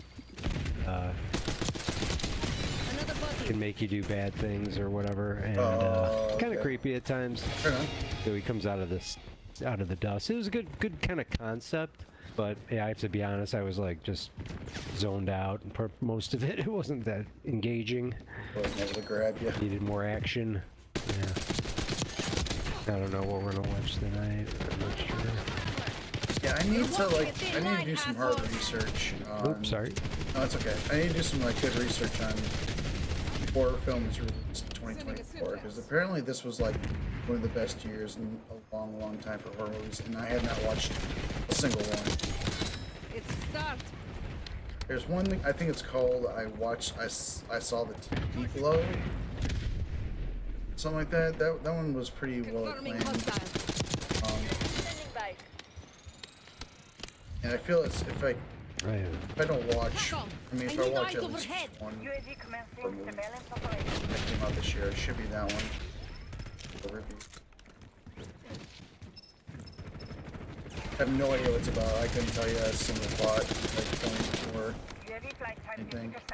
I just know the name. And it's like kind of like progressive, like queer centric. Hostile marksman got careless. And it's called When or I saw the TV. Oh, I saw the TV Glow. Okay. Add it to my list. It's so bad at this. I'm shocked. I actually got through the Terminator 0 series. Oh, did you really? I didn't even mention it. Yeah, I finished it, and it's worth it. It's good. Armed enemy. Got the sniper. Let's move. It's just a really good, like, just I don't know what the proper word is, not diversion, but just like because the Terminator series has been pretty like static. You know, it's like John Connor, the Terminator trying to kill John Connor, Sarah Connor. Like that's like it. But this kind of like creates like a whole different like storyline. Pretty interesting. It's kind of fun. It's refreshing, and it's like pretty scary too. Like the Terminator, like the bad guy Terminator they have, is, like portrayed in a very good way. It's kind of awesome.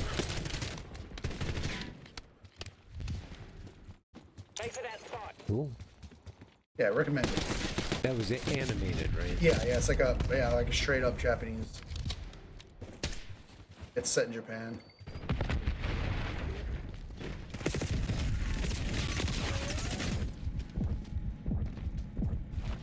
There's a whole twist, like nothing, like really nothing to do besides like the general setting of like, you know, Skynet, nuclear war, all that. Besides that, it's like it's a complete diversion story, and it's kind of awesome.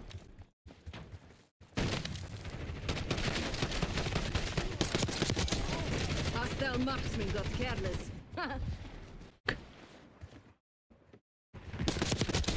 Made the corpse.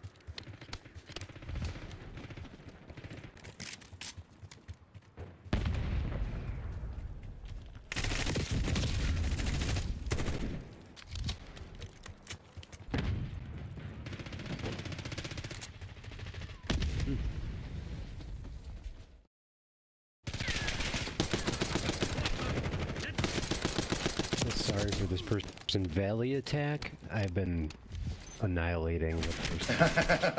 Don't feel too bad. It's just every time. How are they gonna there learn? She comes. Bye-bye. That's right. I'm teaching them a lesson. Exactly. Greatest lesson they could possibly give somebody called you. RCXD maneuver. Oh, here I go again. They're going up. I think we're teamed up too.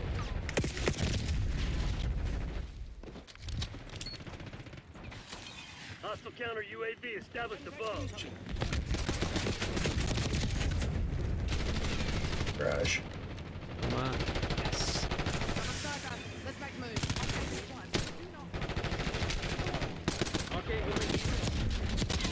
Target eliminated.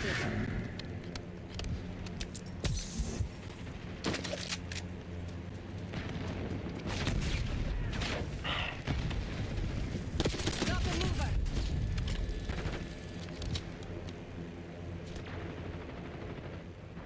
My God. They're a bullet magnet. Target removed. Kill the same person over Come and over again. right towards my bullets. They're I don't know asking where I'm for it. shooting them. They're gonna run right at them. Right at Want them. it. Get him with your ass. Get your bullets.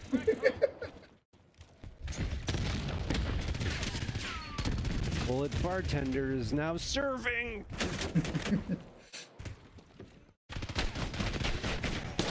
Frag grenade on the rocks. Running scrambler.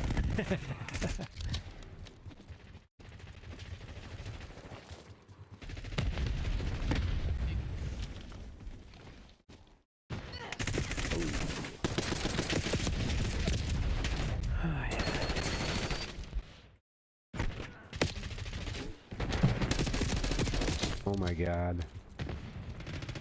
Oh, we're running away. We're almost Got a precise tally of murder. Team top. Is the party already over? Yeah, the only our number 3, the Irish Warrior. Oh, here we go. Let's see it. I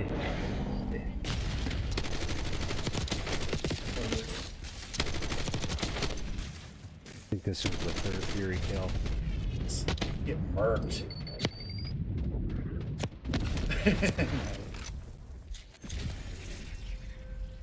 Some no shot. Let's go. Come on. I just finished the battle pass. The skin I've got on is the final skin to get. Yeah, I was looking at that character the other day that you have there, and I noticed if you look at her closely, she's got a, speaking of Terminator, she's got a very Linda Hamilton-ish look to her face. Yeah, for sure. Like And her body Terminator too, 2. actually. Yeah. For sure. Yeah, where she was ripped. Yeah, totally like tight. Yeah, Linda Hamilton. Woo. Stuff. Smoking and doing chin-ups. I think I heard that she smoked like 2 packs a day during this. Oh, seriously? Oh my God. Yeah, I was like, oh my, yeah, that's like, whoa. She stabbed me Yeah. in the knee. That was like, yeah, when it was still like, you want to make a character cool, they gotta have a cigarette in their mouth as much as possible. I'm kind of glad that's gone away a little. Yeah, I struggled with the cigarette smoke, and I'm glad I don't have to think about it anymore. Oh yeah, for sure.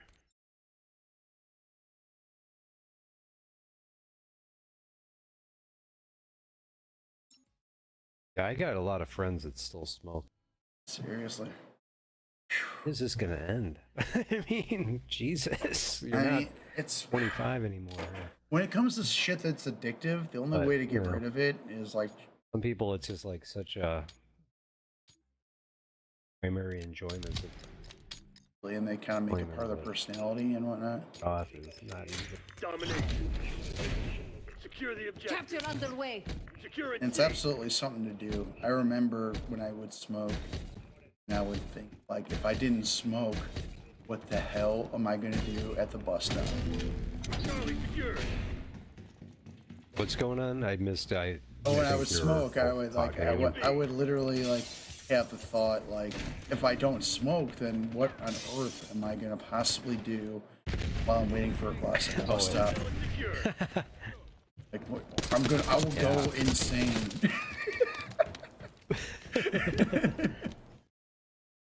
We've taken control. Serious problem. The worst.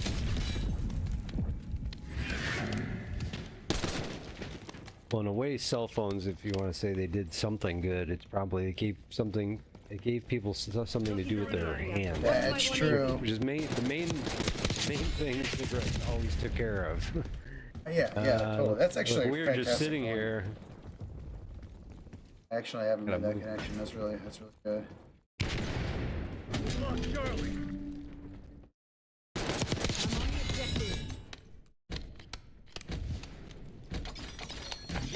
Because yeah, it definitely corresponds with the rise of smartphones and the increase in cigarette smoking. That Losing B.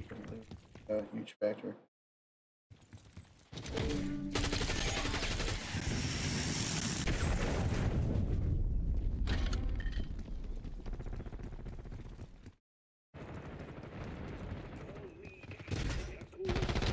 Shot. Clear. Sniper is down. Moving with Archangel.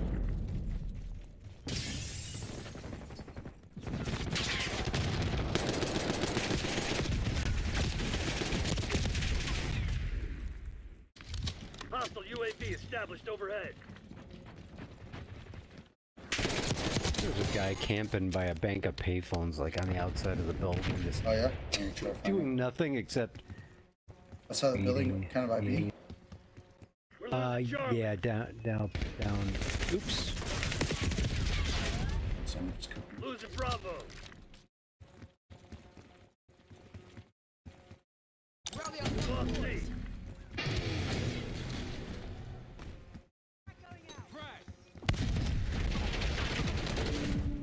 Flashbang.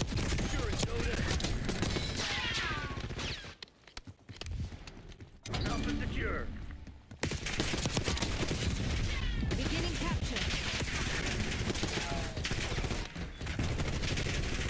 Bravo. Come on. Bravo is on. Destroy the salt pack.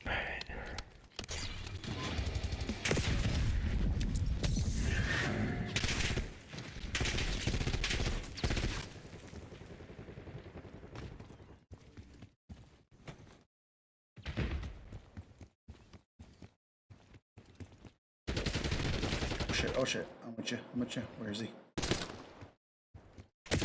Oh, I got it. Super's girl.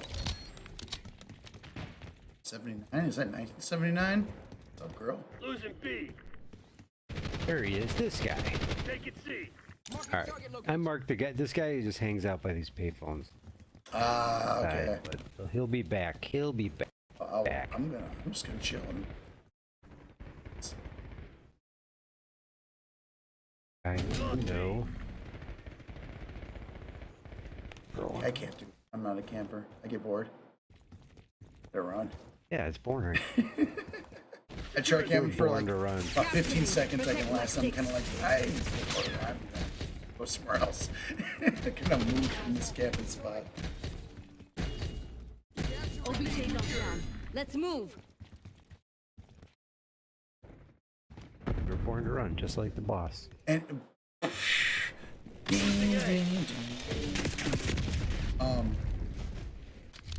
honestly, the reason why I hate camping is because like nothing feels worse than like just sitting there for like 10 minutes waiting for someone, and the first person who runs in just kills you instantly. It's like I just want to. Yeah. Like it's the worst. Total sucker. I'm telling you, that wasn't worth it.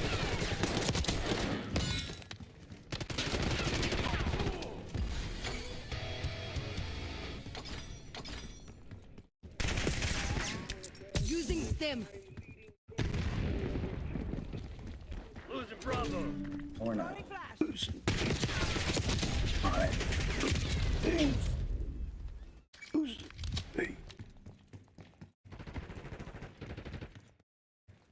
Yes.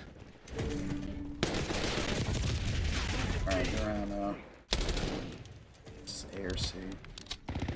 Losing Bravo.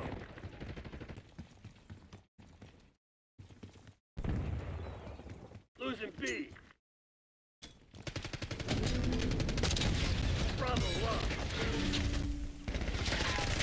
I'll take this. Don't let them get close. We're losing Alpha. B locked down. We lost Alpha.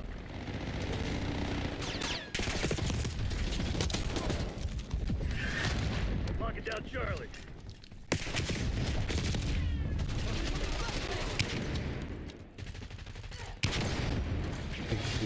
There's a guy up in the window. He'd set a blast trap right at the top of the ladder, which was pretty smart. There's no way to get past that without.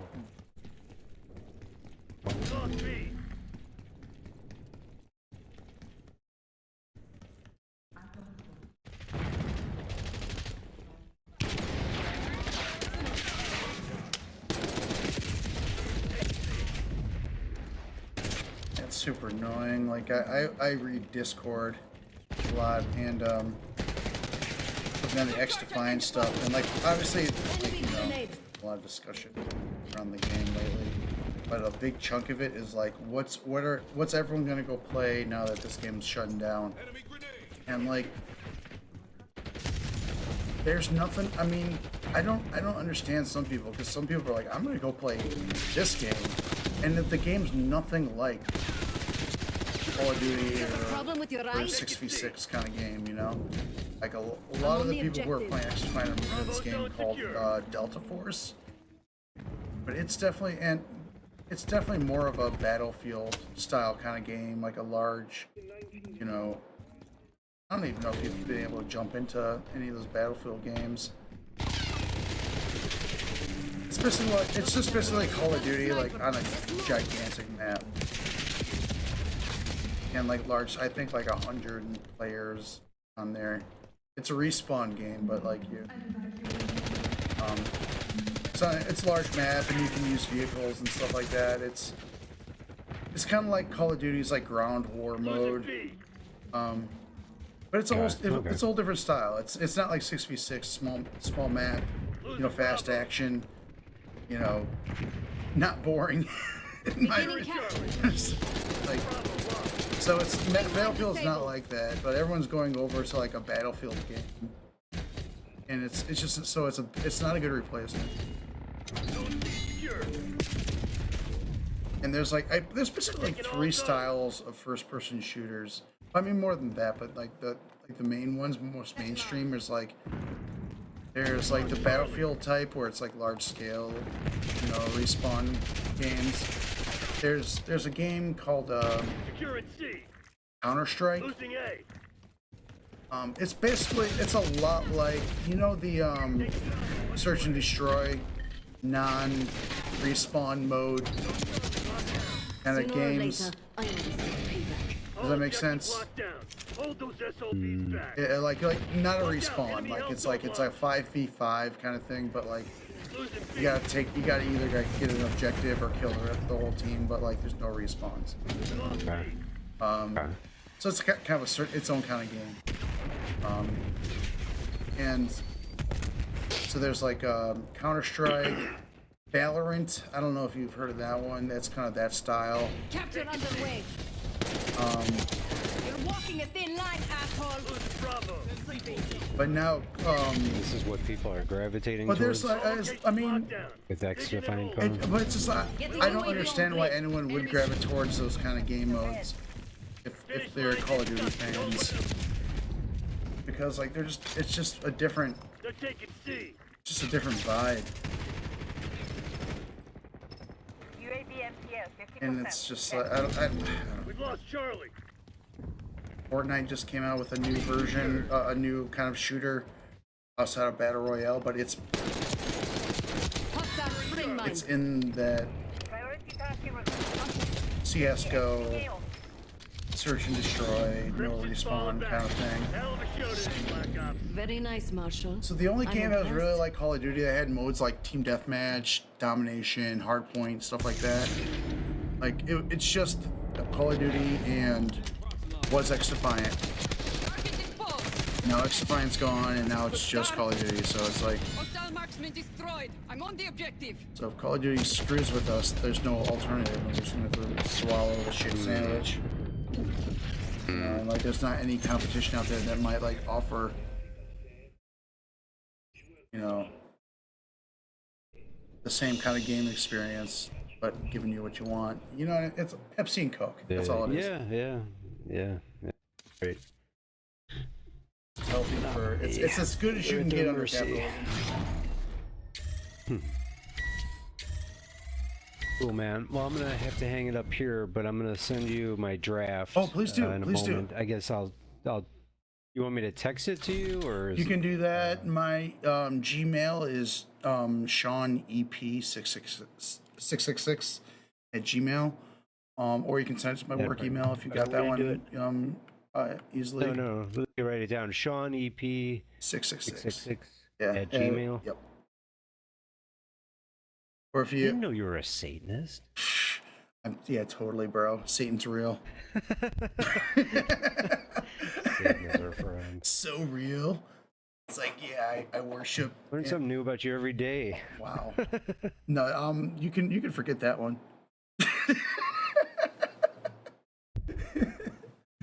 Yeah, well, please, send me and I'll read it ASAP and I'll give you feedback tomorrow. Cool. All right, sounds good, man. All right, I'll talk to you later. Have a great night. Have a good night.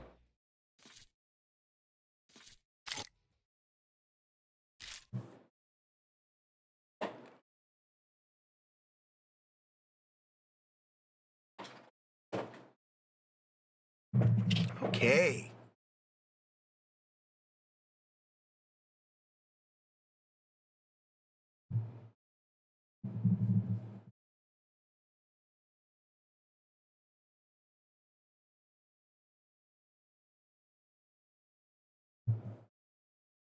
The domains, yeah, they're going over the Destiny v. Friedland interview, which was really fun. The fact that Jordan covers Destiny's dog shit is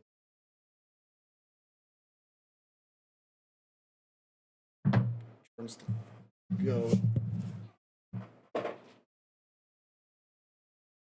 The super goat, the power goat. The rest of our lives. Grief for. So I want to cover the guest essay from New York Times editorial board. United Health Group CEO, the healthcare system is flawed. Let's fix it. It's by Andrew Whitty, who is the chief executive officer of the United Health Group, the parent company of United Healthcare. This is the CEO on top of the CEO. The big dog, just so you understand. And he wrote this article, and the article had 2.5 thousand quotes, comments, and they had to close the comment section because they didn't like what the New York Times readers were commenting. This person is the top dog, the person who wrote this article. Let's take a look at what he said. As Brian Thompson's family, friends, and colleagues mourn his killing, we are bearing a grief and sadness we will carry for the rest of our lives. Grief for the family he leaves behind, and grief for a brilliant, kind man who was working to make healthcare better for everyone. Absolutely no one believes this. We greatly appreciate the enormous outpouring of support for Brian, who ran our health insurance business, United Healthcare, as well as our wider company, which I lead. Yet we are also struggling to make sense of this unconscionable act and the vitriol that has been directed at our colleagues who have been barraged by threats. No employees, be they the people who answer customer calls or nurses who visit patients in their homes, should have to fear for their and their loved ones' safety. It's gross that the CEO is once again using regular working class people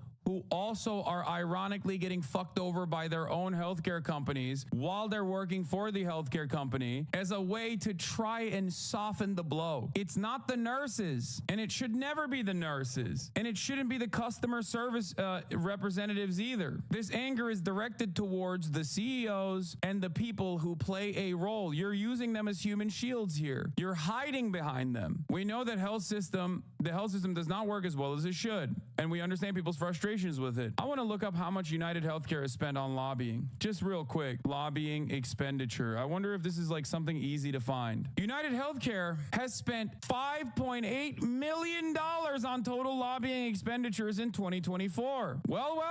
So we do know why the health system does not work as well as it should. And we understand people's frustrations with it. That rings a little hollow when you think about this. This is the direct money that United Healthcare alone has spent on lobbying alone. These are direct funds. This does not factor in the conferences, the wheeling and dealing. This does not factor in other healthcare, for-profit healthcare groups that also play a significant role. This does not factor in industry-specific lobbying groups. This is just United Healthcare just for 2024, this past election cycle. Please understand, the number across the board, industry-wide, is significant. Matt C, I don't know if you're seeing this right now. I just had my buddy shout you out too. You're popular amongst the Sean EP YouTube channel stream. Take that to the bank. Higher. Let's take a look at healthcare lobbying in general. When you look at the sector profile for health, it goes up to 562,332,190. 48% of the number of lobbyists are former government employees as well. Once again, this still does not factor in, this $500 million does not factor in all of the issues. This does not factor in how much money they're spending on top of this. This doesn't factor in the ad spend, which plays a pretty significant role in why media figures are so defensive of healthcare profits. You spend hundreds of millions of dollars across the board industry-wide on ad spend on mainstream networks, and then those mainstream networks play ball for you. And the best part about this is all of this also plays a role in why healthcare sector profit margins are only 6%, because this is expenditure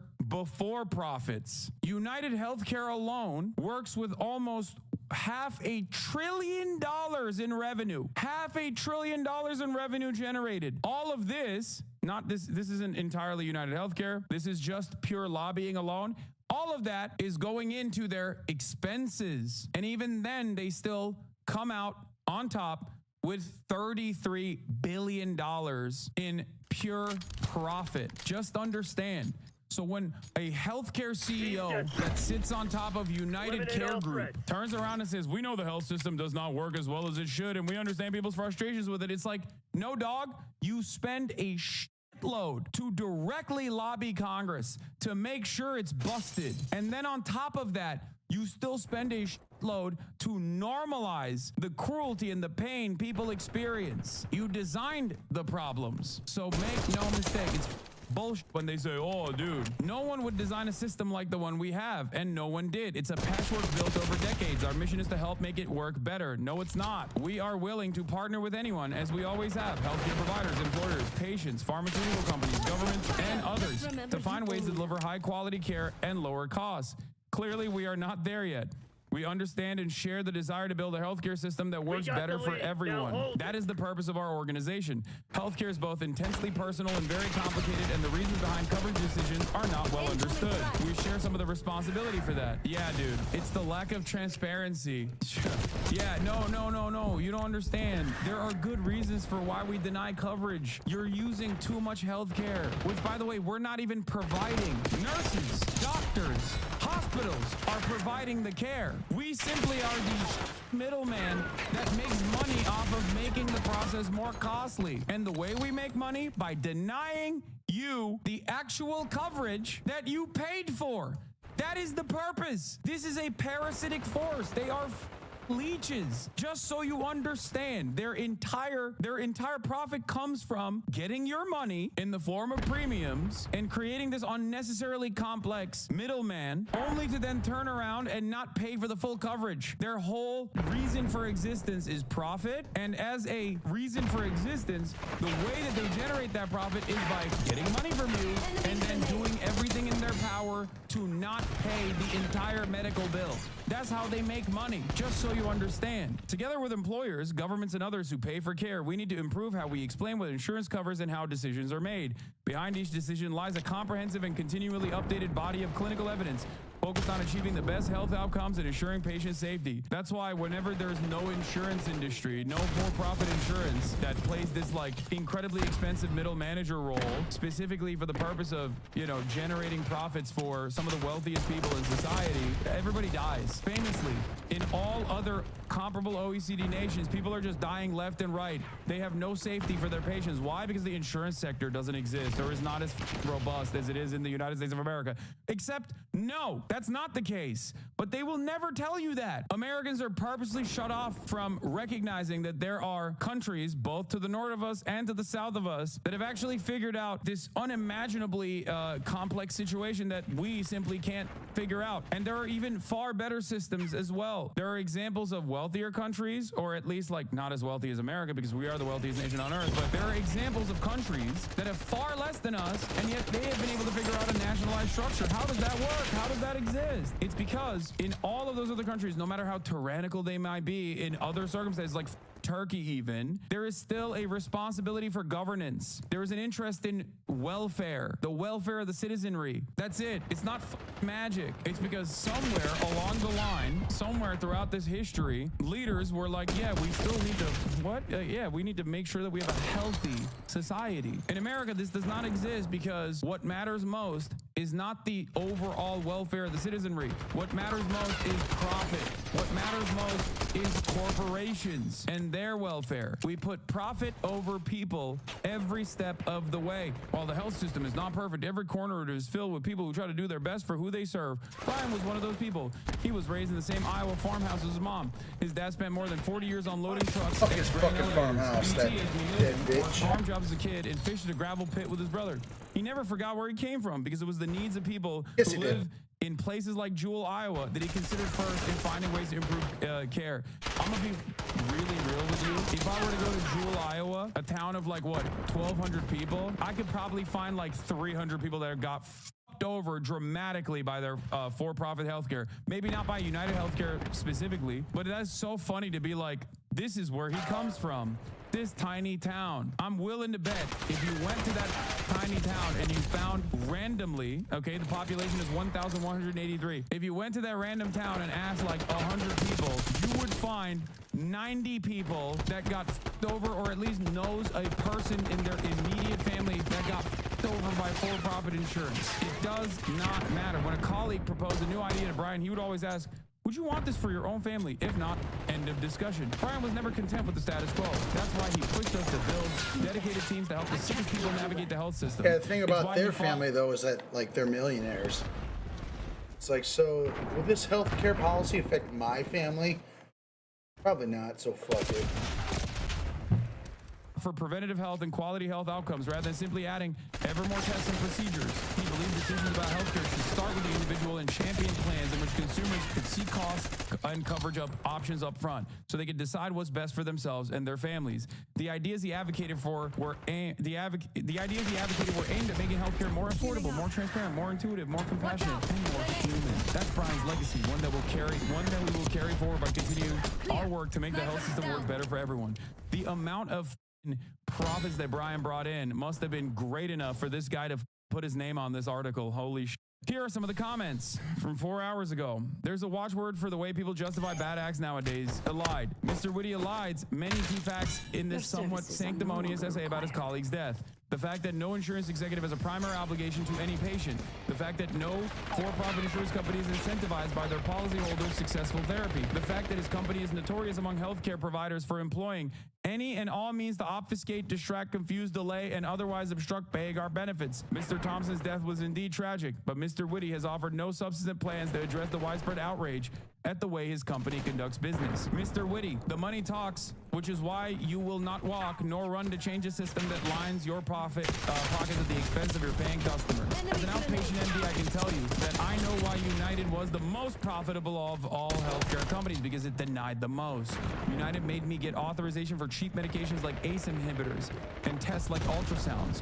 No other major insurer did that. United had some plans that were good, that would cover tests that were not necessary, and their crappier plans would not cover more important tests. This is a self-serving essay that does nothing to address the real issues of healthcare. This is not YouTube commenters. Make no mistake. YouTube commenters are very right-wing in general. We know this. We see it. We see it every day. We look at comments on YouTube on any number of different content creators, and they're almost always the dumbest you've ever seen. And yet, people seemingly are united on this. Perhaps it is not because they are card-carrying members of the International League of Communists, but because they are regular people that know what it looks like when a family member dies, that know how it feels when their insurance claims are denied, even though they paid for it. These are the people that pay for the New York Times. These are the people that are most susceptible to this kind of propaganda. And yet, it is not working on them. These are people who, on average, have higher income than the steel mill worker that's living in the middle of America. And yet, even they are cognizant of where the pain actually resides. If your target audience is not believing this bullshit, you can't finger wag your way out of this. These are the people that are most susceptible to the finger wagging. And even they're like, nah, dog, this is bullshit. These are the people who care about civility. Make no mistake, these are the people who care most about civility. If you were to look at a profile of a New York Times reader who takes the time out to comment on a New York Times op-ed, you have to understand, these are the finger waggers themselves in many instances, the professional managerial class, the people that have been recipients of some semblance of upward social mobility that is seen as impossible for many Americans. And even they are like, nope, not believing this bullshit you're putting out there. This is a self-serving essay that does nothing to address the real issues of healthcare in this nation and seeks to justify the financial waste incurred by health insurance companies while their goals are bottom line profits for the shareholders. Like, you can tell these people love capitalism. You can tell these people have benefited from capitalism. You could tell that these people want to defend capitalism. Even in the way that they criticize it, they say, we are not even against for-profit insurance. Not every single person here that is chiming in is saying for-profit healthcare must not exist. But even they recognize, and they're wrong for the record, for-profit healthcare should not exist. It's ridiculous. But even they recognize that, like, it has gotten out of hand. My sister died because of insurance. She battled cancer for a year and they wouldn't cover this scan. A year later, they scanned her in the ER for 4 brain tumors and it was far too late. So many people have a story like Leonora. So many people. I'm sorry for your loss. You can't finger wag your way out of that. You just can't. It's crazy. I spent decades dealing with insurance providers trying to get authorization for patients' procedures, payment for services rendered, and explaining why their denials were bogus. The answer to our healthcare ills does not lie in the continued propping up of a system that does not provide quality and is inefficient. We spent too much for too little, and companies like United are part of the problem, not the solution. I've recently read the book, The 10-Year War by Andrew Cohn. Everyone who wants a first-hand look at healthcare reform in this country needs to read this and realize how slow and tedious reform in this field is and why we are so slow to act. We live in the wealthiest nation on earth. We pay for healthcare more than anyone else, okay? More than anyone else on the planet. And even then, we have to still continuously fundraise off of websites. Like, people need to resort to eBay so they can pay the parts of the healthcare that they already paid for that the healthcare company refused to cover. It's insane. No one in a position of power with any semblance of influence or any semblance of authority takes a deep breath and goes, honestly, we gotta fix this. This is like insane. Part of that is because they're getting paid by these people. They're getting paid in the form of lobbying. They're getting paid in the form of nice trips. It's completely normalized. This cruelty is completely normalized. How did Brian justify taking $10 million a year for himself when a small portion of that money could have saved so many? I've met too many people smarter than me who earn less and dumber than me who earn more to believe that pay is purely related to merit. It's wrong the government killed the CEO. It's also wrong that the CEO hoarded personal wealth while he let others die. Let's start by cutting your salary. Being rewarded for bad behavior is sick. Just gonna leave this here. In my brief time inside a giant law firm, I saw the inner workings of major insurance like UHC, including actions that unequivocally cause the suffering of seriously